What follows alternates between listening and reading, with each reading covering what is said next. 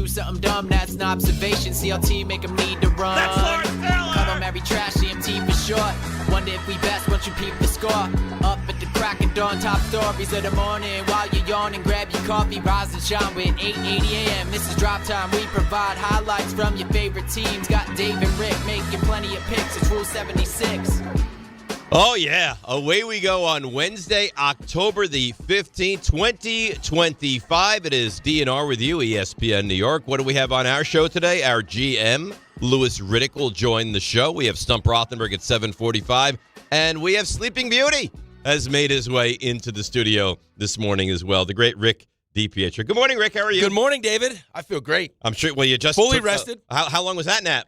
Well, I didn't know I had to set an alarm in the building when I'm just there. You know I'm sleeping. I walk by RJ. He sees that I'm sleeping. Just, hey, little guy, wake up. Yep. It's time for the show. Yep. You look nice today. Thank you. You know what it sucks about you? What? And I mean that in a good way. What? Is that you literally you woke up 90 seconds ago, maybe. You were fast asleep on the couch. You look great. Oh, thank you.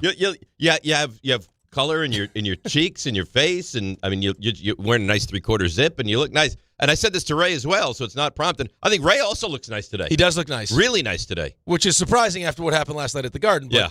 I mean, he's battling through it. I gave him a no-goal unbuttered roll. He deserves it. Yeah. He deserves it. Because you could tell yesterday he felt the way. Well, the funny thing about what Ray was doing is he was having a conversation unto himself in the group text. You guys taking part, by the way. That was great. I appreciate that. Nobody was responding to him. And he's like, guys, we may have a problem. And then expletives. And then it was like nobody responded. And he just kept continuing to have a solo conversation. Right. Well, I think that's the beauty, I think, of the group chat is that occasionally, most of the time it's John. Was tempted but to you can send just, along you're a allowed chat, the freedom guys. to have your own Thanks. conversation. Thanks for your support. Right? You can just have your own conversation. Use it as your own therapy. Yes. Like I know people are out there and they're reading this, but we don't need to respond. You go through it on your own. Did you think about responding? No. Can I be honest? As he was doing this, I was like, Ray, you're annoying me. Like, stop with this woe is me attitude. Because I got that Monday about the Cowboys. Woe is me. We stink. Things are awful. Again, listen, I'm a Rangers fan too, and I know he's got to endure it and sit there. I don't think they're playing terrible hockey.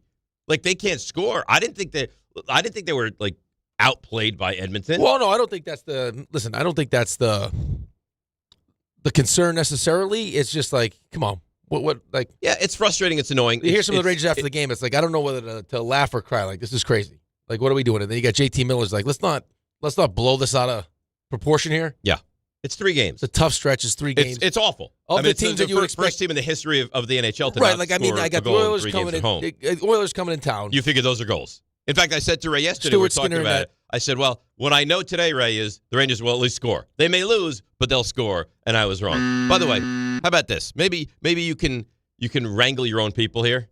Jets fan, Nick. Yep. All right, so he's a Jets fan, obviously. Well, yeah. Hey, Dave, do you even remember what the Ranger goal horn sounds like? So I got Jets fans going after me with the Rangers. We don't have much. We don't have much, so we lash out. Okay. That's what we do. Okay. I mean, what do you want us to do? I don't know. We can't win. Yeah. Coach doesn't know what he's doing. Right. Quarterback stinks. I got people mocking me at work now. Really? Yeah. Wherever I go. What's going on with the Jets?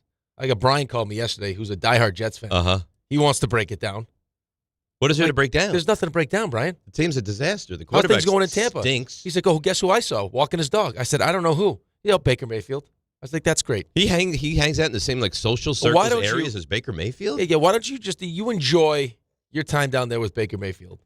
And I'll suffer for the both of us. You know what's nice for him, though, is that if you're a Jets fan and you live elsewhere, you can avoid the nonstop discussion. Well, he can't, though, because he listens to the show every day. Well, he doesn't have to. I know he doesn't have to. because he's a loyal listener but and he loves you, and I believe us. he loves me as well. Oh, by the way. What? You want some ammunition now? What? I shouldn't do this. This is that Rob. What did he do? I talked to him yesterday. Uh-huh. He's not happy. Of course he's not happy. Nor should he be. He got belt to ass by the Giants. Right. I think Saquon actually in the doc says something along those lines. Uh-huh. He's the defending Super Bowl champion, so nobody's going to feel awful for him. But go ahead. Turns out, you're going to love this. His son, big Dave Rothenberg fan. Is that right? Loves you. Really? He said, to the point now where he usually takes it easy on him because he's a Giants fan and the Eagles have had it. He's like, I may have to get mean now. I'm an awful, they'll get in the car, put the radio on, and butt cheek open guy. That's who I am right now. Robert's like, I love that Dave Rothenberg. He's Really? the best. And Rob's like, what do you mean you love Dave? How old is he? He's in high school. He's a sophomore in high school. Really? Yeah, big Giants fan, loves you. Mhm. And now it's creating some tension in the household. Good. Yeah. Good. What's the kid's name? It's Robert. Robert Jr. Robert and Rob, yeah. Okay. So if he gets into a battle with his dad and the dad gives him the boot from the home, Robert Jr., come on up. You have a bedroom. Westchester. 2 bedrooms now. 2 bedrooms. Oh, you got Ben's room. Yep. You can have the extra bedroom. Look at you. Yeah. I love it. Yeah. He's welcome. We'll Good. feed him. We'll house him. Okay. We'll educate him. All right. Yeah. I like that. Yeah. I'll pass along the message. Absolutely. Well, I'm sure he's listening right now. Yeah, he might be. He's a diehard fan of the show. A lot of people listen. I walk into my office yesterday. There's a garbage can right next to my desk. I said, "Why is this garbage can here?" He goes, "Because your partner can't dispose of his garbage, right? So I wanted to make sure you had a trash can That's right not by your desk." partner's fault. Oh, their partner's just lobbing like grenades, pulling spring bottles like they're grenades into the I corner. don't know why that's such a problem. RJ, he doesn't know why it's such a problem. Well, why do you guys throws care? garbage I'm around. in my home studio. I'm taking the empty water bottles and I chucked them over into the area while cleaning up after the show. Yeah, but you don't just place them down. It's like you duck and cover like you're a nom, and you're tossing water bottles like they're gonna take out like you're under enemy artillery. I don't know why you can't just place them in a. So, all right, from now, disposable Friday bin. when we're back home, I'll take the water bottles and I'll gently place them next to me. Is that better? Listen, if you're under some kind of blink twice. Why does it matter? Why do you care? How does this have any impact on you guys? Because you have a luxurious, fancy, nice, well kept home, and I think it's just easier to place it in a nice area next to you rather than. No, it's easier just to unleash it. Or a trash receptacle. Just make it simple. It's not a good optic to have the trashed water bottles. But you do know what you've done now, right? In That saying now- don't do this. Yes. That now I'm going to start to drink more water, Right. just to be able to do it And at a more rapid And rate. he won't secretly do it. He'll actually make a big ordeal. Yeah, I'm out going of to it. stop the show. Yeah. No, guys, launching a water bottle. Pulling the pin on I it. may do it here. Yeah. I have this water bottle. I may start. I've never done it here because I think that's No, disrespectful. there's but no- I might start to do that. But I could Maybe understand. I hit your lady's purse over there. Right. Like that kind of party. It's not a lady's purse. I could understand it here because they refuse to have trash cans anywhere. There's only one single trash can. Right. Like at your own home, though. Right. It's Well, like, I don't have a trash can in my studio. well, hey, Sherry, could we pick up you get Amazon packages every single day. More than Could anybody. we sprinkle in a trash can, please? He's gonna do. How this- about, speaking of that, yeah. I'm all over you the place steamroll now. right over him. Go ahead. Sorry, RJ. I'm listening to the DHR yesterday, and Peter does his read about his Amazon drop-off spot, Yeah, I yeah. guess. He goes, it's so convenient. Maybe while the baby's napping, you just run out. I text Alan Leave the baby. I was like, what kind of advice is that? Well, the baby's napping. You can't go around to your Amazon spot and go pick up your package. You can't do that. Leave the. That's what he said. Hey, it's so convenient. Like when the baby's napping, you just run out. What is that? I don't know. Just fight through it. We're going to have construction soon. Just battle. Oh, this is great. This is it. This is unbelievable. Did you hear about we have construction in the building coming soon, RJ? Oh, I heard the floor right above us. Listen, I think what you need to do is take your wear your fatigues, take your water bottles, and go upstairs and threaten those people to be quiet.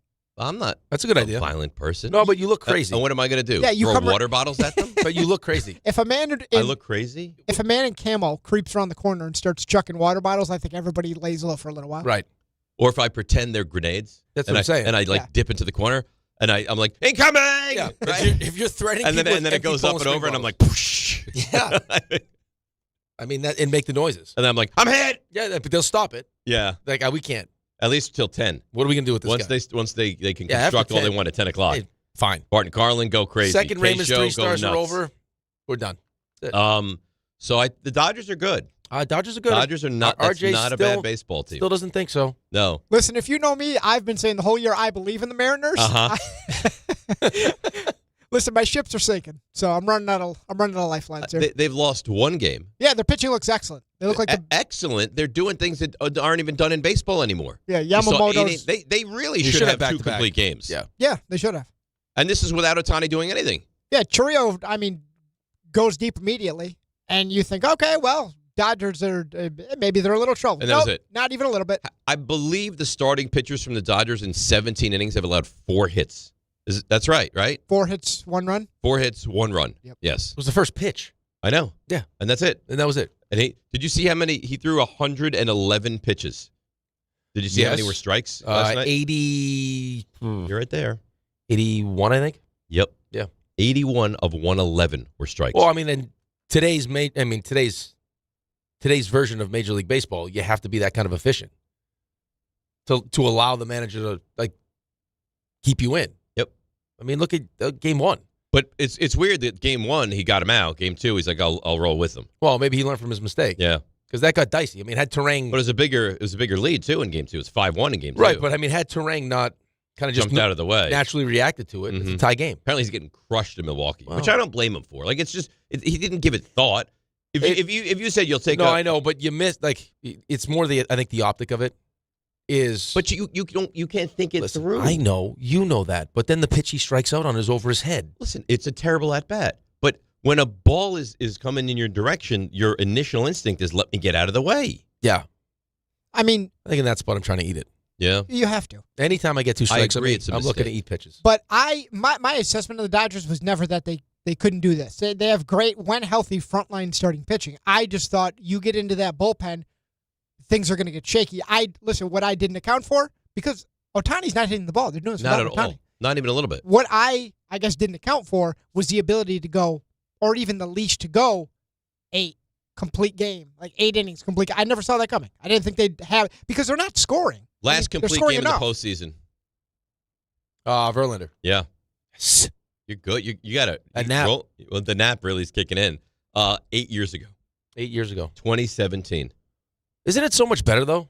I mean, am I the only one that feels that way? I love it. I mean, that's what I want to see. I don't need to see a guy go, 4 Well, and 2/3 I don't need and 5 then unleash bullpen bullpen arms. No, I don't need it. That's not. There's something fun about this. It's awesome. Yeah, there's something fun. And I was it's actually quick, felt like too. we were robbed to seeing Snell come out there in the 9th. Yeah, I Like, wanted come on, to see man. that Let him as finish well. it off. I thought that was a mistake, and maybe he learned from his mistake. it was and almost said, a you know, mistake. I'm gonna roll with this guy. But the thing is that they're too good. The Yankees would have, if Aaron Judge went crazy this postseason, right? You'd say he had He did. and they still couldn't really do it, and they won their first series, and then they got beat up by Toronto, who's getting beat up by Seattle. Yep. Ohtani's doing nothing, and they don't lose anything. They lost 1 for 5 game. last night, 3 strikeouts. Right. Hitting Now, the one hit 147. was an RBI and kind of extended the lead, but still, he's look been at that. awful. Do me a favor. Mhm. Just look from top to bottom. Look at that lineup. So, yeah, it's Ohtani, it's Betts, it's Freeman, right? Smith, Well, Muncy, Smith, Teoscar, Muncy. Yeah. Edman, That's Kike. better. But you know what the thing is, too? And this is what they do, and this is what the Yankees have not perfected yet, and it's very difficult to do, is not even the second tier. Like, the Kike Hernandez, the Tommy Edmonds of the world, those guys are at their best in the postseason. It feels like it to me. Like they're and the Yankees guys who are like of that ilk, the Ahmed Rosarios, the Jazz Chisholms, like those guys are not. The Trent Grishams, they just weren't. Well, at their best. but I mean, what was Cody Bellinger in the postseason? What was Stanton in the postseason? Yeah. Right? Like, I mean, it was Judge, pretty much. Right. And no one else came for the ride. On top of the fact that Max Fried was really bad in Game 2 and Rodon was really bad in Game 3. But Ohtani's doing nothing, and it doesn't even make a difference. Well, but you also have, I mean, when you look at their 3 best players as opposed to the Yankees' 3 best players, I mean, Freddie Freeman's going to be a Hall of Famer. Yeah. Mookie Betts is Awesome. And Ohtani's the 2nd best player in baseball. And then you look at their starting rotation, and it's not just like Blake Snell, 2-time Cy Young winner, right? You have Glasnow going in Game 3. Yeah. Yeah, Yamamoto going. That doesn't even incorporate Ohtani into the mix right. yet. So, I mean, and these guys, at the end of the day, I guess why you could make the argument that it's a crapshoot is that in a short series or a smaller sample size, these guys have to go out and perform. So it doesn't matter what you did in the 162. If, in a 3-game series you struggle, it's not good pitching matchups for you. I mean, it's going to be a problem. The problem with the Yankees is you had too many guys in that series against Toronto that were out. Right. Now, I was listening to DHR yesterday. They're like, do you feel better that Toronto is having it handed to them, or do you feel worse? Like, where do you feel about that? I can make you feel better. Like, I would feel sick about Yeah, this. why would it make you feel better? Well, just that you hate Toronto, and at least they're getting their comeuppance. But I wouldn't feel good about that at all. I'd be embarrassed. It's like, I lose to this team. I get bludgeoned by this team. If they go out there and then they bludgeon Seattle, at least I don't. From my perspective, it's like, all right, see how good they are. Well, they're getting hammered now by Seattle. But I mean, here's the thing, though. I don't know if there's any correlation because I think we're trying to draw comparisons. Like, why is Seattle having success against Toronto and the Yankees couldn't? There is. I think when you start talking about division matchups, and the familiarity you have with Toronto, Boston, Baltimore, like I think every sport, we kind of have the same mindset going into a season. The best way for us to get to the postseason is to win our division. Same thing in the NFL. So you build your team accordingly, right? I mean, that's the NFL teams. Like how are we going to get over Josh Allen? Right. Like he's not going anywhere. That's our biggest impediment to winning a division. Let's find out. Like let's build our team accordingly. But I think you also have to recognize that when once we get through the 162 and you're chasing a championship, and again, I don't care what the sport is. Like I use hockey as a comparison. Like there has to be a level of versatility to what you do. You can't be a one-trick pony. Right. Because you'll get some of these good teams or a matchup that's not great for you. Like Toronto's not a great matchup for the Yankees, and they can shut you down. What makes a team like the Panthers great is they can beat you in every but they're like the way. But they're like the Dodgers. You got these high-end players, but then you also have from top to bottom, there's no let-up, and they can play any skill game. We can play it. Yeah, we can Toughness, we can do physical it. you, yep. So like there's this, and I mean there's this. We got the best goalie in the league. You know what I mean? But it doesn't look good that the Toronto pitching staff, which was so, like Savage, was unbelievable. He's unhittable. He literally was unhittable, and he gets hammered by Seattle, who's not a massive hitting team the other day. Well, but I think it speaks to why Yankees fans get frustrated a lot of the time because I think it comes down to the approach. Like when you watch Anthony Volpe's approach, should that be his approach? I don't know. Listen to every great hitter talk about Anthony Volpe, A-Rod, Jeter. Like, no, this is not who he needs to be, but this is what they're teaching him to be. I don't care what the count is. We want give me your ace swing. All right, well, when it fails in the postseason, as it does seemingly every single year right now, there can't be complaints. Well, of course there's going to be complaints. Well, that's there's always not going to fair. be complaints. Well, then do it differently. Well, I don't know if Brian Cashman's going to do it differently because as far as he's concerned, we were tied for the best record in the American League. We got to the postseason. We won a series against the Red Sox. So now it's up to that the players. equates to, all right, guys, like you think they're in that locker room after, and like, guys, really good year. We tied for the best record in the American League. You do? I think the Cashman's probably like, yeah, we had a good year. Oh. The pivot from Juan Soto was a good pivot. Without Garrett Cole. I think the pivot from Juan Soto was a good pivot. I wouldn't say this was a successful season. Well, yeah, but you're still getting caught up in the if we don't win a championship, it's a failure. Well, not even win a championship. Like you won a series against a team. Let me ask you a question. Clearly better than. Let me ask you a question. Yeah. You're the GM. You're Aaron Boone. You're sitting down. What did Aaron Boone say before the playoffs started? This is the best team that I've had. Yes. So I'm sure Brian Cashman thinks this is the best team that he's had. Okay. Probably loves what he did. Loves what he put together. If the players don't go out and play at a certain level, that's not their fault. Right, but if the players never are able to reach that level, then isn't it on you? Well, for they were putting in the that World team? Series, though. In the World Series, yes. Yeah, last year they were in the World Series. Okay. So for the players, if you were Trent Grisham, or you were Anthony Volpe, or you were Cody Bellinger, or you were Giancarlo Stanton, you would look at your postseason like it was a failure. I did not play well. I think on the other side of that, if you really believe this was the best team that we've had under Aaron Boone, and you lost, it's not because of you, it's because of the players. I'm so not you even, didn't I'm fail. not even placing blame on Aaron Well, no, Boone. but I'm saying, but how you're whoever you are changes how you feel about what how you did your job. If the Dodgers lost, who'd they play last round? I can't even think. The Dodgers not the beat Cubs. no, they didn't beat the Cubs. The Phillies. The Phillies. If the Dodgers would have lost to the Phillies, who were, the second best team in the National League during the regular season, do you think that they would have turned around in that locker room and be like, all right, guys, really good year? No. But, okay, you keep saying locker room. I'm saying it depends on who you would ask. Everyone's definition of success or failure is different depending on how they did their job. If I got a GM and a coach saying this is the most talented team that we've had, more talented than the team that got to the World Series, which would lead you to believe if we got to the World Series, we feel like Unless this team, the competition is better. right, this team is good enough to win a World Series. Right. And then the players don't go out and do their jobs. They're probably, as far as they're concerned, we put the best team we could on the field. They didn't hold up their end of the bargain. So they could think it's a success for them, but the players could think it's a failure for them. You know what I'm saying? All right. I don't see how anyone could look at this as a success within the Yankees, fans, management. Like, you didn't just lose. It's not like it was a 5-game series and it came down to you got blown out against Toronto. And then, just what you did against Toronto, just in general. They owned you this season. Yeah, especially up in Toronto. Right. You were 1-8 in Toronto. They owned you this season. All right, let's break. We'll come back. We got to get to your Jets. Here's the one thing quickly, though. Yeah. Because we still have 5. We can pull this thing to 25.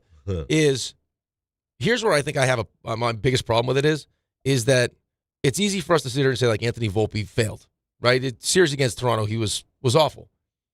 But my question would be, have they developed him properly to give him an opportunity to have the success that he feels like he should be having? I can't answer that. Like, are we developing players? Like, well, why does it keep happening? Well, if I'm taking players that have certain skill sets and teaching them to do it a certain way, that it's. But wouldn't they at some point say, hey, if our young players are not developing into what we hope they would be, then isn't that maybe on us? Right, but is this what they want them to be?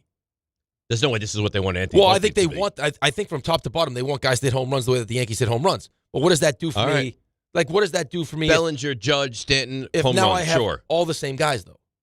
Like, That's a problem. If it's a one size fits all, and everyone's got the same approach, that's the problem. Let's hit home runs. Let's get the ball in the air. I mean, that's like coming in here and be like, all right, out. here's how we host a show. No, you say Dave does this well, Carlin does this well, Rick does this well. You allow people to kind of be the best version of themselves, right. I would think. Right. Not, we hit home runs. That seems archaic to me. Like I would be like, hey, Anthony, like, our definition of success for you is this. You get on base.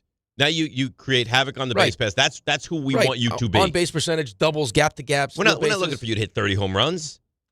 But what do we talk about all season? Well, look how many guys in this lineup hit 20 home runs. Okay, great. Like, that's great. Until all of a sudden now, because we're trying to hit, all we try to do is hit home runs. There's too many strikeouts, and what happens when you strike out? You put there's no pressure on the defense. And maybe that's regular season success. Maybe the way they have it formulated is going to work in the regular season. But you see what I'm saying? It's like Edmonton, the Oilers. Right. We play this up and down, run and gun. Well, what happens when you go up against a team that can actually shut you down? Like Panthers, how do you adapt to that? Well, we can't. Then we lose to the Panthers. True, but they win 7 games and then 6 games in the Stanley Cup final. But if I'm teaching, I guess my point is if I got 4 lines that play the way the Connor McDavid lines play, up and down, defense, like offense first, defense secondary, all my lines play the same way. I got no line I can throw out there to just shut a line down. That's not going to work in the postseason. No. Like in the regular season, maybe because I can go up and down, I can beat you 6-5. But when things tighten up and I'm going against a really good defensive team with a great goalie, can I win 2-1? I can't shut it down. You know what I'm saying? So, you don't, it can't be, hey, we all do the same thing. And then, God forbid, we get a pitcher that we just can't, like Yusevich. Right. Well, now no one can hit him because everyone has the same approach. Like, we're throwing to 9 of the same guys. Well, you saw essentially. it. No one, literally no one hit him. No one. No one. But then Seattle did. They destroyed him. I don't know. Maybe that's I think what would drive me crazy as a Yankee fan. Yeah, I agree with that. Like, everyone's got different skill sets. Let's not have everyone try to do the same thing. In any job, right? If they came in and told Carlin today, right, you have to do Stump Carlin, be like, wait, what?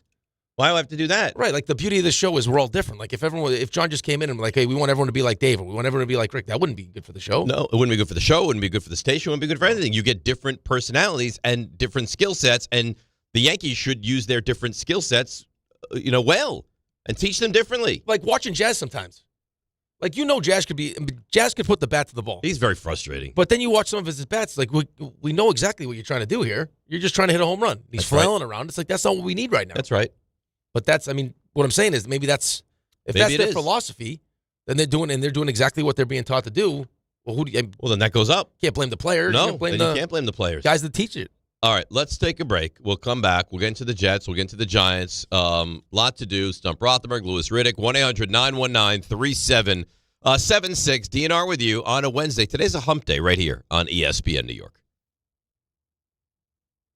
Stuck in a job that just isn't getting it done? Maybe it's time to go for IT. Whether you're just starting out, switching careers, or a military veteran ready for change, My Computer Career can help you launch a rewarding career in IT in months. No prior experience needed. Why spend years getting a traditional degree when your future in IT can start right now? Take the free career evaluation at mycomputercareer.edu today. Your most powerful upgrade? Your career. Go for it. Go for IT. Financial aid is available to those who qualify, including VA benefits. Actual price will depend on product and subscription plan. Featured products are compounded drug products, which the FDA does not approve or verify for safety, effectiveness, or quality. Prescription products require an online consultation with a healthcare provider who will determine if appropriate. See website for details, restrictions, and important safety information. Want a boost in and out of the bedroom? Hims has you covered. Introducing a new 2-in-1 approach to level up your game. Tadalafil for better bedroom performance and zinc for testosterone support. Turn things all the way up and find affordable treatment options at up to 95% less than brand names at hims.com/joy. That's hims.com/joy.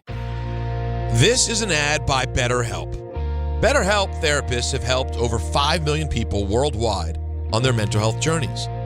That's millions of stories, millions of journeys, and behind every one is a therapist who showed up, listened, and helped someone take a step forward. Moments in therapy, like the right question, a safe space to cry, or a small win can change lives. With over 30,000 therapists, BetterHelp is the world's largest online therapy platform, having served over 5 million people globally. And it works. With an average rating of 4.9 out of 5 for a live session based on over 1.7 million client reviews. This World Mental Health Day, we're celebrating the therapists who have helped millions of people take a step forward. If you're ready to find the right therapist for you, BetterHelp can help you start that journey. Our fans get 10% off their first month at BetterHelp.com/timeout. That's BetterHelp.com/timeout. The following is a paid advertisement for the Wellness Company. Hey there, it's Michelle Smallman from Unsportsmanlike. I'm thrilled to be joined by Dr. Drew from the Wellness Company. And Dr. Drew, you have something very exciting to talk about today, the medical emergency kit. Tell us a little bit about this. It is exciting. Look, I have been fighting to try to protect the patient-physician relationship my entire career, and we have lost. I finally decided I need to be involved with people that put the power back in the patient directly. These emergency kits give you everything you need so you don't have to spend $1,200 going to the emergency room. We have a significant medical team, the medical board at TWC, and we just sat down and put together what we would want for our family, for our patients. Oh my gosh, so anything that anyone could need is in this and there's kit. a guidebook here to tell you exactly how to use it, and again, telehealth backup. It's remarkable. It's innovative. Everyone needs to get one. UrgentCareKit.com/sports, promo code sports to get $50 off your kit. That's UrgentCareKit.com/sports, promo code sports. Prescription required. Always consult your doctor to determine if this product is right for you. John Ryan. Yeah, Dad. I think I came up with a killer slogan for our law firm. D'Agostino & Associates, bite back. Bite back? Yeah. When someone hurts you, you bite back. We'll be the law firm that bites back. Dad, that's brilliant. Accident victims, call D'Agostino & Associates and bite back. Hey, we could even put a big vicious dog on billboards everywhere. Yeah, and Rottweilers on buses. Hey, how about a toll-free number? What are you thinking? You know, like 1-800-BITE-BACK. 1-800-BITE-BACK. That's brilliant. But what if people hear fight back? Easy. I'll spell it out for them, like 1-800-BITE, back. 1-800-BITE-BACK. That's 1-800-248-3222. Love it. Hey, Dad. Yeah. All this talk about biting back got me hungry. Me too. Want to grab lunch? Sure. Hey, how about a jingle? You mean like D'Agostino, law, bite back?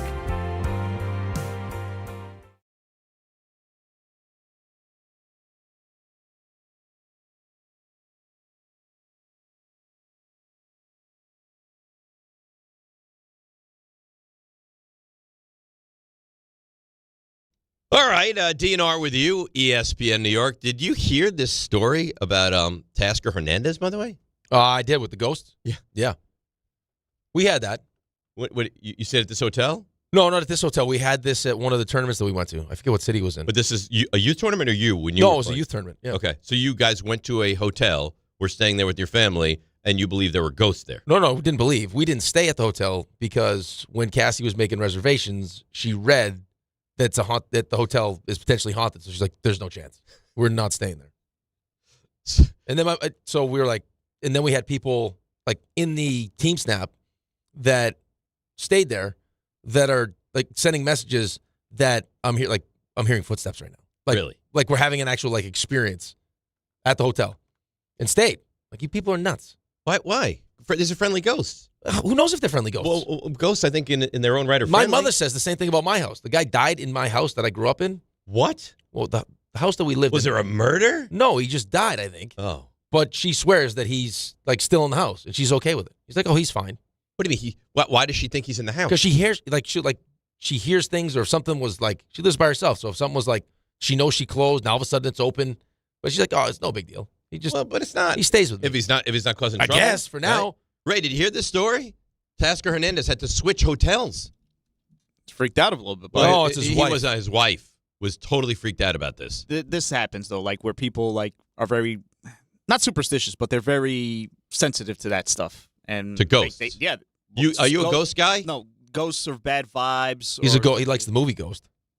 Who doesn't like that movie? Everyone loves the movie Ghost. I could see you having like a pottery set up in your a pottery thing like that in your apartment. Maybe that's the half bedroom where you get behind her. You have a kiln in there? You'll never know. A kiln. Yeah. You guys make a beautiful plate. Nice reference. Bowl. Yeah, that'd be nice. That'd be nice, wouldn't it? It's sensual, Yeah. sexy. Then you can paint it. Yeah. And then you can put hot oils in it. Yeah. You could hold the oils and the lotions for later. Sex oils. Right. Toys. That's what I love. You're not subtle. No. When Why would I? At that point, why would I be? And when you are subtle, you kill the subtlety by right. going. Just crash through. There's a method to my madness. He knows what he's doing. It's not much of a method. It's just him leaving the hotel, fine, no problem. Yeah, listen, I mean, he's the most important thing is that he's comfortable and gets a good night's sleep. Like, Well, I need him rested. Hit home run, right? So I guess that's all that matters. If his wife is staying with him and she's if this is a renowned ghost hotel. Yeah, but some people like that. Then why would they stay there? Why would they make that the team hotel? Because it's probably the nicest hotel. But it's got ghosts. Wouldn't you rather stay at a 4-star hotel and not a 5-star hotel? You'd say, give me the 5-star. Give me the 5-star, and we'll deal with the ghosts. Yeah, unless there's like this hotel is known for ghosts that kill you, then give me the La Quinta. Well, I think anywhere, like, right? I'll take the pink eye. Like whatever it is, I'll go stay at a motel. Have you ever stayed at a hotel that you were convinced there were ghosts or some kind of a paranormal experience? Ghosts? No. Stayed at some bad hotels. Bad hotels. Yeah, like really bad. Like where you're like tracksuits. I did that as well. I had to stay on top of the covers, fully clothed. I went to one hotel, opened up, like took off the comforter, and it was blood. I had the same thing. Yeah, disgusting. I had the same exact thing. We went down to Birmingham Southern. This is Campbell. 12-hour drive. Now I got paid by the game. Yep. So I got $100. That's it? Per game to do their play-by-play. On the team bus, drive down to Birmingham, Alabama. Yep. Check into the hotel, obviously exhausted. Of course. Share it with the color analyst. Yep. We check in. I'm guessing, I don't know for sure, blood splattered all over the sheets when I took down the comforter. So he's like, well, and he was like 70. He's like, well, you know what that means? Fully clothed on top of the comforter. I was like, I guess. It's a grizzled veteran, man. What are you going to do? Well, that's what we did. Well, that's the same thing. Fully clothed on top of the comforter. But that was the same thing that happened to me. It was like after like a 15-hour bus trip, and all you want to do is just get in your room and go to sleep, and you pop open the comforter, and it's like, come on, man. And though you have those nights where you're like, Cass, do I really want to continue this? And she, pushes you in the right direction. Same thing for me. And I was like, Cher, I don't think I want to do this anymore. Like, I think I'm going to do something else. Right. She's like, no. You can do this. This is just a Stop hurdle. being you so have to get over. soft. Well, I don't think that's so. Sleep with your clothes on. Bloodstained sheets. Bring your own sheets. No. Bring a blanket. That's not soft. Bring a blanket. You'll be fine. I was fine. Yeah. And you got through it. Now look at me. Better than bed bugs. Have you had to deal with that? No, I've never had bed bugs. I've had teammates that have gotten it. How do you know? You just have like a reaction like next morning because you can't see the bed bugs. No, right? you can't. I think there's a way to bites and stuff. Yeah, I think there's a way to see if there are bed bugs. Oh. I think they said sometimes you look at the drawer next to the bed or something. But yeah, they had. You get bitten. Oh man, Gross. that is terrible. Let's see what Tyler in Suffolk wants to say. This Oh, is probably come on. going to be a really Here we good go. call. Of course. Tyler in Suffolk. Good morning. You're on ESPN New York. Hey, how's it going there, guys? Good, Tyler. Just wanted to say, love the show. So you guys yesterday were sorry, am I there? No, you're here. Of Oh, course. you're here. Yeah. Oh, sorry. You're going nowhere, Tyler. You guys yesterday were talking about what you would rather have: Rick's muscles, Dave's sports knowledge. I forget the third one, but I wanted to say you guys taking Rick's muscles. Now, granted, he's a god, Right. a physical specimen, but we all have the opportunity to go to a gym and work out every day. And granted, we might not end up looking like Rick, but we probably all have really nice muscles. Look at Ray. He's on the path right now. Yes. Dave's sports knowledge. We could all sit there for the rest of our lives, watch sports, do nothing. We would never have the knowledge that Dave has. This is a good So call. I would take Dave's sports knowledge 100% of the time. You guys are the best in the business. I love the show. Please never leave. Thanks, guys. All right, Tyler. I might leave now. Why? Yeah, it's a disrespectful phone call. It was not disrespectful. I'm giving you the muscles without the work. You don't have to go to the gym now. What do you mean I don't have to go to the gym? Like if you I just go to the mental gym. Right, but if you take my muscles, you don't have to go to the gym. Yeah, everyone could go to the gym. Are you going to go to the gym 7 days a I wasn't week? disrespectful of your muscles. But Tyler was. I think they're great. Tyler was. No, I don't think he was. I don't think that's disrespectful. He looks at your muscles. He's wowed by your muscles. Well, no. I think it was kind of flippant. Oh, look at Ray. Ray's a No, but he's like, just anyone could do it. No, not anyone could do it. I could also study sports as much as you've studied sports. Well, why and don't get you? sports knowledge? Because I choose not to. Oh. Because that's your role on the Right. show. So maybe I lean on you for your muscles, and you lean on me for my sports knowledge. But this is the beauty of the show. I don't have to choose. I get the best of both worlds. I get your brain, which we'll show off today in Stump Rothenberg. It's 7:45. And I got my muscles. Yeah. I got Ray's, what we would See, this is my problem with Ray. What's the matter? He's the single, sexy one. Right. This is my end of my career. Veteran guy, married. I want some stories. I want to live. He's not going to let you do that. Why though? That's his role. It's part of his role. It's not just pressing buttons and drinking his coffee. Look at him. He's all laid back. I got to tell you, too. He looks good today, too. Music's been... Not good? You're not impressed? Have you been wowed by the music? No. I'm not as much of a music guy as you are. Well, it's easy. He usually speaks through it. I haven't heard that. I haven't heard that. Haven't heard any new stuff. We got a lot of new stuff. What? Yeah, I can't get some new stuff? I enjoyed it. It's very disrespectful. I'm just saying. It's very disrespectful. You want to be in the honesty den? Yeah, of course we do. I just came back with something that I haven't used. No, well, listen, one time, and I'm paying respect to somebody. How about the guy that said he'd take my sports knowledge? You can forget about Ray and his music, for God's sakes. RJ, when you screened that call, did you think to yourself, this is going to be a good call? It's going to be a really good, solid call. Listen, I think Dave has responded to the criticism that was laid out for him. I was among those that were critical of you. I think you've had a nice week. It's more than a week. Big cheek energy. Yeah, I didn't imagine the path to get here would be what it was. Cheeks. Like an article that was titled Dave Rothenberg Unleashing Butt Cheeks on New York Sports or whatever. You want energy? I'll open my butt cheeks and give you energy today. My God. People have taken notice, and I think you deserve some kudos for that. Thank you. Here's the real butt bolts. Here's the real issue I have with Tyler's call. Okay. The other thing that we mentioned, there's a couple things we mentioned. RJ was going to take my legs or torso so he could be taller. Yeah. RJ's hair would be number one. It could be. No, I'm telling you. Yeah, it's great. It's gorgeous. Keep your sports knowledge. His hair. He's not ever going thin. He's not going bald. Yeah, but you say he's never going thin or he's bald. Not. You don't know that. You don't know that. RJ, what? It's your mother's father. What's your mother's father's situation? Solid. Is it good? Solid. Like that? What I'm maybe not quite as thick, but what I was encouraged with him, he doesn't have a lot of gray either, and it's starting to happen for me where I'm starting to see it. So I'm hoping it, maybe listen. Keeps the hair, but you get the gray. Yeah, that's fine. But I feel like I'm getting greedy now because I got a really, really good email. Okay, it's got to be for Ray, I guess, because you guys are involved. Ray, would you take Rick's massive muscles, but now you're RJ's height? Oh, I don't think so. You would not. I don't think so. So if I can transfer his muscle, so all right. So what? You're 5'5"?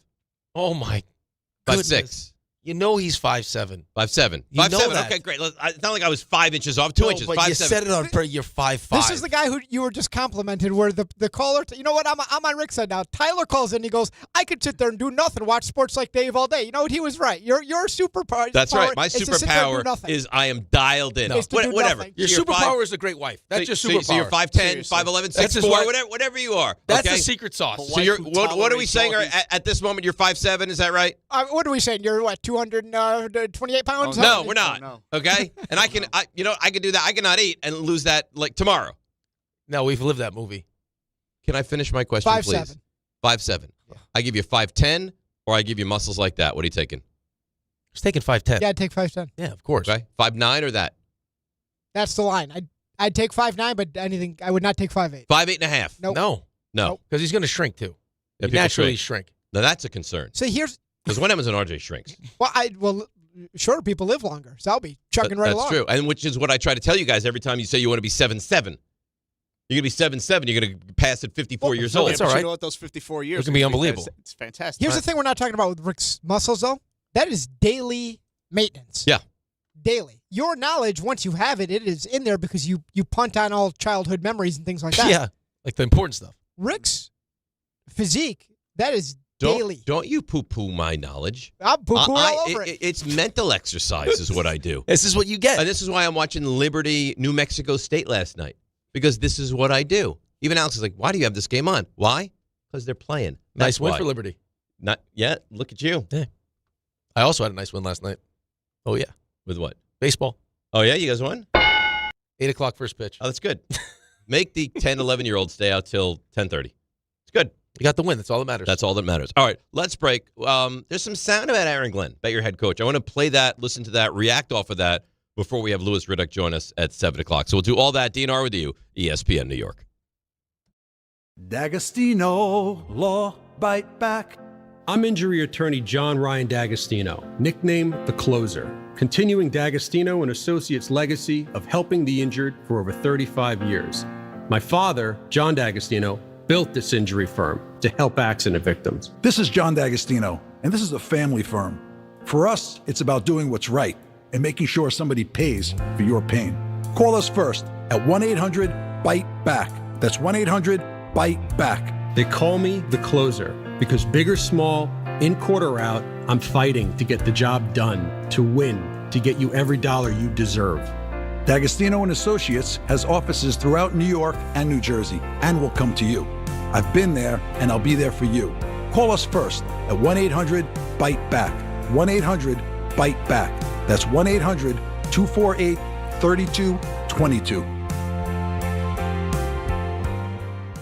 Why do you go to Princeton Longevity Center? We go to Princeton Longevity Center because my husband's cardiologist told him having this exam saved his life. Because somehow 20 turned into 40, and now I need to take my health more seriously. The Princeton Longevity Center designed a program to keep me healthy and active, so 50 and 60 will be no sweat. Because even though my cholesterol is high, it turned out my arteries are clear. That's a big relief. Whether you want to make the most of your future years or just want peace of mind, you need the Princeton Longevity Center. Their comprehensive preventive exam combines the latest technology with caring experts to create your personal plan for staying well. Because I shouldn't have to wait an hour for a 10-minute physical. I go to Princeton Longevity Center because I get everything done in one day and take my results home with me. Find out why you need Princeton Longevity. Call 888-8000-PLC or go to PrincetonLongevityCenter.com. Call 888-8000-PLC. That's 888-8000-PLC.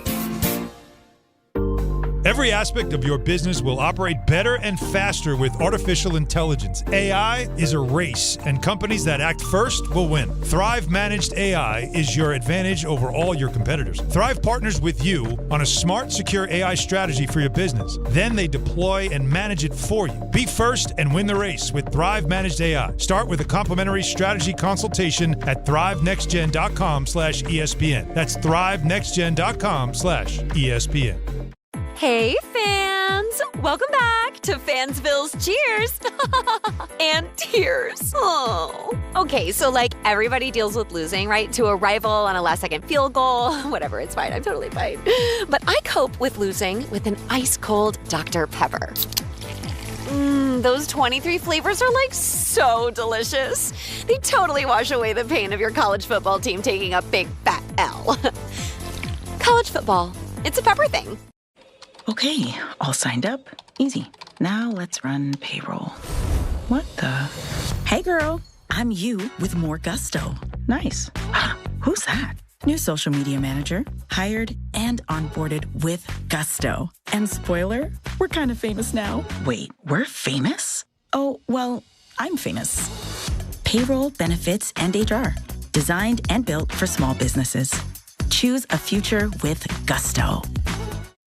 Actual price will depend on product and subscription plan. Featured products are compounded drug products, which the FDA does not approve or verify for safety, effectiveness, or quality. Prescription products require an online consultation with a healthcare provider who will determine if appropriate. See website for details, restrictions, and important safety information. Want a boost in and out of the bedroom? Hims has you covered. Introducing a new 2-in-1 approach to level up your game. Tadalafil for better bedroom performance and zinc for testosterone support. Put it all together and you've got what you need to turn things all the way up. Getting started is simple. Just go to hims.com/joy to start your free online visit. Through Hims, you can access ED treatments including pills, chews, and more. 100% online.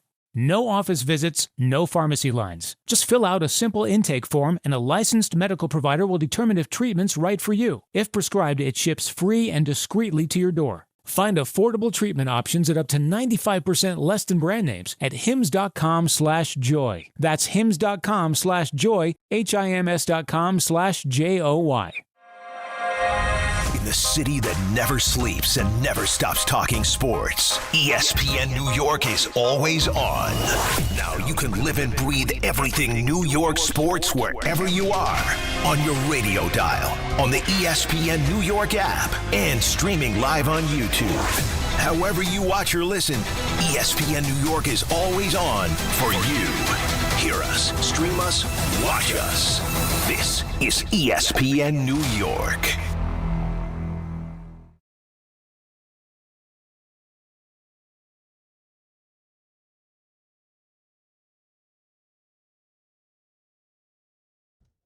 All right, DNR with you, ESPN New York. Is this working Now for we're you? talking, Raymond. All right, there you go. You See, ask and you shall I just receive. had to get him motivated. That's it. Yeah, it doesn't take much. Ray's always on the ball. Rangers beat him down a little bit.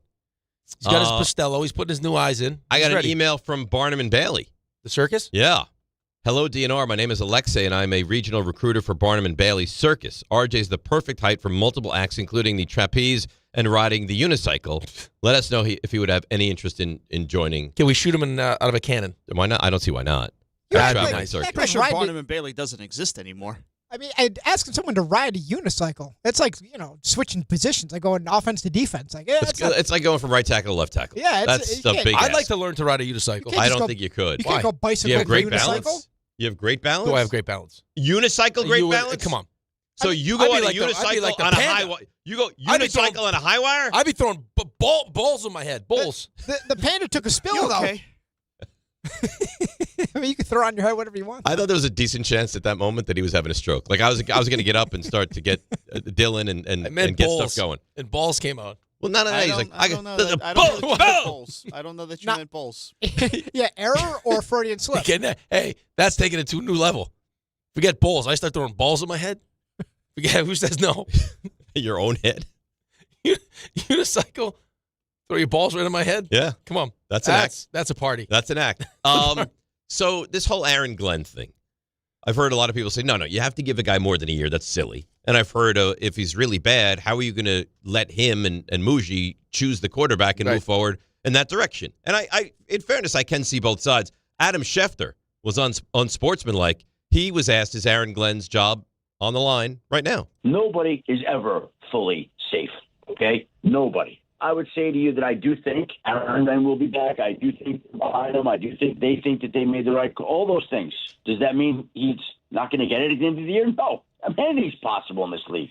So he should be safe, but we just don't know. And listen, you're 0-6. You have 11 games to go. I mean, how bad does it have to look for him to be in any kind of trouble? Well, I think it comes down to, you're as loyal as your options. I think the part of the reason why Gerard Mayo was gone after 1 year was because Mike Vrabel wanted the job. Right. So, if there's a better alternative, if there is, a Ben Johnson that's looking to take the job and you got the first overall pick, right? That would make more sense. But does that exist? I don't know. I would like a coach that has, if you were going to move on, I want a coach that has head coaching experience. Okay. Well, how about Mike McCarthy? He had the chance to hire Mike McCarthy. But that he would have taken the job at the time. Okay, but how about now? You have the number Instead, one pick in the Adam draft, Gase. and you could have Mike McCarthy. With that's an upgrade over what Aaron Glenn has shown you so far. Absolutely. But he also signed a 5-year deal. I get that. When you ask me the question, it's probably less of what I would do and more what I think is going to happen, which is they were adamant, this is the guy, he's going to change the culture. They'll lean on what Dan Campbell did in Detroit and look at the early struggles in Detroit and say, if we really believe in this guy, we're going to bring him back. My concern is you let Muji and him make the pick, you bring in the quarterback, and then it continues to go bad, and now the fan base, you're in another quarterback. Well, now you have to do what we gave you the list yesterday of all the first overall picks that end up having a new coach midway through their season, which is terrible for their development. Yeah, and then I heard people talking about tanking. Forget about tanking. You're not going to have to tank. You just do what you do. Just play, and you'll be fine. Oh, yeah, I went through some numbers this morning for you. Okay. This is not the 92, 93 games. All right, I understand. So Jets are tied for most sacks allowed with the Titans. It's not a company you want to be in. Second most sack yards allowed. They have the second worst. I don't know how I want to. Well, tell me what it is, and I'll help you. They have the second least plays of 10 or more yards. Tied with the second least in the NFL. Tied with the Bengals. Okay. Again, not a company you want to be in. Second least passing yards. They're averaging 144 passing yards a game, which is worse than the NFL. Now, when they take that 144, are they taking sack numbers into account, or you don't know? I don't know if that's total net yards. Okay. It's a ESPN stat. I don't know if that's net yards. That's fine. Because everyone's like, well, they weren't really minus 10 this past weekend. Because you get that. Right. Okay, but they were 45. Right. He threw 45 yards. It doesn't matter. 45 is unbelievable. Yeah, right. He had as many completions as he had sacks. Right. That's not great. 45 yards of Okay, here's the number that would concern me the most. All these are concerning. Well, we're averaging 5 yards a carry. Okay, which is good. That's what we're supposed to be. We're supposed to be able to pound the ball. Very, very good. Okay, we have one of the most athletic quarterbacks in the NFL. We agree with that? Athletic. Absolutely. Maybe the best running quarterback in the NFL right now. Jaden Daniels up there, absolutely. Yeah. Jaden Daniels, I mean, he can run, but he doesn't want to. Well, I think he set the rookie rushing record last year. Right, but he's you have whatever. definitively one of the best athletic Jaxson running Dart, quarterbacks. Pretty good athlete. Very. I gave you Jaxson Dart's third down numbers. What it looked like? Yeah. It went from Russell Wilson being 40 31st up to 47%. to third in the NFL. Yeah. Jets are 30% on third down, which is second worst in the That's NFL. pathetic. How is that possible? Well, the thing is, you figure if they're running for 5 yards a clip, that they should be, and I don't have the numbers. Manageable.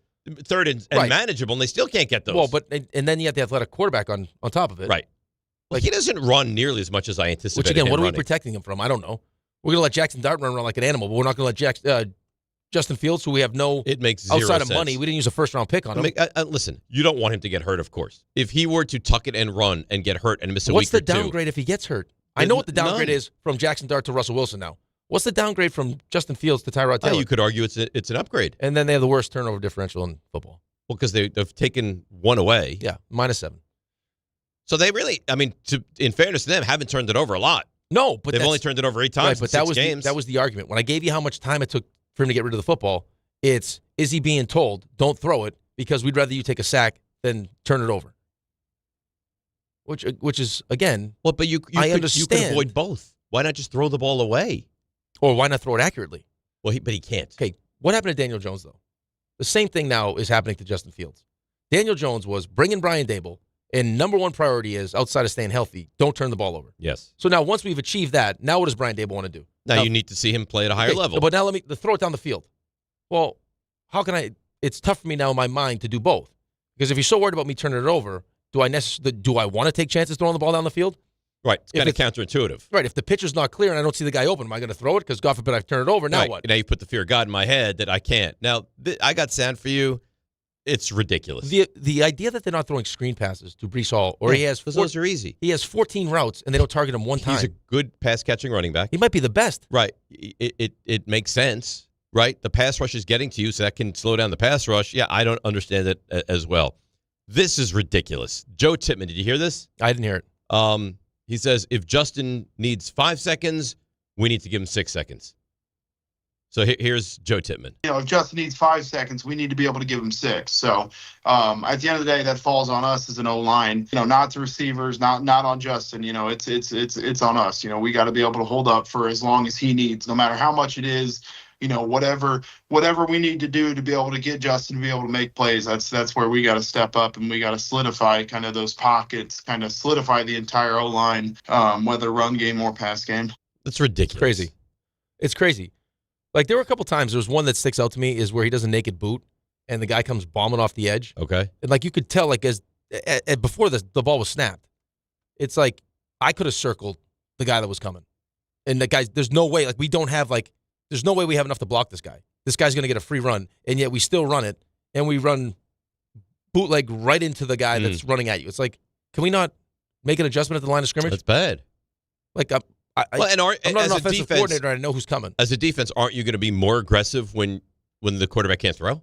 Well, of course you are. Right? Let's be crazy aggressive. And no one can get open. And they have no receivers, and the guy can't throw. So even if they avoid what we're throwing at them, he's not going to be able to throw the ball complete it down the field anyway. Right, but in here, sometimes it's a problem for me and you where we have to watch both of these teams, and sometimes it's also like a nice resource because we're watching every snap. It's tough to watch every snap of every game. You're paying attention to everything, but we watch every snap of these games. Like, there's no Malik Neighbors. There's no Darius Slayton. How many guys on their team can get open, like, fast? Not a lot. No, but did he make it work? Yes. Yeah, right. So I got Garrett Wilson. I still got my number one receiver. I got some guys that can't really get open. Still can't make it work. Well, I think that's twofold. I think that goes on the offensive coordinator, and I think that goes on the quarterback. Yeah, right. Yeah. Absolutely does. 1,000%. But the problem is, like, I don't even know where all the blame goes right now. And we'll get a chance to see it now, and this one's in Denver, what Brian Daboll and what he schemes up with Jaxson Dart looks like compared to what we saw. Right. And, again, you'd be crazy to not think that you're going to have growing pains and take steps back if you're the Giants and you're Jaxson Dart. But if he plays a good game in stretches, like, that's what you need to see. At Denver, and that defense is about as tough as it comes. Yeah. Right? Yeah. You just saw it firsthand. Well, especially now, too. It's not even like, my concern going in was, what version of Garrett Wilson am I going to get because he's going to be shadowed by Surtain the whole game. You guys don't have Malik Neighbors. It's like, no. He's going to shut someone down. But he took a guy in Little Jordan Humphrey who is nothing and you were like, oh, he's not bad. Right. Like, he looked pretty good. That's what good quarterbacks do. He's done it to your tight ends. Yes. I mean, you actually saw, now Jalen Hyatt's not good, but I mean, He was alive. Listen, he drew a pass interference penalty in the end Right, zone. and actually made a couple nice catches on the sideline. Yeah, so Wandale looks good. It feels like the perfect storm, though, for what Justin Fields is going through right now, what the offense is going through. I think you just made a great point. It's like if this guy won't throw it until it's absolutely wide open, receivers can't get open. Mm-hmm. Like, we'll give him 6 seconds. There's no offensive line that's going to give anyone 6 seconds. But what a ridiculous You thing to gave him say. 4 seconds, and he couldn't get rid of the ball and took 9 sacks on average. Right. Give him 6. What are you But talking you about? can't give 6 seconds. How about to drop some plays where you get the ball out of his hands or run him? Easy, safe plays. Like, cut the field in half if you have to. Make it easy. Roll him out and have him throw it to a guy 5 yards downfield. The problem is he can't even hit those consistently. That's the problem. He really can't. Like, I'm not being a jerk. He can't. We've seen it. His accuracy is non-existent. I don't understand. I wish someone would ask why it feels like a hesitancy to run him more often. I don't know. Design more runs for him. Like, if we're going to go, hey, don't turn it over and we'll run the hell out of the football, shouldn't the quarterback be involved in that? Like, that's why when Justin Fields plays on your team, your run game is great. Because he's the extra guy, right? Right. So But why would you not run him more? I don't know. All right, let's ask Louis Riddick. He's going to join us in just a moment. It's a Write good that question. down. Write that down, and you take it. If I won't you even ask steal- it- I will not. Okay. Maybe I should.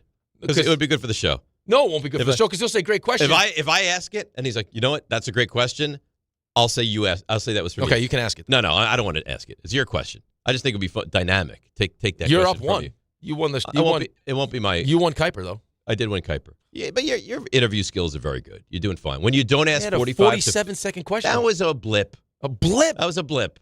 It's almost the whole segment, the question. It was a long question. It was good because I had to go to the bathroom and grab a quick snack, and I was able to do that with the question. Let's take a break. Louis Riddick on the other side. DNR with you, ESPN New York. All right, let's see what's happening on the roads on this Wednesday. Here is our dearest friend, the great Debbie Duhame. Hi, Dave. Hi, Rick. Alternate side parking rules suspended citywide for religious observance. Metered rules in effect. Let's go out to the FDR Drive South, slowing down through the 90s. It's an accident. Troubles on Sunrise Highway West at Oakdale, Bohemia Road in Bohemia. A collision, 2 lanes blocked. 1 and 9 heading north at Grand Ave in Linden. It's a broken water main. Traffic is sponsored by Unbound.org. Right now, there are young people across the world facing a tough choice. Continue their dream of education or drop out to help their family put food on the table. You can help change their future in a single moment. See how far your support can go at Unbound.org. I'm Debbie Duhame on 880 ESPN New York. Don't take slow for an answer. Not so easy when you're stuck in traffic.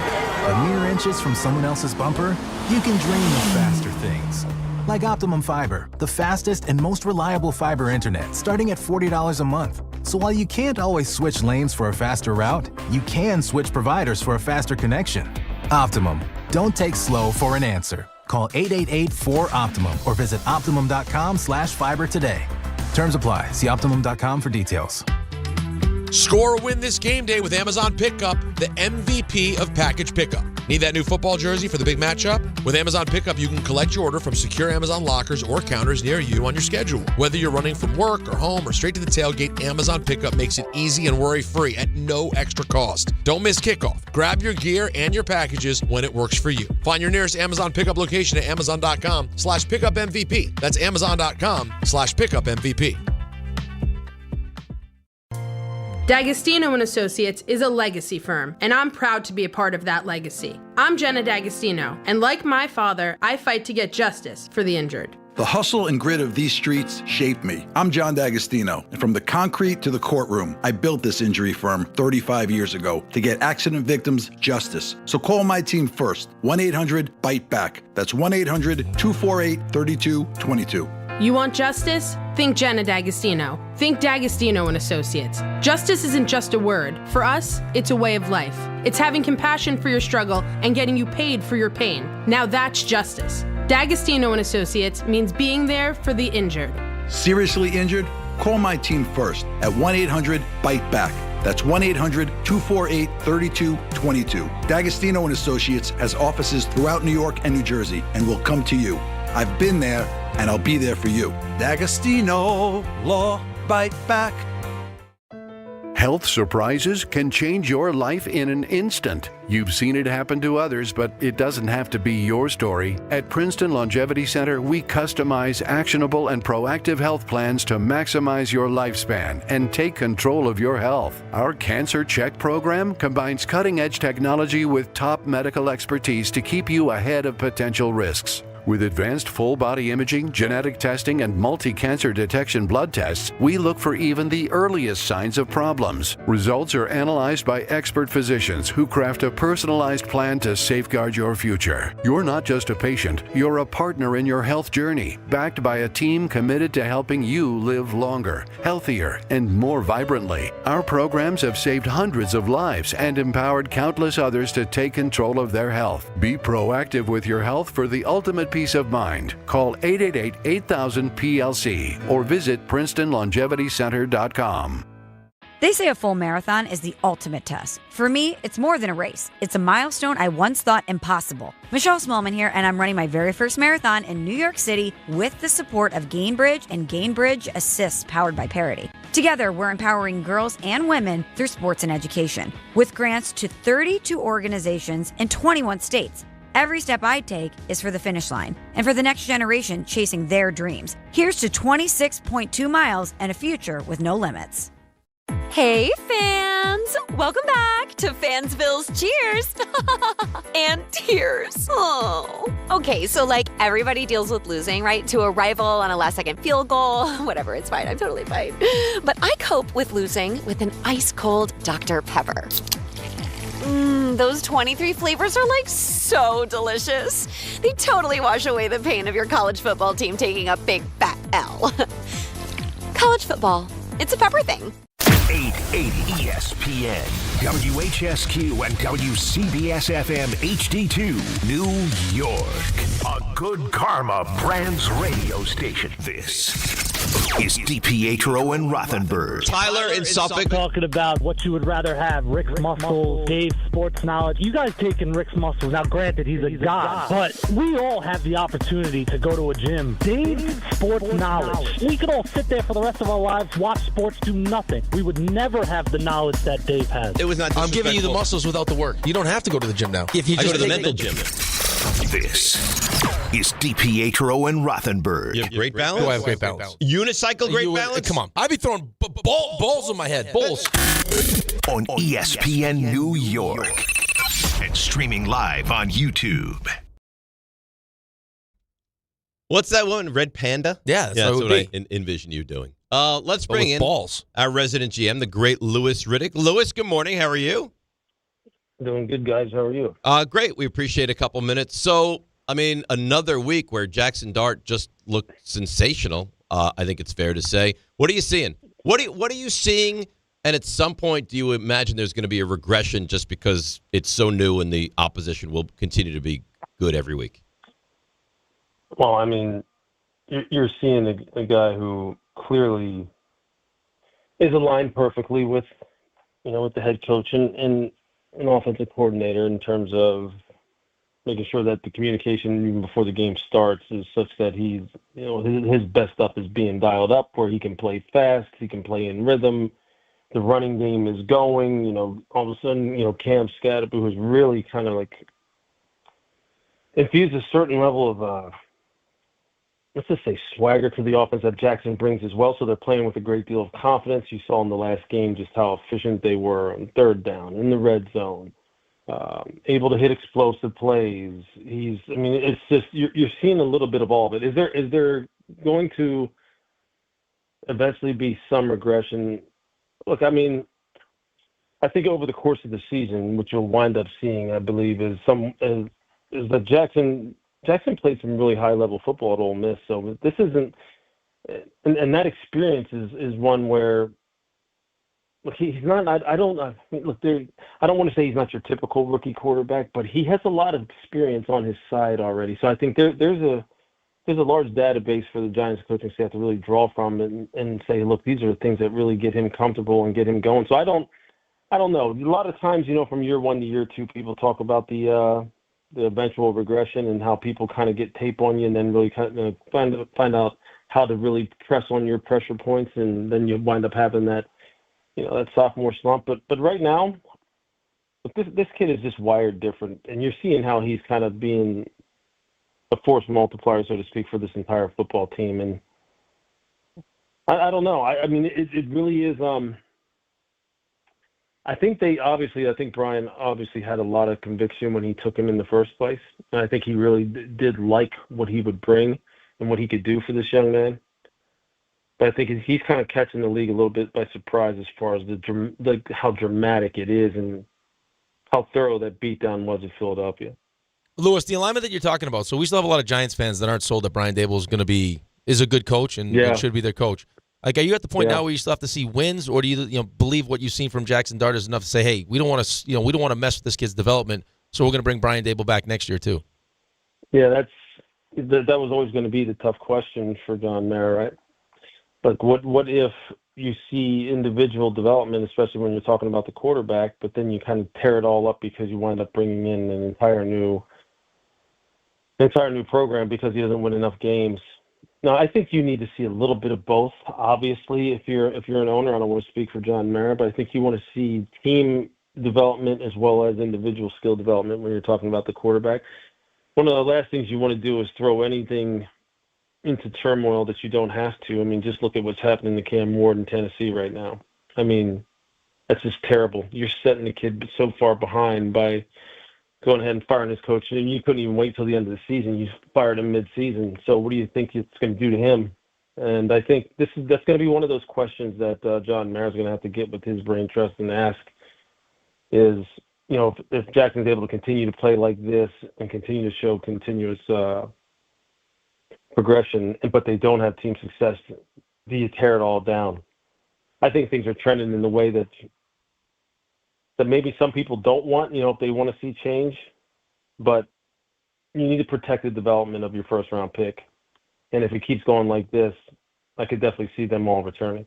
That's a weird spot to be in, right? Like, you mean Brian Daboll could be a great offensive coordinator that's great with young quarterbacks, but not a great head coach, but you keep him because of Jaxson Dart. So, Lewis, my last one with the Giants, did you have any problem with how Brian Daboll handled the whole, Jaxson Dart and the blue tent situation? Yeah, you don't want to get involved with that. You don't want to even have, make it look like you somehow in some way are, compromising the independence of, your medical staff and their ability to determine whether or not players should return to the field. Because obviously, coaches have one set of, expectations and they look at things one way. And that's not to say that they don't care about player health and safety, but I mean, you just kind of want to keep those things separate, and you need to stay out of that lane, regardless of whether or not you didn't have any ill intentions or not. You just don't want to get involved in that. You don't even want to give the appearance that you're involved in that. So, yeah, I think he got the message. Louis Riddick with us here, ESPN New York, in his regular weekly spot. So we're throwing this around before we were talking about the Jets, and Rick asked this to me, and so it's his question. If you like it, it's his. If you hate it, it's more his. Well, what I would say is we're talking about Justin Fields, and the question is why are the Jets not using him more in a running situation where he's good at that? It's not Jaxson Dart where if he gets banged up, you're like, oh, God, what do we do? It's like, okay, we go to Tyrod Taylor, which is not even necessarily a drop-off. If there's a strength that's running the football, why would they not be trying to accentuate that strength a little bit more in some of the plays they call? Yeah, that's a question for Tanner Engstrand, isn't it? I mean, obviously, Kurt was talking about it on the broadcast as it was happening. Like, why are we not seeing some more of this, considering we all knew going into the regular season that running the football and having it be something that is shared amongst the running backs and with Justin himself would be the obvious no-brainer. I can't really tell you.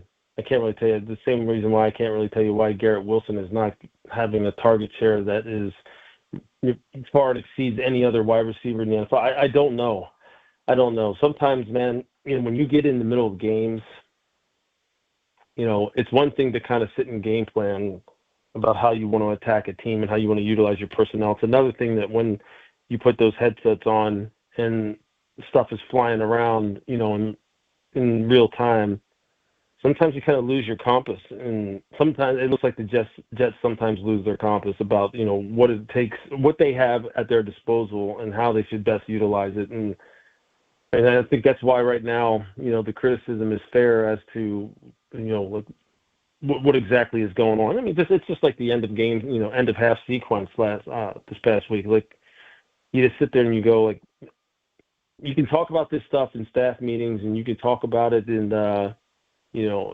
much more in less stressful environments about how you would handle these kind of situations.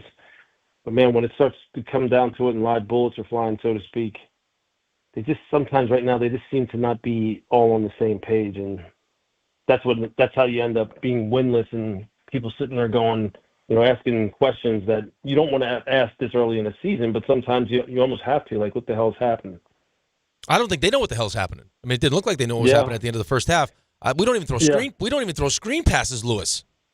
Yeah, it's tough. It's tough to really square exactly why sometimes there are huge stretches where the team looks as though I don't want to say that situational football and that description, or rather that title is overused, but it sometimes seems as though, again, when it's live bullets, man, they just don't feel like they're all in unison and on the same page and have a clear and direct plan. And so that's something that's under Aaron's direction. He's going to have to get that going, because right now, from when we saw him in Miami a few weeks ago to now, we really thought that they were on the cusp. Like, as a broadcast crew, we thought that they had a good plan about what this thing is going to look like over time and how they want to get there. But it's kind of been we've seen some regression, and it hasn't looked like you want it to look. And hopefully they can get that turned around.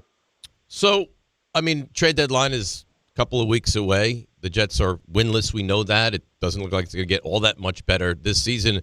Would you start to unload some of these guys, or if you unload, it could get and look even worse? Like, put your GM hat on. What would you do in that situation? Yeah, it's tough, man, because I think sometimes you're going to have to take a step back in order to take a couple steps forward. I think there's a culture of accountability, I think, that needs to really be implemented by Aaron, not just with the players on the football field, but I think overall, like, he needs to really deliver the message that, look, we got to be better than this. We got to be better as far as how we're helping the players. The players got to be better as far as not hurting the football team with stuff that should be like simple, Pop Warner level execution principles. And I think sometimes that involves, like, really getting rid of some people. And I said this a couple of weeks ago. He's going to have to send some messages to some people about this kind of crap is just not going to be tolerated.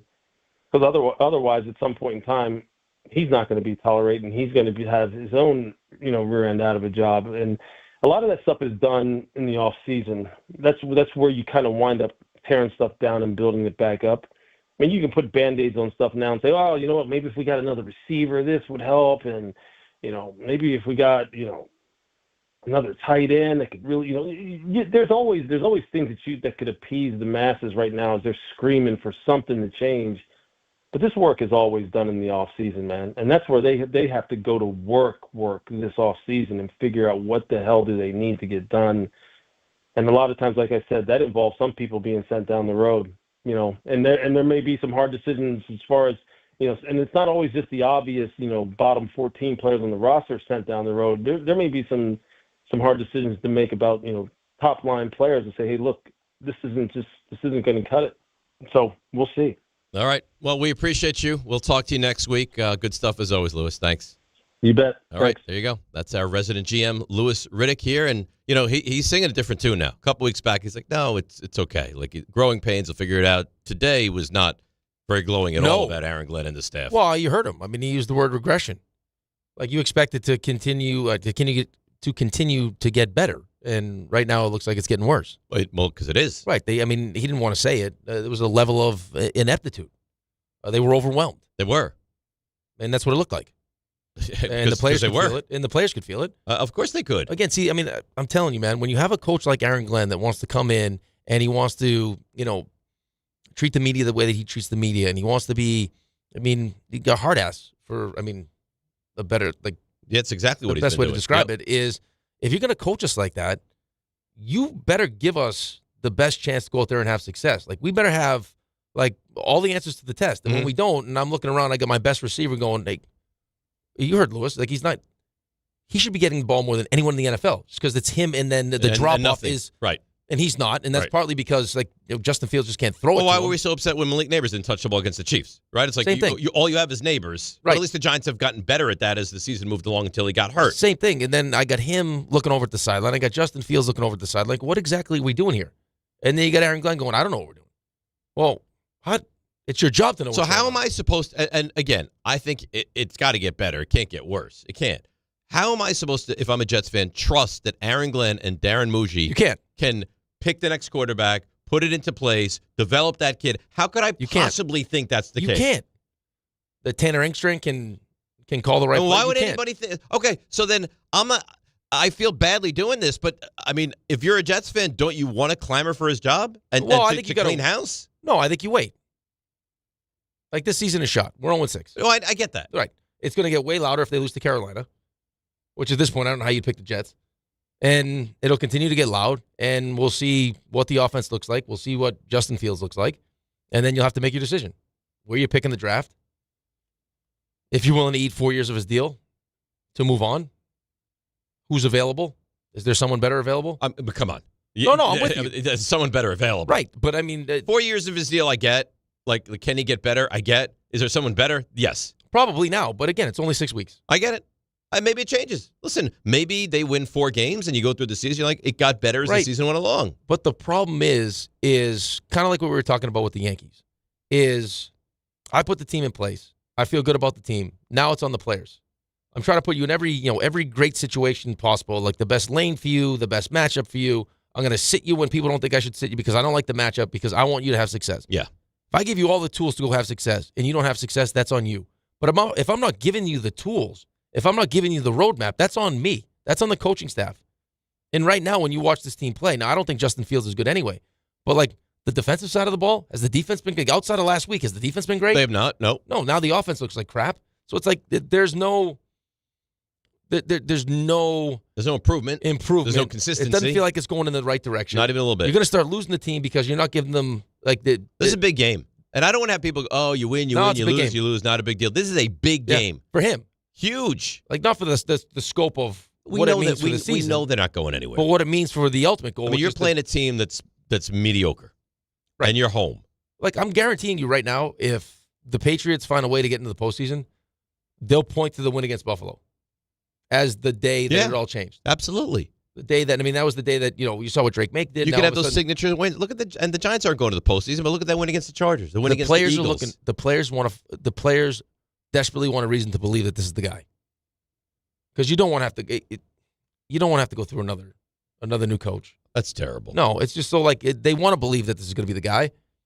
I'm sure they like him. He seems like a likable guy. But I think when push comes to shove, it's not about if I like you. No, it's about, can you win? Are you giving me the best chance to win? Right. And if you're not, then we'll move on to the next guy. RJ? Hi. You have to be taking the Jets this week, correct? No, you take Carolina now. Well, the line moved. Yeah, no, but, the line but it still doesn't make all that. Like, it still would take Carolina, no? I don't think I trust Bryce Young on the road is what's stopping me, because his splits are so drastic. But yes, if the line had stuck to its original line, yeah, they'd be on my list. So that game is off the board right, for you. But you're missing, for whatever reason, there's a disconnect in your brain right now. I understand it completely. No, like, Seattle was great on the road. Haven't lost. What is there, 9 straight in the road? Now it is, yeah. You're right. They're playing Jacksonville. Jacksonville was favored at the time. So if you like Seattle, you're like, Jacksonville. I don't really trust them. They're laying a point. Give me Seattle plus the point.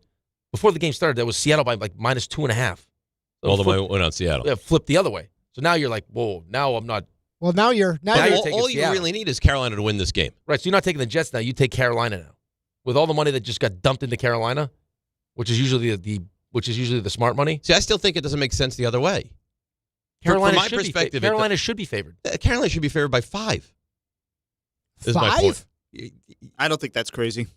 On the road? Crazy. The Jets are dreadful. The Jets. Right, but you got to take the road They number just into made it account. look like they don't play football so last if it's weekend. -2.5 and you add the, 3? They say it's about 2 now. Okay, so that's still. So if this game was in almost Carolina, 5. They're saying that they'd be favored by. It's 2.5 now. 2.5. Yeah, they say they'd be favored by 7. Yeah, right. 6 so or 7. That's why now you dump the money on. Okay, that does seem a little. Yeah, right. Now you dump the money on Carolina. Well, RJ says he's not taking the game. Well, but we talked about this. No, it's minus a point and a half. We talked about this the other day. Usually the sharps put the money on early. Yes. When they see a number that doesn't make any sense. Yeah, before it gets. So there's no way the Jets should be getting favored. I'll take Carolina. So now all the money gets dumped on Carolina. Right. All the money's going on Carolina. So you take Carolina now. Because that's the I would take Carolina, yes, but by his rationale. No, but his rationale is the opposite. You're doing it the opposite. RJ wants to go where the smart money's at. Other than RJ goes, it doesn't make sense. I want to go well, there. That's why. It makes sense now, though. So, well, I mean, you're gambling guys, so you understand. So why do the books stand their ground when you were saying the line doesn't make sense? Everyone's pounding the number on one side. It only stands when the respected sharp money's coming in on the other side. Correct. If the Jets number went the other way, RJ would take the Jets. If RJ looked at it and goes, there's no way the Jets should be favored, and then all of a sudden 2 days later it's the Jets by 2 instead of 1, he's like, well, all the sharps decided they think the Jets are going to win this game. Right. Doesn't make any sense to me, but I'm going with the Jets. The line has changed 3 points, right? The Jets are a 1.5 favorites, now Carolina's 1.5 favorites. That feels like that's the books admitting maybe they laid a bad number. Which happens. Yeah. Which means the sharp money went on the bad number, which means now the sharp money has gone on Carolina. Now you take Carolina. Yes. In RJ's theory. Yeah. I don't like when it flips. When it goes over pick 'em? A dog, yeah, you flip over 0. I don't like that. Well, that's what happened with Jacksonville, Seattle last week. Cleveland, by the way, laying 2.5. Right. Cleveland against Miami. If you had to, if in the guillotine league of watching football, if you had to cut one game out of your rotation this weekend, that's probably the game, right? That's interesting, though. Cleveland. I would think that's the. Cleveland I would be 2.5? like. I think that's RJ's. Right, RJ? That would be the game that you looked at. For the Browns? Yeah. Yeah, I'm intrigued. You're going to take the Browns? I'm intrigued. How about Detroit laying 5.5? I saw that. I was like, that seems like a tremendous number. Also intrigued there. See, now you're speaking my language. Yeah. See, I know your language. He doesn't get it yet. I do get it. I think I do get it. But then there's games like this that makes me question myself. It doesn't always work. Well, it didn't work last week with New Orleans. No, it didn't. I remember. Well, you still went 2-1. Here's another one. I had hard-hitting analysis. Here's another one. Are the Saints good? RJ, I'm going to put this on your list, too. Uh-huh. Philly laying 1.5 in Minnesota. Yeah, but the quarterback is a concern for Minnesota. Right. It's in Minnesota. Carson Wentz revenge game? Philly just got smashed by... Twice in a row they just got smashed, right? Right. So, should Philly, in theory, be favored in this game? But how good is Minnesota? I don't know if I trust either of those Yeah, teams. I don't know that. Yeah, I do your either. logic is probably sound. The one to me that jumps off the page with his philosophy is Tampa.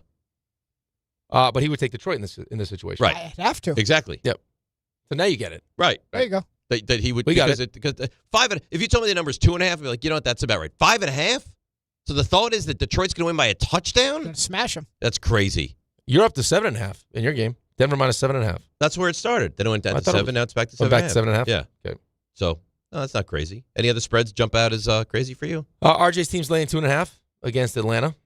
That's in San Francisco, though. That's in San I Francisco. don't think that's insane. That concerns me a lot. Yeah, that concerns me. Losing Fred Warner, losing. Well, I you already know understand. that. I have no feel for What that. happens if we beat you in a couple weeks? Oh boy.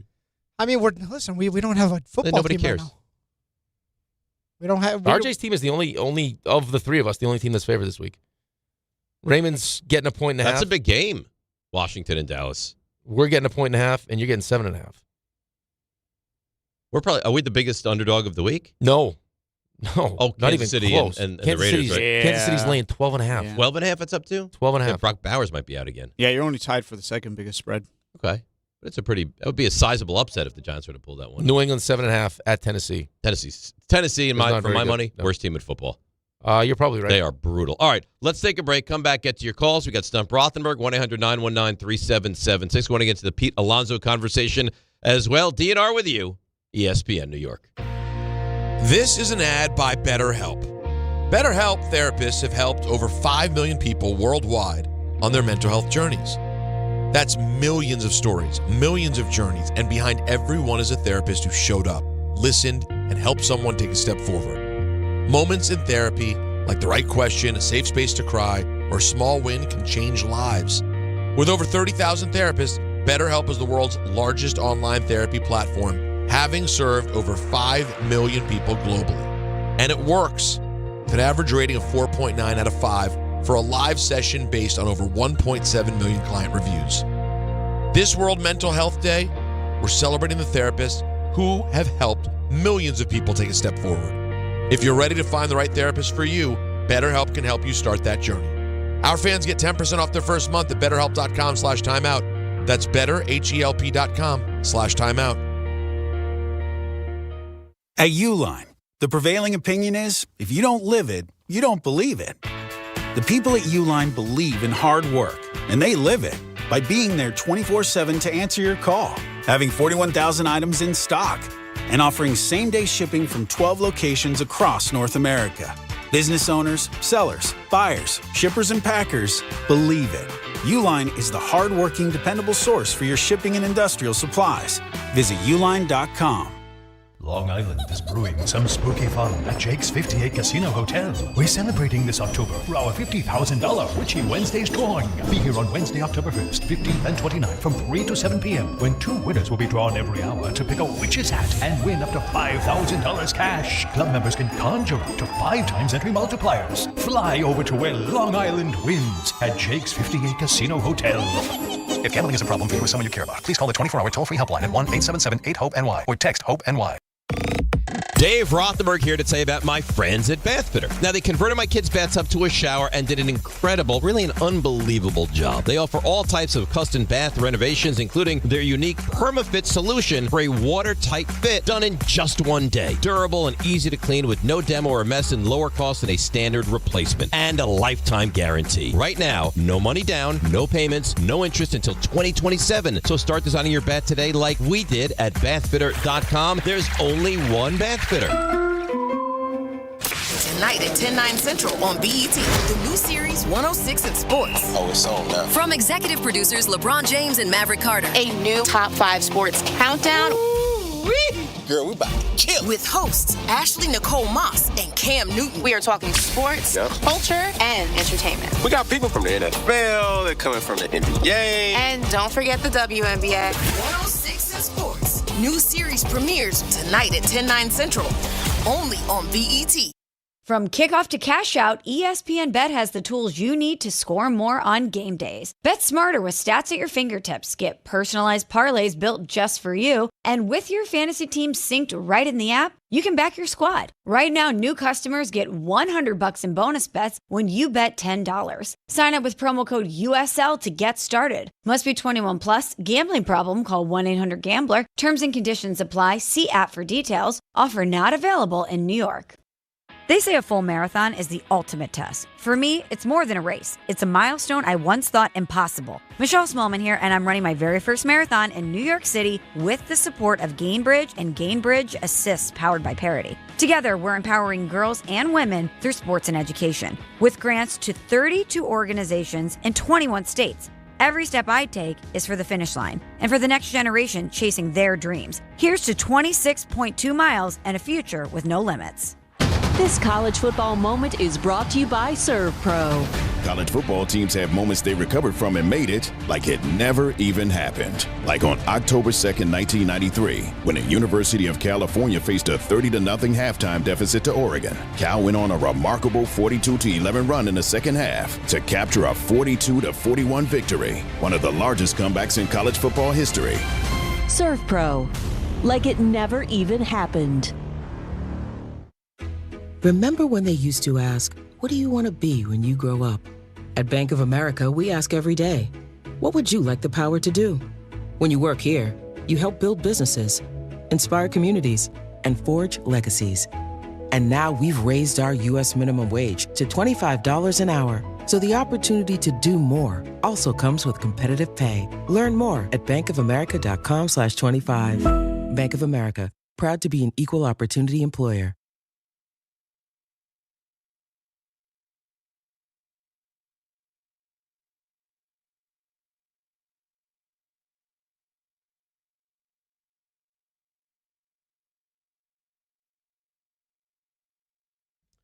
All right, DNR with you, ESPN New York. So you might owe Raymond an apology. It's been great. Getting a lot of tweets saying Ray is playing D'Angelo, who passed away yesterday. He had said that earlier. Yeah. So that's the rationale behind the music. What you said is not great. Oh, no. I didn't say. They said the music has recently not been great. Recently, okay. Yeah, but not just today. Trying to give him a kick in the. Today he's been a little better. He's been good. Okay. I mean, outside of today, have we had days where he's been speaking with the music like he normally does? No. We just been getting music. I don't know. I don't know that Well, it's you don't really been pay good. I don't know. attention to it. I haven't sat there and noticed that it's been great, but I haven't sat there and noticed it's been bad. I think he's been fine. No. Raymond is great at what he does, so I expect greatness. Yeah. So it's either he's speaking through the music, or he's like, "Hey, it's 6:30 in the morning. Guys could use a little boost. Let's hit them with something that they like." He knows what you like. Of course he does. When I play that, boom, energy back. Energy. He could have buoyed you on that Monday with his music. You know what? If you really take a step back, the reason that I wasn't good that Monday is probably Raymond's fault. He had a hand in it. If he knows what makes it move, and he has the ability to make it move, right, and it doesn't move, is it my fault? Take it out, or is it his fault? I think it's probably both of your faults. Okay. Then Ray, as bad as I was that Monday, as dressed down as I got that Monday by John and RJ and everyone, you were equally bad to what I was on that You know Monday. what? I haven't got the energy to argue with you. You're right. Go ahead, Dave. Yeah. It's my fault. I'll Okay. take the blame. All right, great. All my fault. Terrific. This is our first day of really tired Raymond today. I know. I You can tell. could Yeah. did you see when he took his sweatshirt off before? Yeah. He took and he just like threw it. He didn't want any part nothing of this. to do with it. Tim Brower, Brawer, Brawer, Brower. Brower. Oh. Anyway, you'll like this. He says Rick won that interview. I'm sorry to say he was more insightful while you were just basic. Give Rick his flowers after celebrating your Mel Kiper Jr. win yesterday. 1-1, RJ. Put it on the scoreboard. Well, no. That's some That doesn't schmo. matter. Could be RJ felt that it way. He could be your whispered in my cousin. ear. He whispered into my ear. No, he did not. RJ, you Ask him. whispered it into his ear. You've won the interview.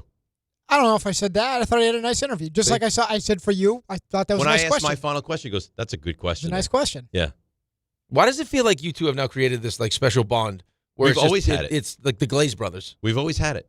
It runs hot and cold. It's unbelievable. Either they hate each other, where he wants to strangle I've never hated RJ. you, or you just want to. There are times when he wants to decapitate me. That's happened. I've never disliked him. Not for a You second. said you were going to choke him out the other day. Well, he was angry at me with the Darius Slayton stuff. From 2 years ago. Is what you are. They're glazed buddies is what they are. That was retroactive to the summer of like 23 or 22.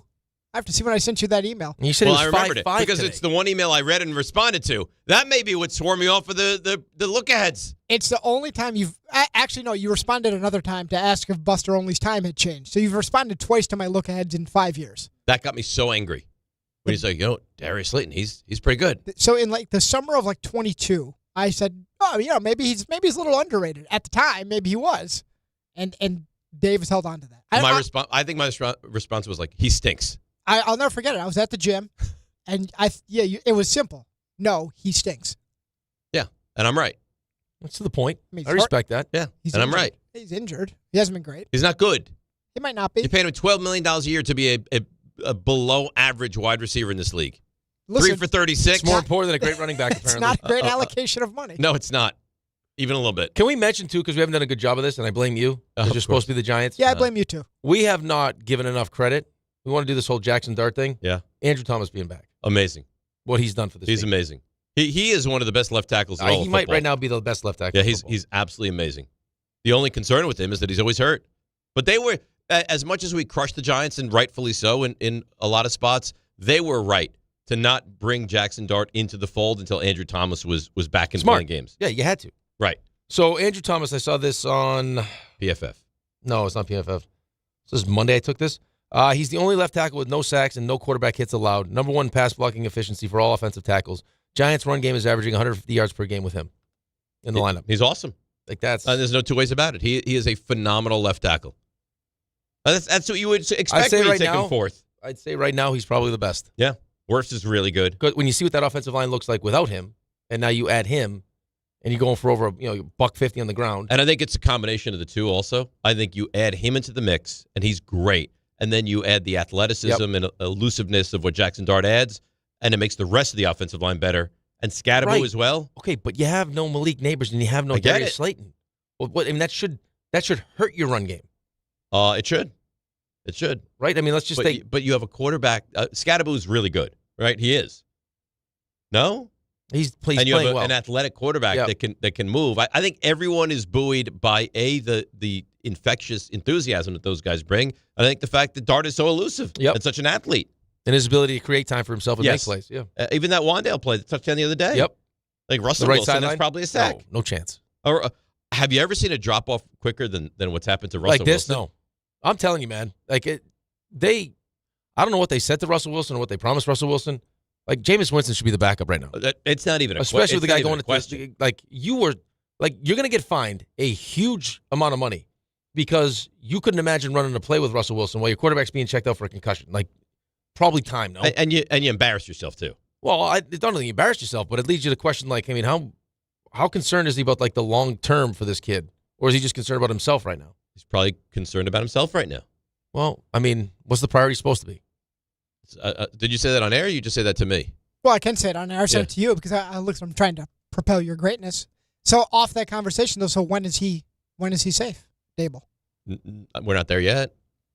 But that was the insightful part of what I said, though, if you think about it. It was nice. Is because you want Jaxson Dart to be successful, you'd rather not split up him and Brian Daboll. But what you could be signing up for is having a coach that's just a really good, like, offensive-minded coach that's good with young quarterbacks. That's not a good head coach. Absolutely. Because he wasn't a good head coach until all of a sudden Jaxson Dart was the quarterback. Right. Like, you were ready to fire him 3 weeks into the season. The Giants were comical. No, I know. And Joe Shane stunk, but now everyone's great. Well, I don't know that everyone's great. I think you have to take it with a grain of salt. Let's see how it plays out. You say what has to happen? I don't know, but I will know when I see it. Like, let's propel this down the road, and if the Giants win 6 or 7 games, and all of a sudden the quarterback continues to look better, then you keep him. And if you win 3 games and he regresses and he's not good, what? Well, what does the rest of the team look like? Well, let's wait and see. I don't know. Because that might, again, like you're the CEO of the franchise.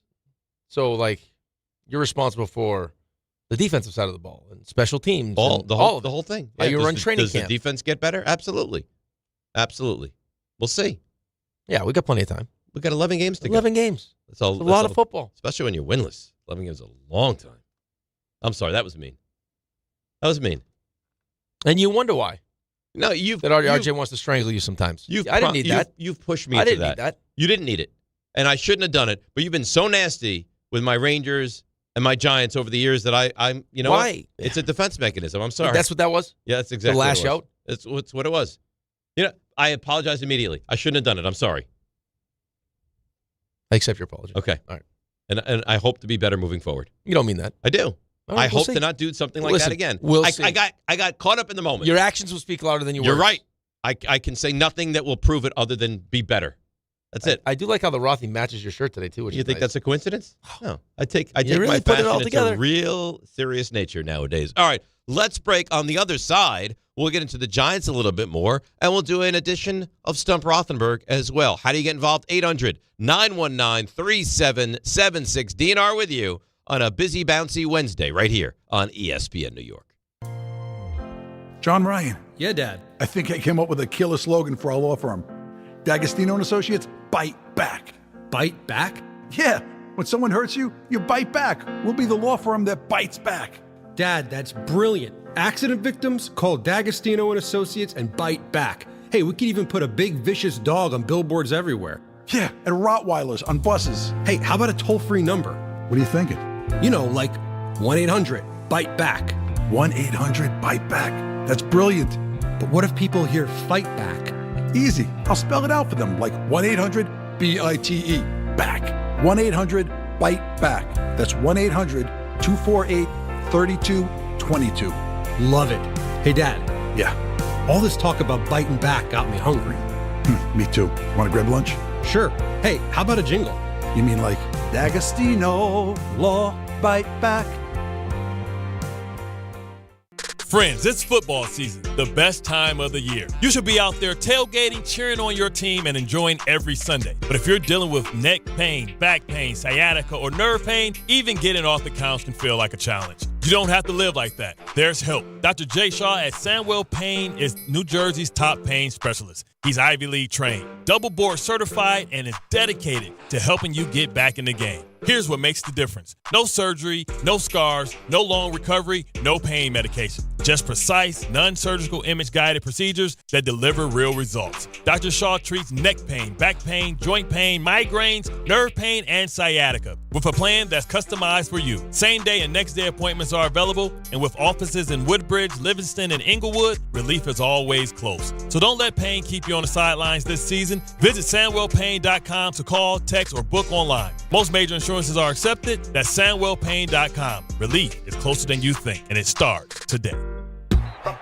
Ballybet Sportsbook. Yo, Ballybet stacked for football season. When it comes to sportsbook apps, it's undefeated. Ballybet. Check out that brand new Parlay Zone. Here's the kickoff. Build your bets and place them right on your phone. What? Live bets, daily boosts, and promos. Increase your odds so you can win more dough. Touchdown! Ballybet's the play. Make game day more fun and download it today. Must be 21 plus, New York only. Gambling problem? Call 1-877-8-HOPE-NY. Ballybet Sportsbook and Casino. Download it. Some people just know you can save money on car insurance by checking Allstate first. Like you know to check Kirk Herbstreit's pregame analysis first, before talking to your brother-in-law. In this game, the key thing to watch will be the offensive line versus their front seven. If they can get pressure without blitzing, this could be a long night. Okay, Kirk. I know stuff. Ooh, checking first is smart. So check Allstate first and see what you could save. You're in good hands with Allstate. Potential savings vary, including based on how you buy, subject to terms, conditions, and availability. Allstate North American Insurance Company and affiliates, Northbrook, Illinois. Hey, it's Kirk Herbstreit. On game day, great prep makes all the difference. Same goes for your pizza. That's why I go with Frigidaire Stone-Baked Pizza Oven. Fresh pizzas go from dough to done in just 2 minutes.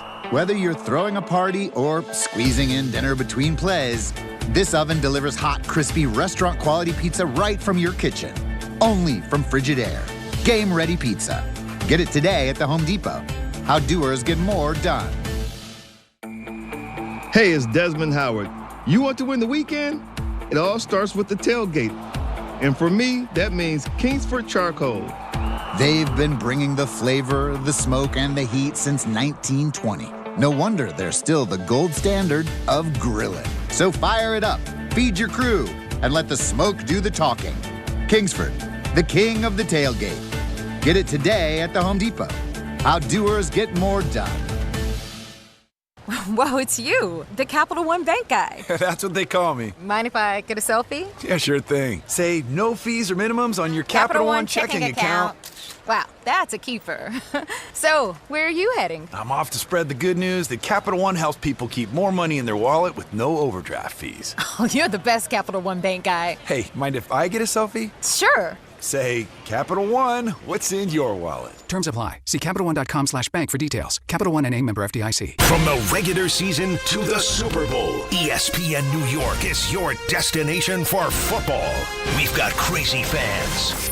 If the Giants somehow beat the Cowboys, I'm going to take a dump on your head. You can feel good because you're a damn football team. Expert analysis. Marcus Spears joins us now. ESPN NFL analyst Damian Woody. Mel Kiper Jr. The Hall of Famer Steve Young. He's kind of our resident general manager, Louis Riddick. We got Mike Tannenbaum right now. And all your fantasy and wagering needs. This is ESPN New York.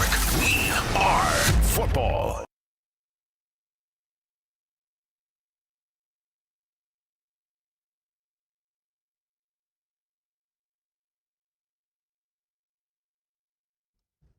All right, DNR with you, ESPN New York. Now, Game Time is brought to you by Tullamore Dew Irish Whiskey. When it's game time, that's when it's Tully time. Game 3, Jays Mariners tonight in Seattle at 8:08 p.m. And that's Game Time, brought to you by Tullamore Dew, the original triple distilled, triple blended, triple cask matured Irish whiskey. Be sure to grab a Tullamore Dew or try the new Tullamore Dew Honey during today's action. Glasses up to enjoying Tullamore Dew responsibly.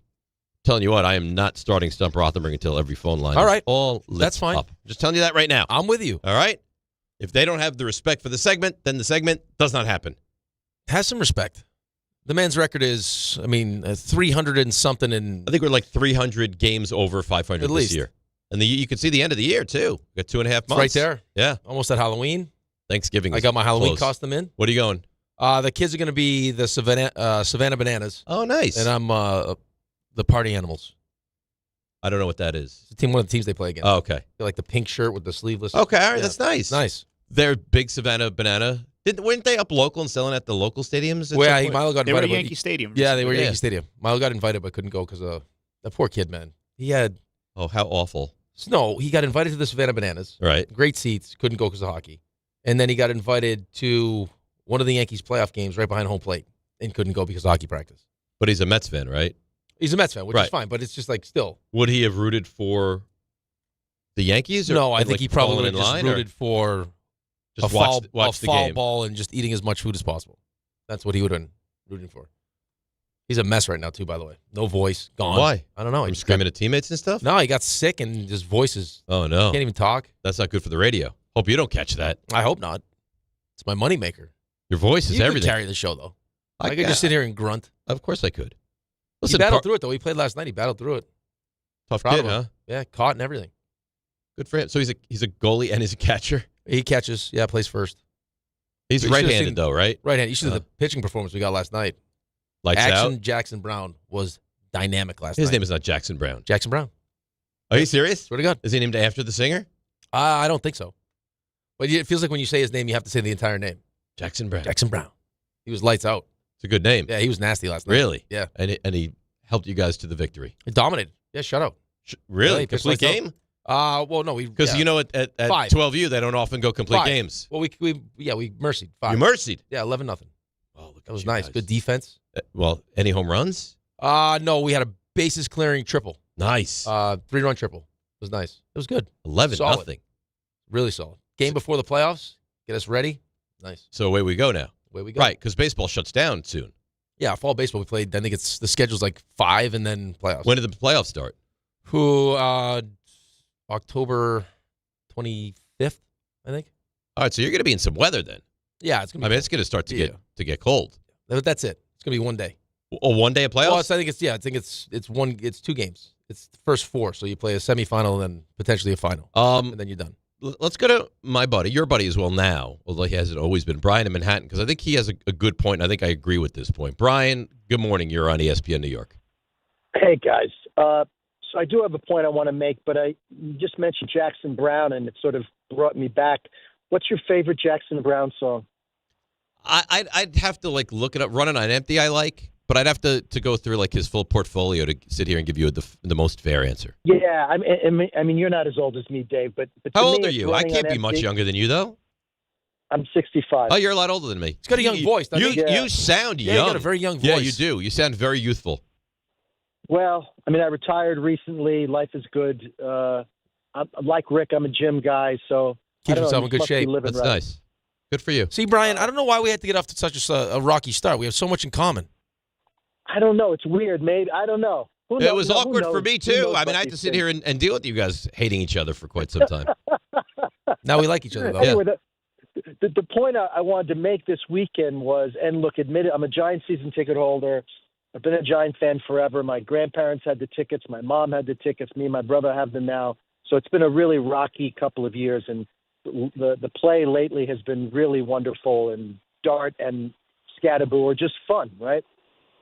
But Daboll, like the clutching and grabbing of Dart and the rubbing his head and I don't know, no one's talking about it because the Giants are winning.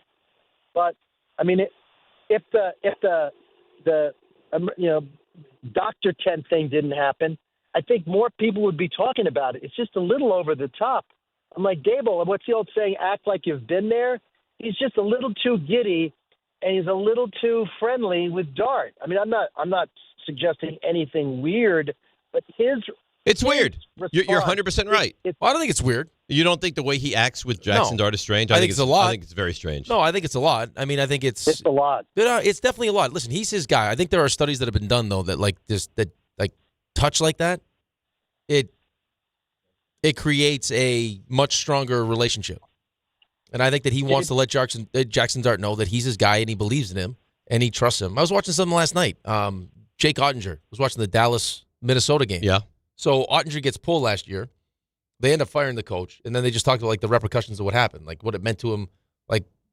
He's their best player, one of their best players. Mm-hmm. They pull him in a must-win game to the point it was his two teammates drove from their houses, drove from the rink to his house just to check on him, to see if everything was okay. And then they had Hellebuck was how important it was to have a coach that believes in you and what that means. And I think that Brian Daboll is trying to show I'm just telling you, it's like it feels very strange the way he acts around. Let me Jaxson explain Dart. something to you, and you may agree, you may not agree.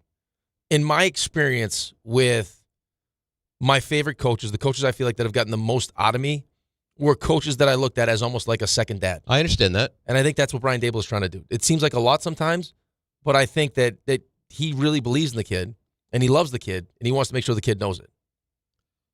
He's making it very obvious. Like he's empowering him. It's like Jack Parker was the same way. Now, he wasn't like necessarily overly like touchy all the time. Like he's but effusive around But he'd give you a hug, or we'd mess around. Like he punched me in the chest one time when I joked with him. Like we had that kind of relationship, and he was my favorite coach. Now the whole trying to rush into the tent. Well, that's unacceptable because I don't care about you having a concussion. If you loved him so much, seems a little bit desperate. If you loved him so much and you cared about who he is and what he's doing, which do you love more, right? Your job or you, me? You love the player, Jaxson Dart, right? If he loses his job, is he in touch with Jaxson Dart nonstop, where he needs to know how he's doing, what's going on? Lane Kiffin is still. But Lane Kiffin was his guy. Well, no, but I'm saying, but he graduated to the next level. But that's the weird part of it. Is if you love him so much, your only concern should be his well-being and his success. Which doesn't seem like that's a concern at all. Long term, not bombing into the tent like, hey, should I call a timeout because I need this guy right Can away. I get him back in 2 plays? And then I'm going to run him. And then the thing that I found to be such a disconnect is the second he came back into the game, ran him. now you're running him like there's nobody's business. I got to tell you, too, the one, like the touching I don't like is when someone pats me on the head. On top of the head? Like he patted him on the head. I hate that. Yeah, I don't like that. I don't like that at all. You know what would drive me insane? Now, I'll never have to deal with this. If I was a pregnant woman and somebody just walked up and rubbed my belly. I love rubbing the belly. I rub Cassie's sister's belly all the time. That is awful. I love it. She obviously is okay with it. Yeah, of course. Would you ever? I've seen people walk up and pat a stranger's belly. No. Some random guy walks up and starts rubbing Cassie's belly. No. I mean, for you to rub your wife's belly or your sister-in-law's belly. I did more than rub the belly. I was rubbing everything. Oh, really? Up until the day. Really? Yeah. Day of. But that's your wife. I think that goes without saying. Wife's a princess. Rub the belly. I wish someone would rub me and say, good job. Why? Why do we have... Why? Ray, why? What? It's a simple ask. You want me to rub your belly? Yeah, I ask a good question. You should come rub me a little bit. That's what you want? Yeah. So next time you ask a really good question, I get up and I massage your shoulders. Yeah, pat me. But then, God forbid, I have to take over the interview at some point. Now I'm up and I'm gone. Or I'll rub you. That'd be fine. We rub each other. Yeah, be nice.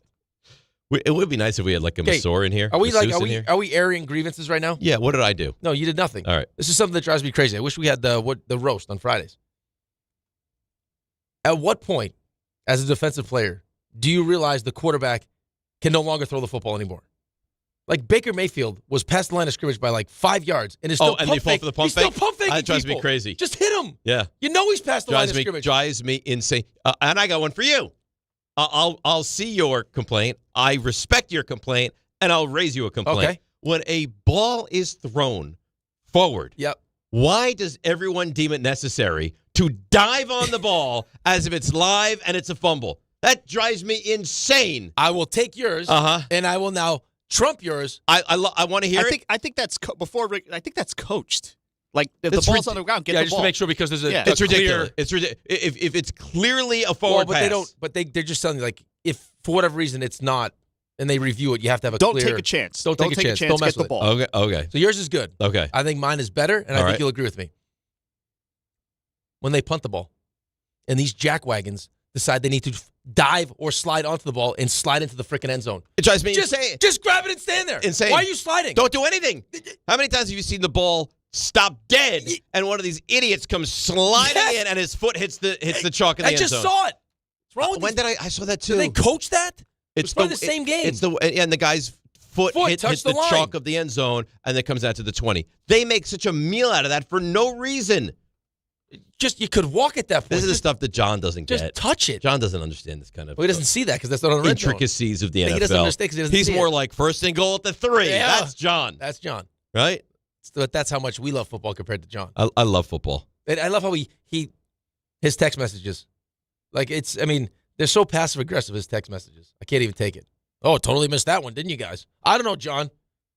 We've been up since 3 o'clock in the morning, and we're talking about 50 other things, John. We got a lot going on. Dare you? He doesn't have respect. No, he has no show. respect for us. We're not his show. No, clearly. That's obvious. The way I think he's made it clear how he views you with that last thing he sent. Well, who we is? sent another thing? The very last thing he sent. About his algorithm? No. No, just now. Oh, I didn't see it. I'm his puppet. Yeah. That's what he sent me. That's what we are That's here. it. Well, who do you believe his Puppets. show is now? His show? Well, time spent is definitely Carlin and Bart. I mean, no one spends more time doing pre-show meetings than them. Right. He gives them the most time. Yeah. But maybe that's because they need the most time. Yeah. Also, he couldn't get involved with our show before it because that would be the middle of the night. Right. So he's not going to do that. I think probably DHR is his show. Would be my Probably would be the my afternoon guess. show. Yeah. I think he loves those guys. Sad, really. Well, whatever. It is what it is. The amount of times we've taken him out for breakfast, chocolate chip pancakes with 15 syrups and chocolate milk, like a little baby. That's right. But that's what it is. That's fine. And he can only eat half of them, and he's going to take the rest home. Just God forbid. Who A grown gets man. who gets a second breakfast and then brings it home? Well, who gets a full stack of pancakes and only eats like a little half of it, and then's like, I'll just finish the rest later. Well, you know you're in trouble when you go out with an adult and he's like, I'll have chocolate chip pancakes and a big, tall glass of chocolate milk. If they had Mickey Mouse pancakes, I guarantee you ordered them. I'm sure. I don't even think that's a If they could make them in like the Mickey Mouse ear shape, he'd be like, yeah, I want that. Right. That's the one I want. 100%. Yeah. All right. Are you ready to do Stump Rothenberg? The lines are full. Let's go. Now they are. Raymond? He's confident. If I go 10 for 10, you have to reward me in some way. Like sexually? He's humble. Mike Trout is a pitbull on my ass. He's well informed. We'll continue to update you on the Mets and the Yankees, both having today off. He's Dave Rothenberg, and this Oh, God almighty. Now I dropped my phone. is Stump Rothenberg. Your boy Channon is a piece of work, Ray. Sent an email. What'd he do? Because linemen are busy blocking you, dope. They don't know if it's a pass or not. See ball, get ball, you casual. That's not what I was talking about, you jackwagon. How many times have you seen running backs? How many times have you seen running backs that drop the ball 5 yards downfield that jump on it not knowing what they're supposed to do? Well, I just think you don't all want the to take time. it. I think you're coached not to take a chance. Just that you see the ball jump on it. That is a coach talking. Channon, He's not coaching right now, but he's wants to pretend he's very smart, but clearly there's something lacking there. Because I didn't pigeonhole this to offensive linemen. I've seen receivers drop a screen pass 4 yards downfield and jump on it as if it's a fumble. For someone that watches as much football as you, for him to call you a casual, It's the best thing ever. I'm not sure how many things are more disrespectful. That's highly disrespectful. I think it's the most disrespectful. I think he made his feelings clear. Yeah. That's fine. I mean, Ray prays to this guy as if he's Loves like him. Allah. He's It's who? Allah. That's what you do. You pray to him. It's disgusting. I mean, the only reason you have any infinity for this clown is because he's a Cowboys fan. He's one of the smartest football minds I know. Stop it. One Not of like the this. absolute Not like smartest this football minds I Not know. like this casual. Stop it. It's one of the smartest football Casual. minds you've ever seen. I mean, that is the kind Casual of thing. Dave. Even at like the high school level, if by chance that ball went backwards and you don't jump on it, you better jump off the sideline to get that ball. I mean, that's maybe he has a point. Maybe he has a point. Again, like You guys are all idiots. Just keep doing it. Even the officials, they run in like waving incomplete. Like, what are you guys doing? Why are you jumping on this? It was 7 yards downfield. Well, if it's 7 yards downfield, then yes. Well, you haven't seen that? I think maybe there's a question sometimes if Maybe you're watching the casual broadcast. You make it sound like that happens every play. Like that don't happen once in a while. It happens all the time. Are you watching the game on Nickelodeon? It happens. I love the slime. It's got the It happens he's got the all SpongeBob characters with all the time. He's watching Pop Warner. He doesn't even realize it's not the NFL. I'll watch anything. I love all football. I'll watch a CFL, UFL, WFL. This team looks tiny. Yeah, these aren't even full-size men. Then you learn it's RJ out there on the There field. it is. There it is. See, this is why. That's why I didn't move away from the microphone. I was waiting. That's Was that wrong? You didn't need to do that. Yeah, it was wrong. Oh, sorry. Very wrong. I could do the legal ID 30 seconds in advance, right? That's Ray? okay. Yes. You sure? That's what Your the windows it's what the casuals do. 5 minutes on either side. That's what the casual radio. You think I'm a casual? Is that what you're saying? I don't. What a brilliant football mind. He's a brilliant football mind. That's what Ray Please. said. Janet has followed up and said, let him know a screen pass can't happen 4 yards downfield. Of course it can. Super casual. Oh, no. All right, now he's just trying to get involved with the show. That's fine. no. I won't call him an idiot, but he's wearing that hat right now. Super casual Dave. Okay, that's me. SCD. Super casual. Yeah, SCD. that's right. You're listening to D and R on WHSQ, WCBS FM HD2 in New York. If you were anything of a decent co-host / friend, you would jump him for that. I have my own issues with Shannon. I don't need to get involved with this. He one. hates you. Yeah, I know. I don't need to get involved. All right. The problem is he promotes hate. That's in a society where we're so desperate for people to get along right now, Shannon promotes hate. Yeah. And I'm not here for it. Who are you winking to? It was Mike Navarro. Why you wink? What do you mean? You don't need to do a What do you wink want me like to do? that. Say, hey, Mike, how you doing? No, just pay attention to me. Delicious. I can do Every single many person things. that's walked through the office, you either like, hey, what's up? Nod, When they wink. walk by, I want to give them a little bit of, hey, how you doing? RJ, can we get like some kind of What do you want, a shade? cloth over that? Yeah, please. I need you Some focused. blinds? I need you focused. We are the animals in the zoo. When they walk Yeah, by right. and they say hi, I'm going to, hey, how you doing? Real feces next time. Right at the glass. There's nothing I can do. I can't get it unless I wave. And if I wave, it's the same thing. Throw feces, bend over, do what the baboons do. You want energy? I'll open my butt cheeks and give you energy I'm not today. even joking. There was oh a my zoo. God! I think the zoo was in Milwaukee, where the gorilla would purposely go up to the top of its enclosure and would just start firing poop at everybody. Yeah, I believe that. Like just handfuls. Like kind of like you with the water, kind of like you with the water bottle, like just grenades, and people would just sit there and watch it. He would just throw it at the people? Yeah, we just heave it at the people. Who's the cat now? I mean, listen, you gonna come watch me? I'll show you. I'll give you a show. You want a show? I'll give you a Let show. the wild rumpus begin. Let's go to Andy in Merrick. Andy, you, my friend, are on Stump Rothenberg. Lead us off. Good morning, guys. The setup for today's question is, back in 2020, the Buccaneers, the Rays, the Lightning, they all went to their championship series. Can you tell me the only city to sport finals appearances for all four major sports in the same season? In the same year? In the same calendar season. year, or That's That's correct. would it go off of 2 years? Would it go over? Considered the same season, championship game appearances.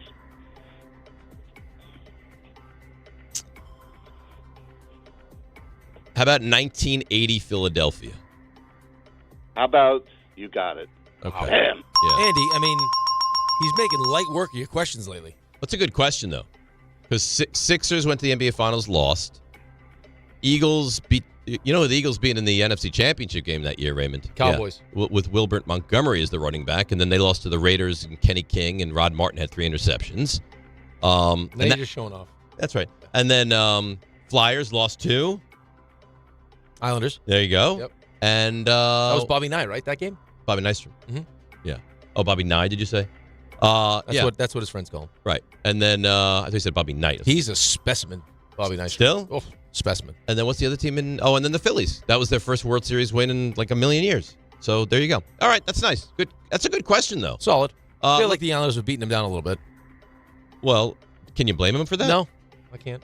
I mean, the Islanders are. It's tough, but it's still early though. Yeah. It's only 3. Well, the games problem is in. when you don't really have high hopes and you get off to a slow start. Right, then you become despondent, right? And why are you going to want to go to games and watch games and get involved when you expected bad things? Like RJ. I mean, the Sabres have been bad. That's a great example. It's a great example. Yeah. The Jets, good example. They didn't have high hopes. It's like if you don't have high hopes and the team is even worse than you anticipate in the first infancy stages of the season, you're going to jump ship quickly. It's terrible. John in Manhattan. John, you're on Stump Rothenberg. Good morning, guys. Good morning. I have a football question. Here's the question. Okay. There are 32 running backs in NFL history with 10,000 rushing yards or more. Uh-huh. Who is the only one with more rushing yards in his 30s than in his 20s? Oh. You're not even listening. You're not even paying any No, attention. I'm having a conversation with Ray. This is not my segment. I understand. But you. What was I the thought- question? It doesn't matter now. Now you're not involved. All right. So running back more. So he has over 10,000 career rushing yards, right? Correct. And he's the only one to have more rushing yards in his 30s than his 20s. That's right. John Riggins was really good late in his career. Ray looks like he knows stuff. I don't know this. What do you think of Frank Gore? Frank Gore played forever. Emmett played forever, but Emmett clearly had more in his 20s than his 30s. Mm-hmm. I like Frank Gore as the answer because he played till he was 38 years old. Frank Gore retired and And just- 2 years later, his kid was playing like late college football. So Emmett has. I mean, it's not Emmett. Emmett played too long, but he wasn't the same running back. He doesn't have more in his 30s than his 20s. No, he couldn't. Walter Payton, I don't think was. Emmett Smith was putting up. Clearly, it's not godly Barry numbers. Sanders, right? No. Because he was done at like 31 years old.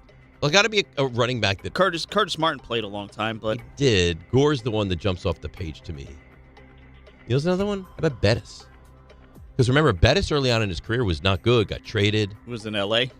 and played for a long time, and got better when he was on the Steelers. So the answer is more yards in his 30s. More yards in his 30s than his 20s. So you have to think of what running backs went the longest, right? And then got better as their career went on. But I think Gore played till he was like 38. I like Gore too. I like Gore. Trying to think of who else would apply. I think Bettis is an interesting one as well. Those are the two that jump off the page. I like Gore. You like Gore? If I Gore? were to pick, I'd go Gore. Yeah. Yep. There's no one else I can really think of. I like Frank Gore. I'm going with Frank Gore. I'm sticking you up. I don't think Riggins is crazy either. All right. It was excellent in Friday Night Lights, too. I love that. I love that show and movie. It's a great show. You like the show better or the movie better? Whew, I got more of the show, so probably I like both, but I love the show. All right, John, let me ask you this. Is a Riggins, Gore, and who was the other one we had? Curtis Martin. Jerome Bettis. Bettis. Is it either of those three? Yes, you have correctly narrowed it down to 3. Frank Gore, final answer. It is not Frank Gore. It better not Gore be. was really good in his 20s, too. It's going to be. The answer is John Riggins. You know what? It's your guy's fault. That was the first name that I thought of, and now I take the L. You didn't have to take I didn't have to, but he kept saying, no, it's Gore. It's Gore. I'm telling you, it's Gore. And now look what happened. Now look what he did. Well, like a lot of the time when Raymond has that kind of conviction, he draws me in.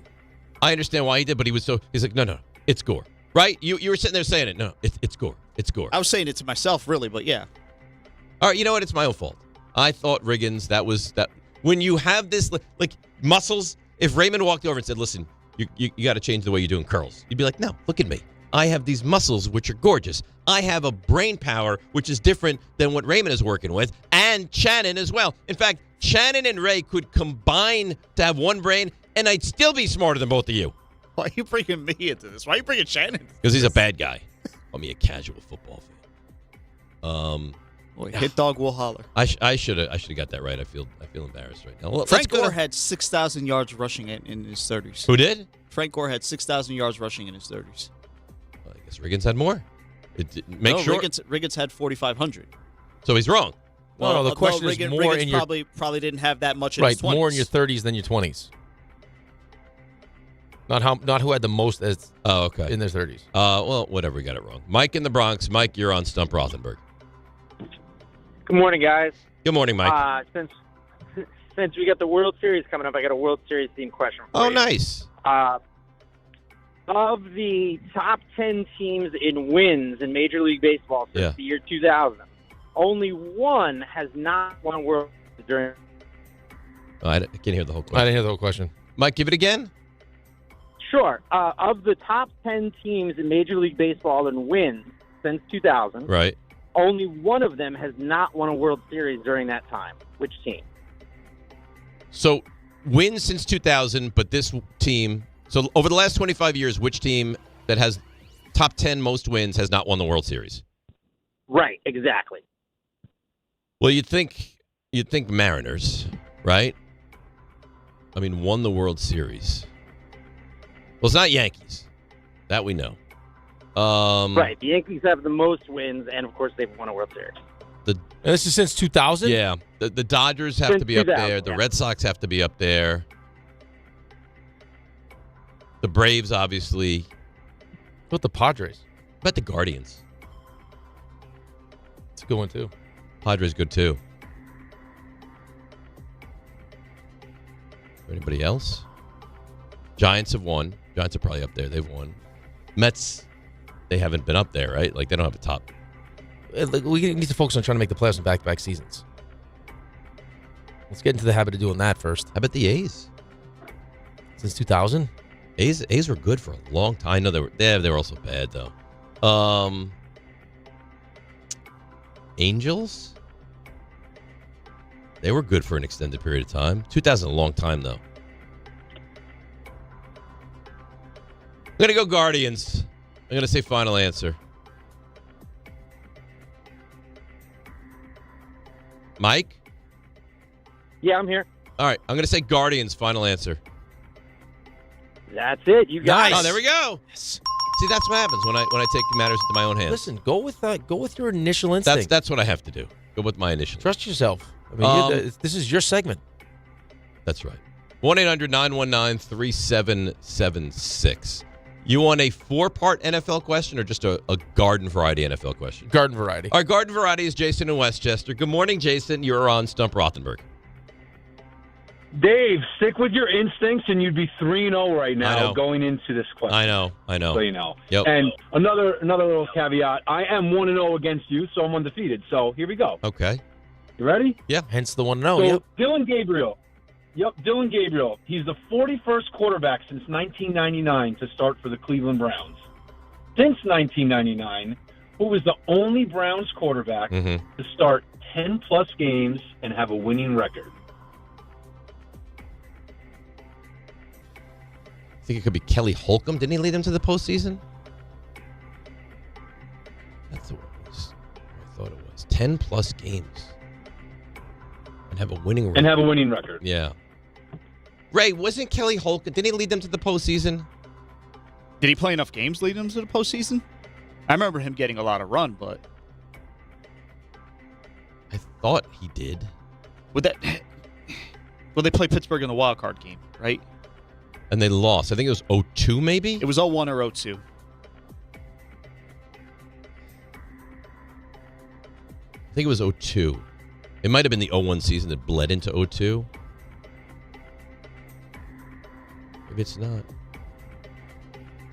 That feels like the one that jumps off the page, but By the way, in the newest mock that I just saw, that RJ sent us, Brown's taking another quarterback. You see how many quarterbacks are on the payroll? Yeah. So this quarterback started 10 or more games and led them to the postseason. That is incorrect. No, winning record. This quarterback started 10 or more games and had a winning record. Winning record. But started 10 or more games in that one season, not in a career for the Browns. Oh, just in that general. is also incorrect. Just in general. So I'm going to say Kelly Holcomb. Is that your final answer? Now I don't know. So just had a winning record starting more than 10 games for the Browns since 99. Correct. Brandon Whedon wasn't above 500. See, most people guess Derek Anderson, but that is also incorrect. No, I he wouldn't did win have 10 or thought more that. games in a season. Derek and Anderson. went to the Pro Bowl. Not Manziel. Did not have an overall Mayfield. winning record with the Browns. Mayfield didn't have a winning record. Mayfield was 30-31 with the Browns. Close. They probably regret that decision. It's very hard, but it's a great question because a lot of people just they Flacco? they don't get it. But Flacco lost this year, so that probably put him below 500. Good question. What was Charlie? Hey, you got a 1 out of 40 chance of getting it. That's so great. I mean, it's not impossible. Charlie Fry from Akron. But I don't think he was above 500 or got to 10 wins. Since 99, you said, right? Correct. I don't know. I'm gonna say Kelly Holcomb, but I don't feel like that's gonna be right. That is incorrect. The correct answer is Brian Hoyer. All right. That's a tough question. Oh, it's a very, very tough question. I actually respect you for not knowing it. So if I had gotten it, you would have been disappointed in me? That place. Can I be a bad guy now? Yeah. Like a real bad guy? Are you going to choose now to be a bad guy? You already went after me with Shannon. No. You and your gang. I think I'm going to go after you again and your guy. Because I just researched it. Rushing yards after age 30. Frank Gore had 7,161 yards after age 30. John Riggins had 5,683. Well, how are you going That's after not the me? question, though. The Most question rushing was yards after more rushing more yards in their after 30s 30 than in their 20s. All right, then I am a bad guy. All right. All right. So You're a tired guy. you just stopped the show Yep. to give incorrect information. This is that almost accurate? like, but it's like Bumbaka when he went with James Charles. Very annoyed. Hang on, I got it. I got it. Yeah. James Charles. Let's go to here's the four-parter NFL. Okay. Joe in Elizabeth. Joe, you're on Stump Rothenberg. Hey, good morning. Good morning. In the Super Bowl era, what four teams have never had the luxury of making it to the Super Bowl? Jaguars. Uh-huh. Browns. Lions. Well, I mean, I just have to go through the teams. I'll go through the divisions. Missing an obvious one. Well, here's your chance to be a good guy. No. I don't want it. I can get this on my own. Houston Texans. Ooh.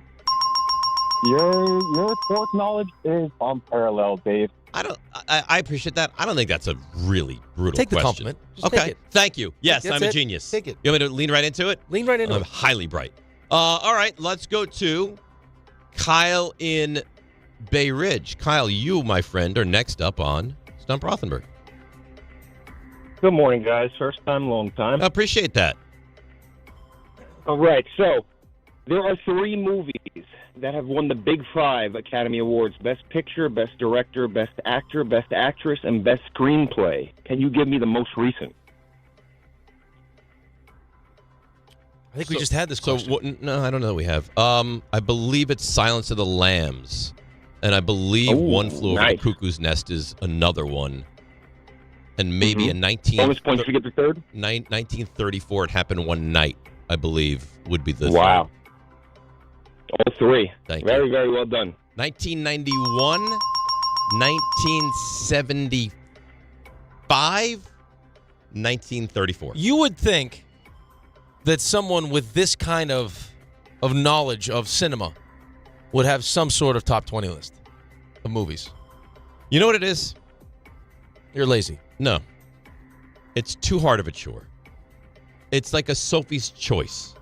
How can I go choose my top 20 when there's so many beautiful movies to choose It's from? not lost on me that you said he's lazy, and he immediately followed up with it's too much of a chore. Right, it's too much. It's it's too a true it's too cinephile. difficult. How do you choose? A true cinephile would already have his top 10 or his top 20 in place. John has his it's on his phone. It's in his notes. You know what I'm going to do? That's a cinephile. You know what I'm going to do?